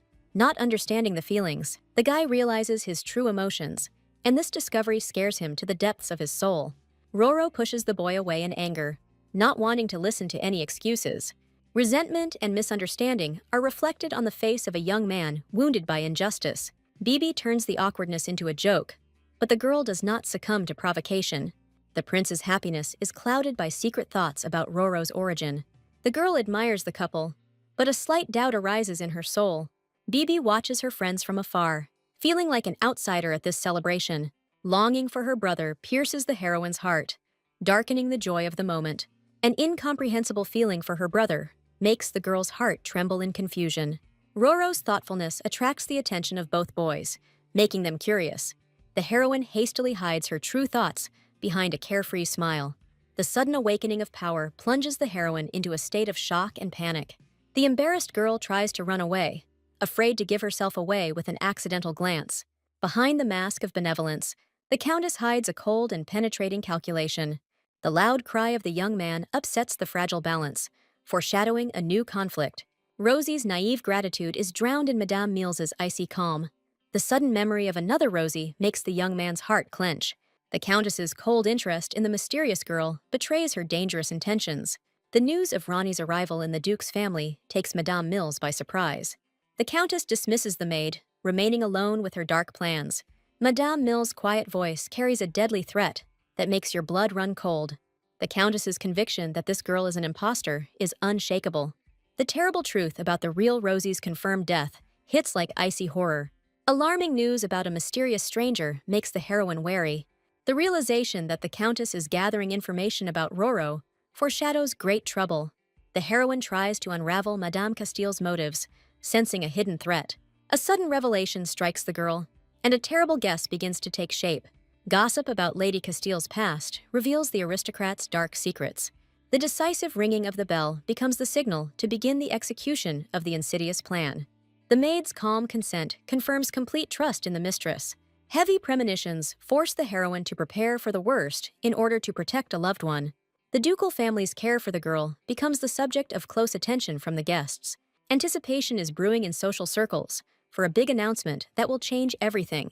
The rumor of Lady Cleo's adoption spreads through the hall, causing a wave of gossip. The birthday girl greets the guests, hiding her true feelings behind a shining smile. The girl gives everyone a warm smile, but anxiety is growing in her soul. The guests' admiration for the heroine's upbringing is mixed with envy for the girl's position. Behind the masks of politeness, the heroine feels cold waves of condemnation and envy. Thoughts about a future in the imperial family fill the girl's soul with chilling fear. The heroine resolutely rejects the very idea of a connection with the imperial family. A sudden worry about her brother Jost takes the girl's thoughts far from the holiday. The memory of her brother pierces the girl's soul with a sharp longing and unspoken tenderness. The young man's quiet call pulls Roro out of his dream world, returning him to the tense reality. The image of a cheeky girl fearlessly teasing her embarrassed brother comes to mind. The childish promise of protection from her brother echoes in the girl's heart like a warm wave. Saying goodbye to a brother leaves a bitter aftertaste and an unspoken request to return. Fresh air does not bring relief, because thoughts of childhood and growing up do not give rest. The disdainful glances of the aristocrats behind her back remind us of the precariousness of the heroine's position. Poisonous rumors overheard in the garden make the girl doubt the intentions of her foster family. The sinister grin of one of the nobles hints at the truth of the dirty gossip. A terrifying rumor about the Duke hits Roro, coloring his kindness in monstrous tones. The evil grins of the aristocrats reveal their dirty thoughts about the girl's future. The heroine's loneliness in the garden becomes bait for predators in human form. The unspoken sentence hangs in the air, and fear grips the girl's heart. A hypocritical invitation sounds like a threat that cannot be avoided. The sudden appearance of the young man disrupts their plans, and an icy fury can be seen in his eyes. The young man's icy command leaves no doubt about his determination to protect Rosie. The brother resolutely stands up for Roro, shielding her from the impending threat. A tense confrontation begins with false excuses that fail to hide true intentions. The accusation of disrespect for the Marquez family turns a personal insult into a serious challenge. The unexpected seriousness of the accusations takes the impudent ones by surprise, knocking all their arrogance out of them. The aristocrats' brazen attempt to belittle the girl's importance only adds fuel to the fire. The young man's cold command, full of suppressed rage, cuts off the flow of insults. The girl tries to calm her brother's anger, fearing that he will go too far. Roro's scornful remark puts the insolent ones in their place, demonstrating her steely character. The outraged aristocrats appeal to the young master, not believing in such insolence. Tenderness and pride for the grown-up Roro fill the heart of the brother, ignoring the anger of others. The appearance of a new figure, full of righteous anger, foreshadows imminent reprisal. A familiar voice makes the heroine's heart freeze in anxious recognition. A sudden and cruel blow falls upon the offender, interrupting his indignation. The memory of a childhood oath to protect Roro explains the mysterious savior's rage. The father's appearance casts an aura of absolute power and calm confidence on the stage. Animal fear grips the aristocrats, and they fall to their knees before the angry Duke. The Duke's merciless sentence puts an end to the future of entire families, banishing them forever. Justice has been served, and the brother leads Roro away from the humiliated offenders. The Duke's gentle words are meant to calm Rosie, but her heart still trembles from what she has experienced. In the Duke's arms, the girl finds the long-awaited feeling of security and warmth. The tears in the heroine's eyes reveal all the horror she experienced alone. A strange feeling when looking at her brother does not allow the girl's heart to find peace. The Duke's soothing voice drives away the remnants of fear, returning Roro's peace of mind. Fear is replaced by genuine joy, and the girl illuminates the Duke with a happy smile. The Duke's pride in the grown-up Roro is mixed with the jealous annoyance of his youngest son. A sudden burst of tenderness makes the brother pick up the surprised girl in his arms. Concern for Rosie's fragility is hidden behind the young man's playful reproach and tender gaze. The heroine is overcome with embarrassment from the unexpected embrace, making her heart beat faster. Childish resentment overwhelms the younger brother, who was deprived of attention at the celebration of life. The brothers' playful bickering diffuses the situation, but leaves Roro slightly confused. The icy fury of the aristocrat falls upon the defenseless servant, who does not dare to raise her eyes. Behind the maid's submissiveness lies a deep hatred born of the family's ruin.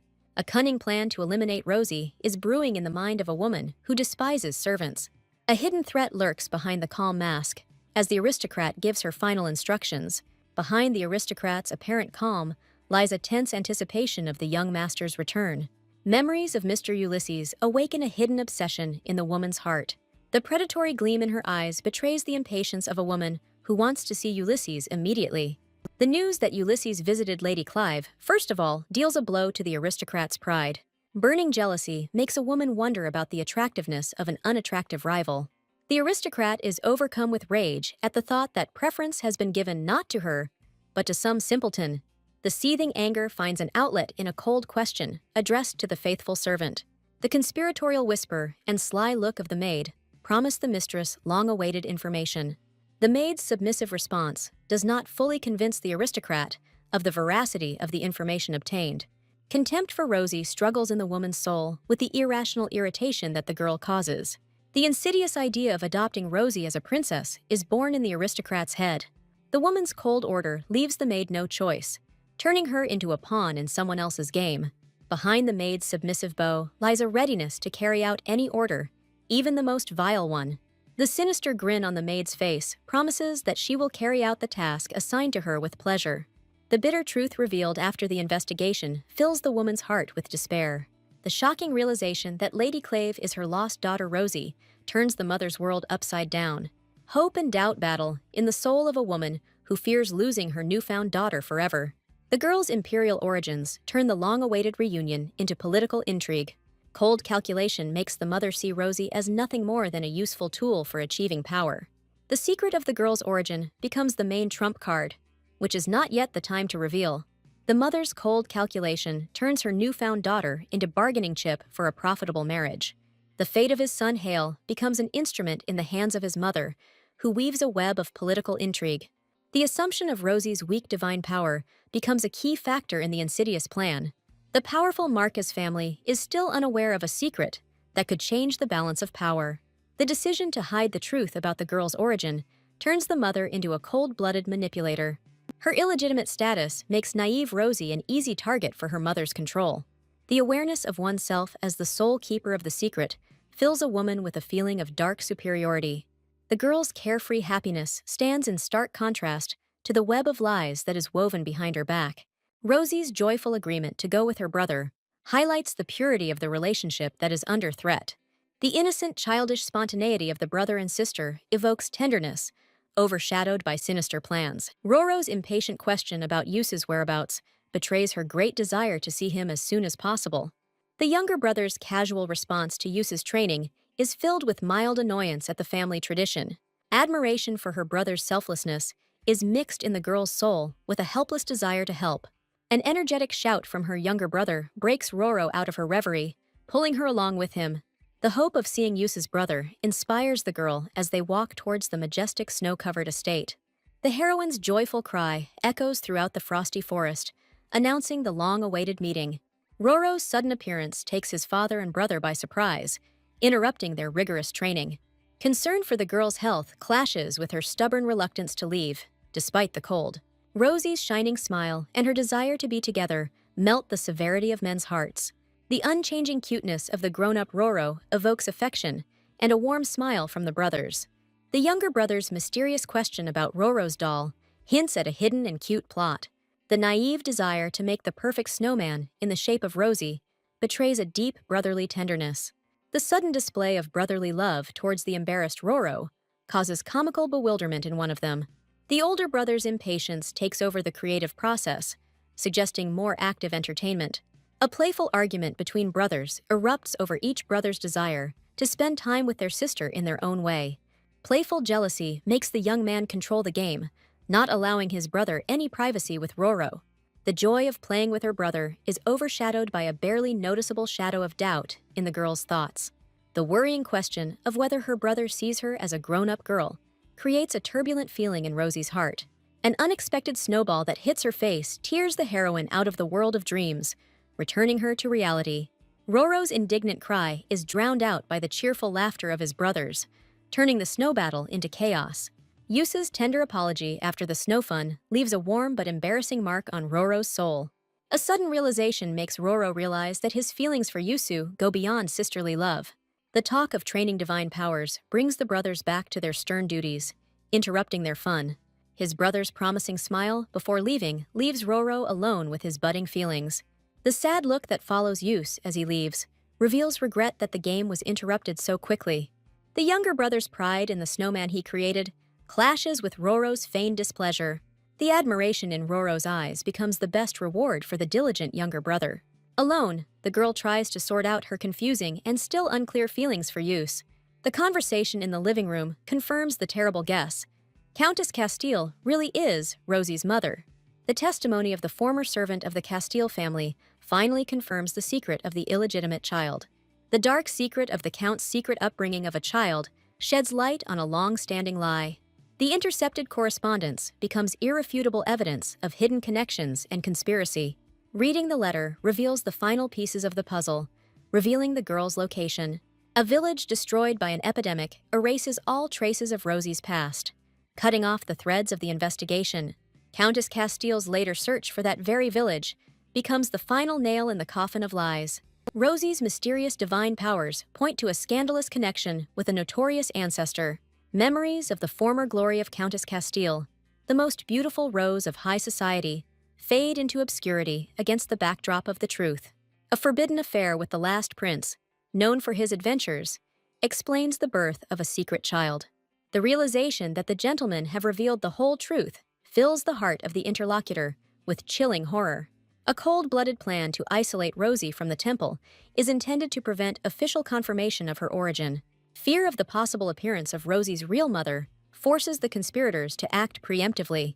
The girl's divine power becomes a dangerous factor that could reveal her imperial origin. The decision to push Rosie to make the right choice masks a selfish desire to keep her in the family. Warm memories of a happy Roro strengthen his resolve not to let the girl go under any circumstances. The Duke's anxious seriousness after the conversation leaves a depressing premonition of trouble in Roro's soul. The sudden question about adoption catches Rosie off guard, adding to her inner turmoil. Assurances of no coercion only increase the hidden pressure on the unsuspecting girl. The Duke's encouraging smile conceals cold calculation and manipulation aimed at obtaining consent. A sincere desire to see Roro as part of the family becomes the main argument in this difficult game. A gentle gesture and a request to think again become the last straw in the emotional pressure on Rosie. Sincere words about family take the girl by surprise, causing a storm of conflicting emotions. Deep in her soul, Roro cherishes a secret desire to forever remain with the family she has grown to love. The fear of dirty rumors that could harm the family's reputation makes the heroine doubt. The desire to protect her loved ones from problems forces the girl to make a painful decision to keep everything as is. A sudden cry from his brother, who appeared on horseback, breaks Porin out of his painful nighttime thoughts. The young man's worried look betrays the anxiety hidden behind his stern question about her presence. Concern for the girl's safety makes the young man reproach her for her dangerous night walk. Roro's slight smile hides the true reason for her insomnia and mental turmoil. His brother's playful rebuke of a possible kidnapping emphasizes his role as protector and savior. The young man's unexpected statement that he will not let her go makes the girl's heart stop. A charming smile accompanies the young man's offer to go horseback riding, promising an unforgettable ride. The sudden impulse of his brother, who picked up the girl in his arms, makes Roro's heart stop in fear.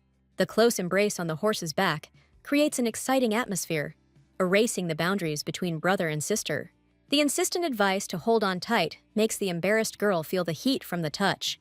The quiet ride through the night forest ends, but the closeness to the young man continues to excite Roro. The dizziness of the trip gives way to shock and delight at the sight of a secret surprise from his brother. The incredible beauty of the view makes Roro forget about everything, completely surrendering to the moment. An ancient legend about wishes coming true fills the magical night with hope for a happy future. The gentle smile of the young man who decided to make a wish first hides deep and sincere feelings. Rosie's cherished desire for eternal happiness with her family becomes a deafening declaration of love. The young man's wish for carefree happiness for Roro becomes the final touch on this magical night. Memories take the girl back to her childhood, when Yusa's masculinity enchanted little Roro. The image of her protective brother, who always saved her from troubles, was firmly ingrained in the heroine's memory. The long-held confession of love finally escapes his lips, filling the air with tension. The realization of his first true love overwhelms Roro, causing him to hide his burning face in embarrassment. A gentle suggestion to return to the mansion ruins the intimate moment, bringing the couple back to reality. Meanwhile, another girl cannot figure out the ducal family's true intentions regarding adoption. The suspicious illogicality in the behavior of a family that treats someone else's child as if it were their own is haunting.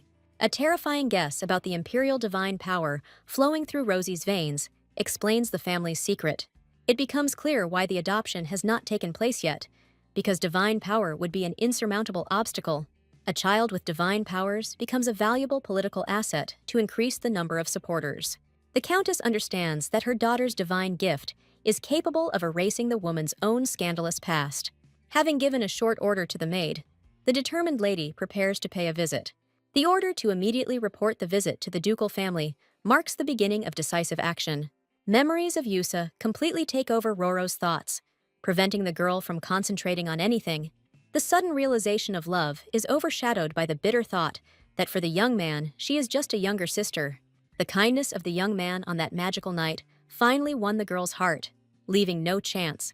The servant Anne's alarmed cry rudely interrupts Roro's romantic dreams, foreshadowing bad news.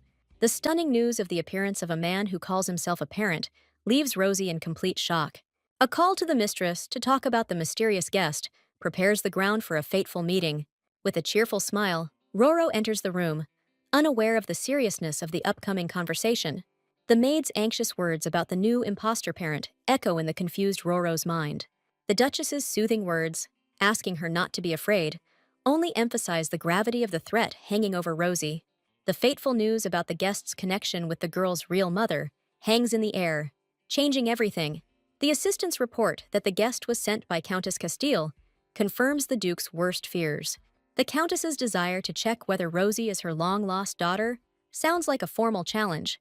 An official request from the Castile family leaves no choice, forcing the Duke to act against his will. The family of Count Carton, possessing divine powers, forces them to consider their request until Rosie is adopted. The request to wait a little becomes a desperate attempt by the Duke to buy time before the inevitable meeting. The desire to hear Roro's opinion places the entire burden of future choice on the girl's shoulders. The doubt in the Duchess's voice betrays her concern that the truth has proven too much of a burden for the girl. There is a desperate hope in Roro's question about whether it would be possible to simply ignore the uninvited guests. A warm handshake becomes a silent promise of support, even if fate decrees otherwise. A vow to do everything possible to prevent an unwanted meeting seals the union of two women. The Duchess's unwavering determination to protect Rosie, even if the secret of her divine powers is revealed, is reassuring. Fear of persecution, and even greater danger, makes the girl desperately cling to her fragile happiness. Rosie's selfless desire to protect her foster family from harm is interrupted by the Duchess's sudden insight. The realization that the imperial family is unaware of Roro's origins becomes a key clue in this intrigue. A firm promise of help, no matter what the girl chooses, gives Rosie much-needed support. The inevitable happens when the Duke asks to greet a guest, and Roro is forced to take a step towards his destiny. The polite introduction of Patterson's butler conceals the tension and inevitability of the events to come. The Countess's order, voiced by the guest, puts Rosie in a hopeless situation, depriving the girl of the right to choose. The insistent request to come in for identity verification sounds like an ultimatum, increasing the pressure on the heroine. The girl's firm refusal becomes an unexpected act of disobedience, disrupting the plans of the uninvited guests. The harsh words about the Countess and the butler's ignorance take Patterson by surprise, shattering his confidence. Rosie's unwillingness to leave the ducal family for the sake of a dubious truth demonstrates her unwavering loyalty. The appearance of a temple representative and the news of official approval of the request become the main trump card up the sleeve. The bold question of the temple's right to compel someone challenges the most powerful authority. The unexpected appearance of Yusa, who stands up for the girl, radically changes the balance of power. The icy order to leave puts an end to this confrontation, leaving the guests no chance. The Countess's unexpected order to retreat if Rosie refuses only increases the Duke's suspicions. Butler Patterson tactically retreats, citing the suddenness of the visit, but reserves the right to return. The promising "we will wait" sounds like a threat, leaving Roro in a state of anxious anticipation. The Duchess's caring words give Roro only a moment of peace, hiding the inner storm behind a smile. Before one storm has time to subside, news of the arrival of people from the Imperial Palace foretells a new, even more terrible one. The panic in the assistant's voice reflects the horror of the situation, because a visit from the Imperial Palace does not bode well. The Duke's rage flares up with renewed vigor as the invasion of his home reaches unprecedented proportions. The mention of Princess Sielen's order turns what was simply a visit into a royal ultimatum. The Duke's angry question about impunity on his land becomes a desperate attempt to protect his home and family. A sharp command to silence, thrown at the knight, marks the end of negotiations and the beginning of open confrontation. No matter what the girl is accused of, for the Duke she is a noblewoman, and this puts an end to any dispute. The realization that a nobleman cannot be arrested without trial becomes a saving revelation for Roro. The Duke's order to convey his refusal to the princess sounds like a slap in the face, slamming the door in the knight's faces. The concern in Yusa's voice as he hugs the trembling girl gives a fragile sense of safety in the midst of chaos. The bitter thought that the accusation of imposture was caused by the surname given to her by the Duke poisons Roro's mind. The memory of the day of adoption, when the Duke bestowed upon her the surname of a vanished family, flashes through her thoughts. The feeling of being a fake noblewoman makes the girl think that what is happening is quite natural. The Duke's firm promise to deal with the one who dared to accuse Roro becomes an unbreakable oath. The Duchess's encouragement to trust her guardian gives Rosie hope that she will not have to fight alone. The chilling fear that the truth about the orphanage's past will bring trouble to the Duke paralyzes the girl's will. The thought that the brothers might get hurt makes Yusu desperately look for a way out of the current situation. The determination to fix everything herself grows stronger in Roro's soul, ready to do anything to protect her new family. The thoughtfulness of the High Priestess does not escape the penetrating gaze of the young man in the cloak. The priestess's embarrassed apology only emphasizes how deeply her thoughts are consumed by someone else's misfortune. The news of the girl being accused of imposture makes the High Priestess plunge into anxious thoughts. The young man's insightful question about the cause of her anxiety forces the priestess to face her own fears. The plan to use the temple investigation to help the girl is born in the guy's head as the only correct one. For the High Priestess, the problem of imposture fades into the background in front of a much more terrible secret. The real cause for concern is Rosie's belonging to the imperial family and the consequences that will come. Roro's decision to leave, made in despair, becomes the final sacrifice in the name of saving his loved ones. The decision to leave so as not to be a burden becomes an act of desperate self-sacrifice for Roro.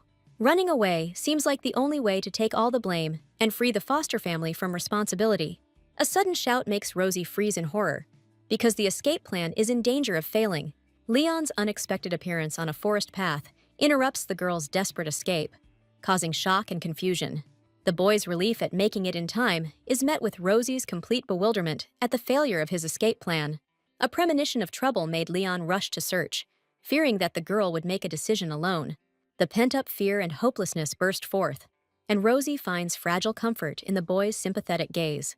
Admitting her reluctance to leave reveals Roro's internal conflict, torn between duty and her own happiness.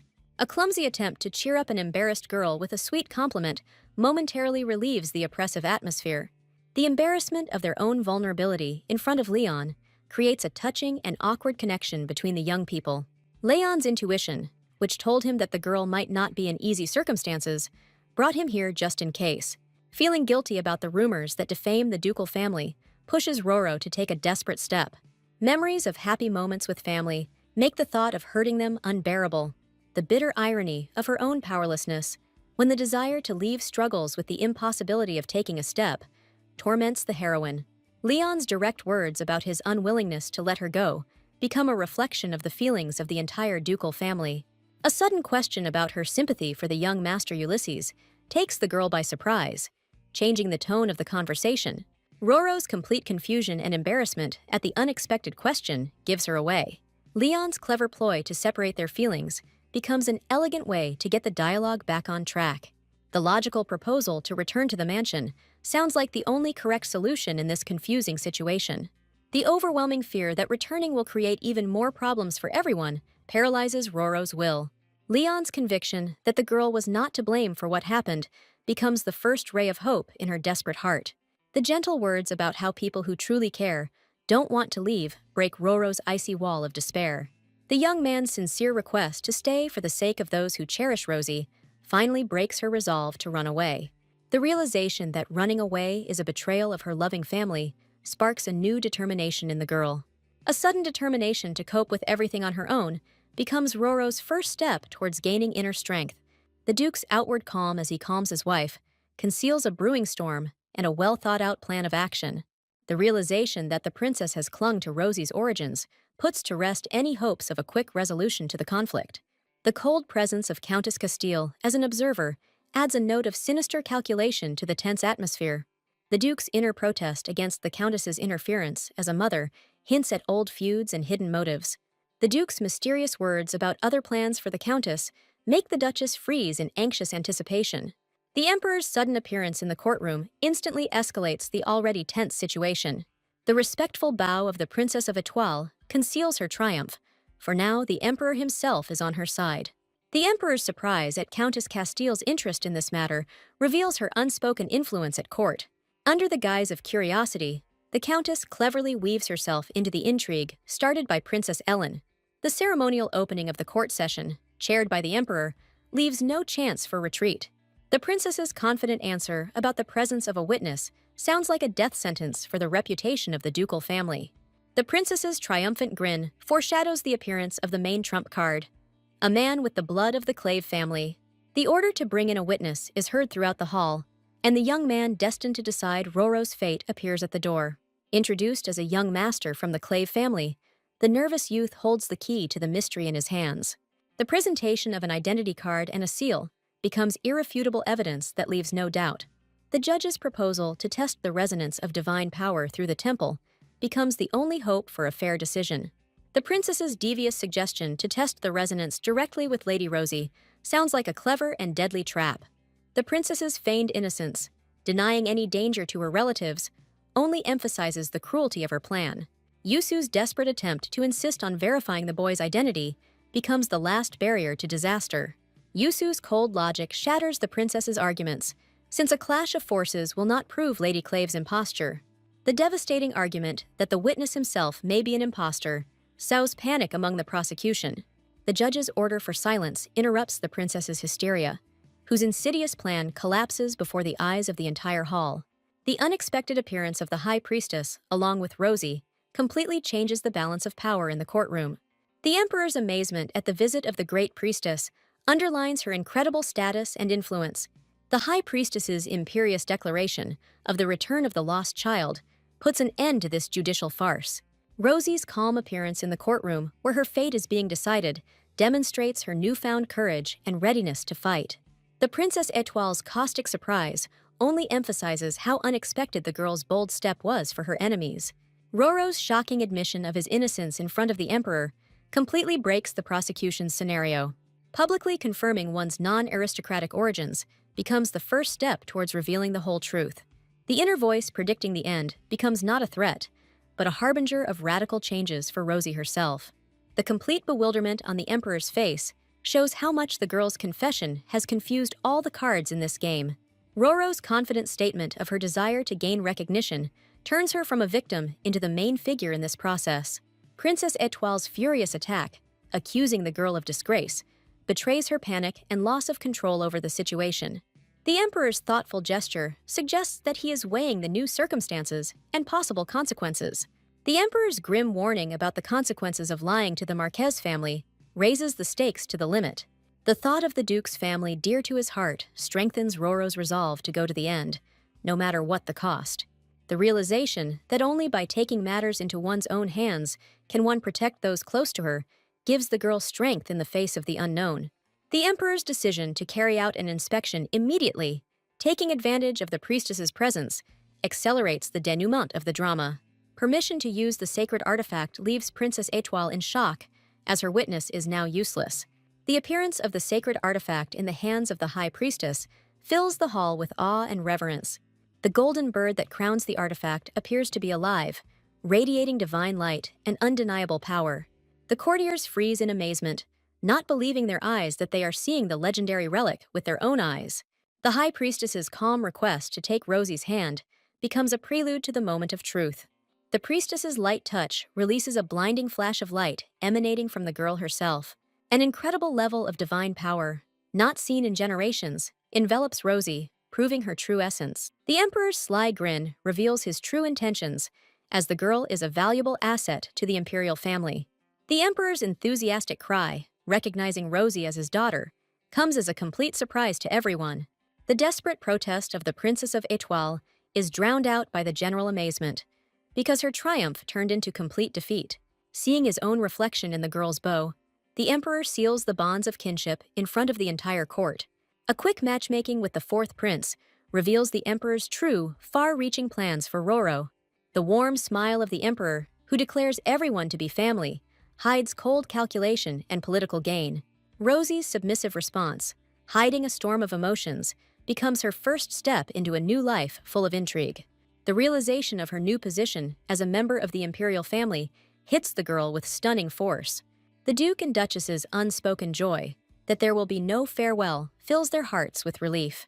The Emperor's request for a name marks the beginning of a new chapter for Rosie, where her old life is left behind. The Emperor's promise to give a new name becomes a symbol of a complete break with the past and acceptance into the imperial family. The Emperor's command forces the entire court to bow before the newly minted princess, confirming his power.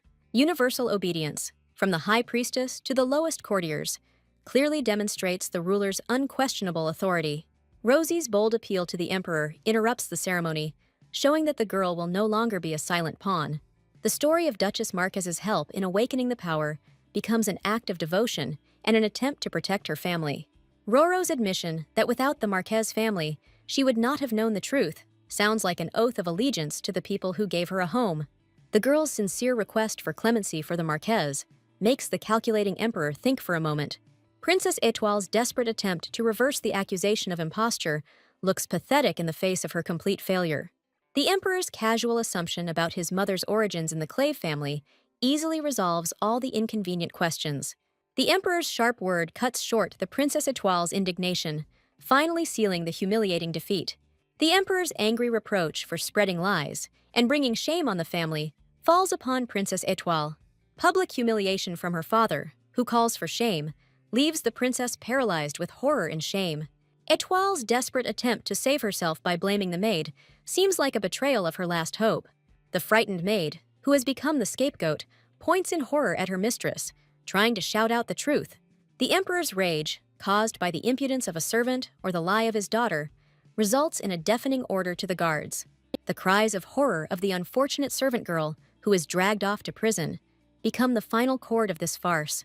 In the silence of her room, Rosie packs her things, finding bitter satisfaction in the fact that it is finally over. The pain of parting with the ducal family is mixed with the joy that she was able to protect them. Her determination not to cry, because it was her choice, was interrupted by a sudden knock on the door, disturbing her privacy.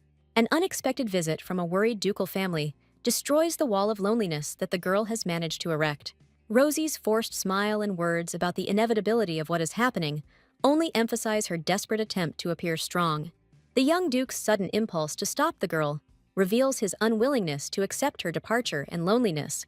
The young man's passionate promise to protect her becomes a plea not to take everything on her fragile shoulders. Roro's eyes, full of tears, reflect all the pain and gratitude for the offer of help that she must refuse.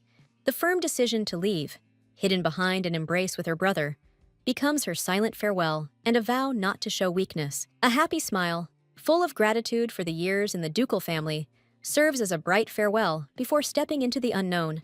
The formal thanks for the send-off creates an invisible wall between Rosie and the family she loves so much. A graceful curtsy, filled with boundless gratitude, becomes the final gesture of love and farewell. The butler's announcement of the arrival of people from the palace sounds like a gong announcing the beginning of a new, dangerous round. Descending the stairs with a suitcase, the girl leaves behind warm memories, going to meet her destiny. The young duke's sudden embrace becomes a desperate, silent plea not to go and not to leave him. The vow that she will always be part of the Marquez family becomes a lifeline in an ocean of uncertainty. The wall of self-control collapses, and tears reveal the full depth of pain from a farewell that she wanted to greet with a smile. The gratitude in the return hug is mixed with bitterness, because this moment of warmth may be the last. The chilling realization that politics and status will now forever separate her from the heir of Marquez pierces the heart. Even mutual feelings are powerless before the abyss that the imperial court dug between them. The merciless order of the guards, hurrying to the palace, rudely cuts off the precious moments of farewell. Rosie musters up her courage and says goodbye to Ulysses with a beaming smile, hiding her real pain behind it. The short word goodbye sounds like a sentence as the Marquez family leaves, leaving her alone. Left alone in the empty doorway, the young duke cannot hide the despair that is consuming him. The warm welcome of the Emperor and Countess Castile turns out to be only the beginning of a new, much more sophisticated performance. Dressed in a luxurious dress, Roro, greeting her father, feels like an outsider at this celebration of life. Miel's question about her daughter's beauty sounds like an assessment of an expensive product put on display for all to see. The girl's cold calm hides her disappointment, because the meeting with her mother turned out to be completely different from what she had dreamed of. Countess Castile's polite greeting, filled with icy formality, puts an end to any hopes for a warm welcome. Rosie's internal protest, recognizing herself as a child of the Marquez family, becomes her shield against the imposed kinship. The Countess's confusion, interrupted by the Emperor, betrays her unpreparedness for direct disobedience on the part of the girl. Asking him to leave under the pretext of fatigue becomes the only way for Roro to escape the stifling atmosphere of lies. Miel's thoughts, unwilling to acknowledge or use Rosie, reveal the true purpose of her return to the palace. The cold calculation of the Countess, who is trying to get rid of her debts at the expense of her daughter's status, turns the family reunion into a farce. The Emperor's question about his impressions of his daughter sounds like a buyer's assessment of an expensive product, and not the words of a father. Miel's cold smile, recognizing Rosie's beauty, betrays her calculating mind. Already calculating the benefits, Countess Castile's polite departure is merely a tactical move to quietly consider how best to use the pawn she has found. A chilling plan to marry Roro to her master's son if she disobeys reveals the true nature of this woman. The cynical apology to Lady Rosie for having to use her only highlights the cruelty of the palace laws. The young duke is consumed from within by painful regret and helplessness at the thought that he could not keep his beloved. A sudden knock on the door breaks the young man out of his dark thoughts, but does not extinguish the storm in his soul. Caught up in a sudden impulse, the guy resolutely rushes to the exit, unable to remain inactive any longer. The hero does not recognize himself in this feverish behavior, realizing how much the girl's departure has shaken his world. Left on the table, the tiny figure of Rosie becomes a silent reproach and a symbol of a huge emptiness. The memory of Roro's happy smile torments the young duke, who is lost in longing for her. The joyful greeting of Princess Bibi, who suddenly appeared in the hall, breaks the oppressive silence of the palace. The formal address, Your Highness, becomes for Rosie an armor against the warm address aunt. The young princess's embarrassment at the suggestion to switch to informal familiarity highlights the invisible wall of status. The offer to communicate informally in private becomes their little secret and the first step towards friendship. Princess Bibi's sincere desire to feel comfortable around Roro breaks the ice of alienation. The princess's sudden embrace and tears of remorse become a symbol of her newfound trust. Taken aback, Rosie admits that her coldness was merely a fear of creating awkwardness. A concerned question about the Duchess's health becomes long-awaited news for Roro from his abandoned home. The Duchess's words, conveyed through Bibi, bring Rosie comfort and remind her that she is not forgotten. The Duchess's concern, conveyed through simple words, becomes a ray of warmth for Rosie in the cold loneliness of the palace. Princess Bibi's sincere wish to enjoy life here sounds like a promise of long-awaited support. The young princess and Duchess's unanimous desire to see Roro happy strengthens her spirit and gives her hope. The presence of Bibi and her brother turns the alien and cold imperial palace into a place where it becomes easier to breathe. The suddenly remembered gift that the princess hands to Rosie brings a note of intrigue and anticipation into the conversation. The letter passed on from her brother becomes an invisible bridge for the girl, connecting her with her abandoned family. An elegant flower-shaped hairpin turns out to be not just a gift, but a silent message full of hidden meaning. The realization that this gift is from use takes the heroine by surprise, awakening a storm of emotions in her soul. Bibi's words about how much the young duke misses her, even though he hides it, shed light on his true feelings. Shocked and embarrassed, Roro cannot hide her excitement at this unexpected and touching confession. Princess Bibi's childish spontaneity, noticing the blush on Roro's cheeks, takes the girl by surprise. Clutching Yusa's gift to her heart, Rosie mentally says his name, and this simple act fills her with warmth. Even in her sleep in the cold palace bedroom, the girl's subconscious finds no peace, carrying her far away from here. In the magical garden of dreams, the image of a young duke appears before Roro, calling her by name. The guy's gentle touch on her face in her dream seems so real that the girl, in shock, wonders about his presence. The fact that she wears Yusa's gift, even in her sleep, becomes a silent confession of her feelings for him. A light hug and a compliment from a young man in the flower paradise of sleep envelop the heroine in tenderness. A sharp awakening from her own scream tears Rosie from her sweet captivity, returning her to harsh reality. The realization that it was just a dream comes with a racing heart and shortness of breath. An embarrassed smile lights up the girl's face when she realizes that her longing for Yusu is so strong that it even penetrates her dreams. Roro's cherished wish for Yus to come to her, as if in a dream, suddenly takes on an ominous hue with the appearance of a shadow. A chilling horror grips the girl when she realizes that there really is someone in her room, and it is not a figment of her imagination. The shadow takes on familiar features, and Yusa's smile, knowing that she is not sleeping, dispels the fear, leaving only shock. The young duke's name, escaping Rosie's lips, sounds like a prayer that has finally been answered. The guy's simple words that he came to see her become the most important event in the midst of palace intrigues. The realization that Yus had secretly entered the palace, risking everything, only underscores the depth of his desperate determination. In a tight embrace, the girl finally gives vent to her feelings, confessing how much she missed him. The young man's admission that he sees her in reality, as in his dreams, erases the line between sleep and reality. The embarrassment of the accidentally escaping words interrupts the touching moment, returning them to an awkward reality. A sudden knock on the door and an alarming voice from outside threaten to ruin their secret meeting and turn into a disaster. Panic sets in for Rosie as Yus, throwing up his hood, announces his immediate departure. The young duke's parting words about holding on become a bitter consolation for the girl. Roro's shining smile and firm promise are a mask of courage worn for the sake of her beloved's peace of mind. After watching the guy go, the heroine gains new determination, because now she knows that she is not alone in her struggle. The majestic statue in the temple amazes the imagination of the girl, who finds herself in such a place for the first time. Anxiety makes Rosie look around for Leon, hoping to find him among the temple parishioners. The news from the maid that Leon has applied to be transferred to the Imperial Temple takes Roro by surprise. The hope of finding Leon in the main temple makes the heroine set off on a search again. Leon's sudden appearance next to the high priest comes as a complete surprise to the girl. A respectful bow towards the high priest hides the storm of emotions raging in Rosie's soul.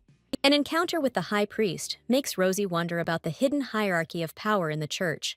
The girl's thoughts make it clear that, unlike the symbolic priestess, real power belongs to two. The high priest, unlike the saint, has enormous worldly power, like golden rain.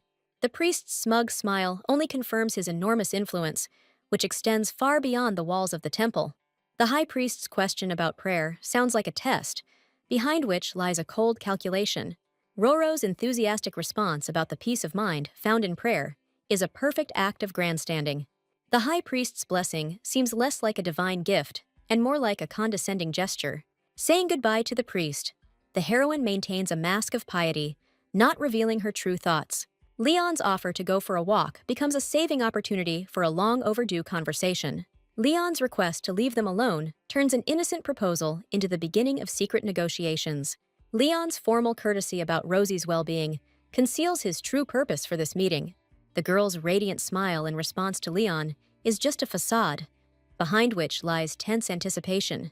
The boy's confession of love for information gathering rather than service reveals him as a cunning player rather than a simple priest.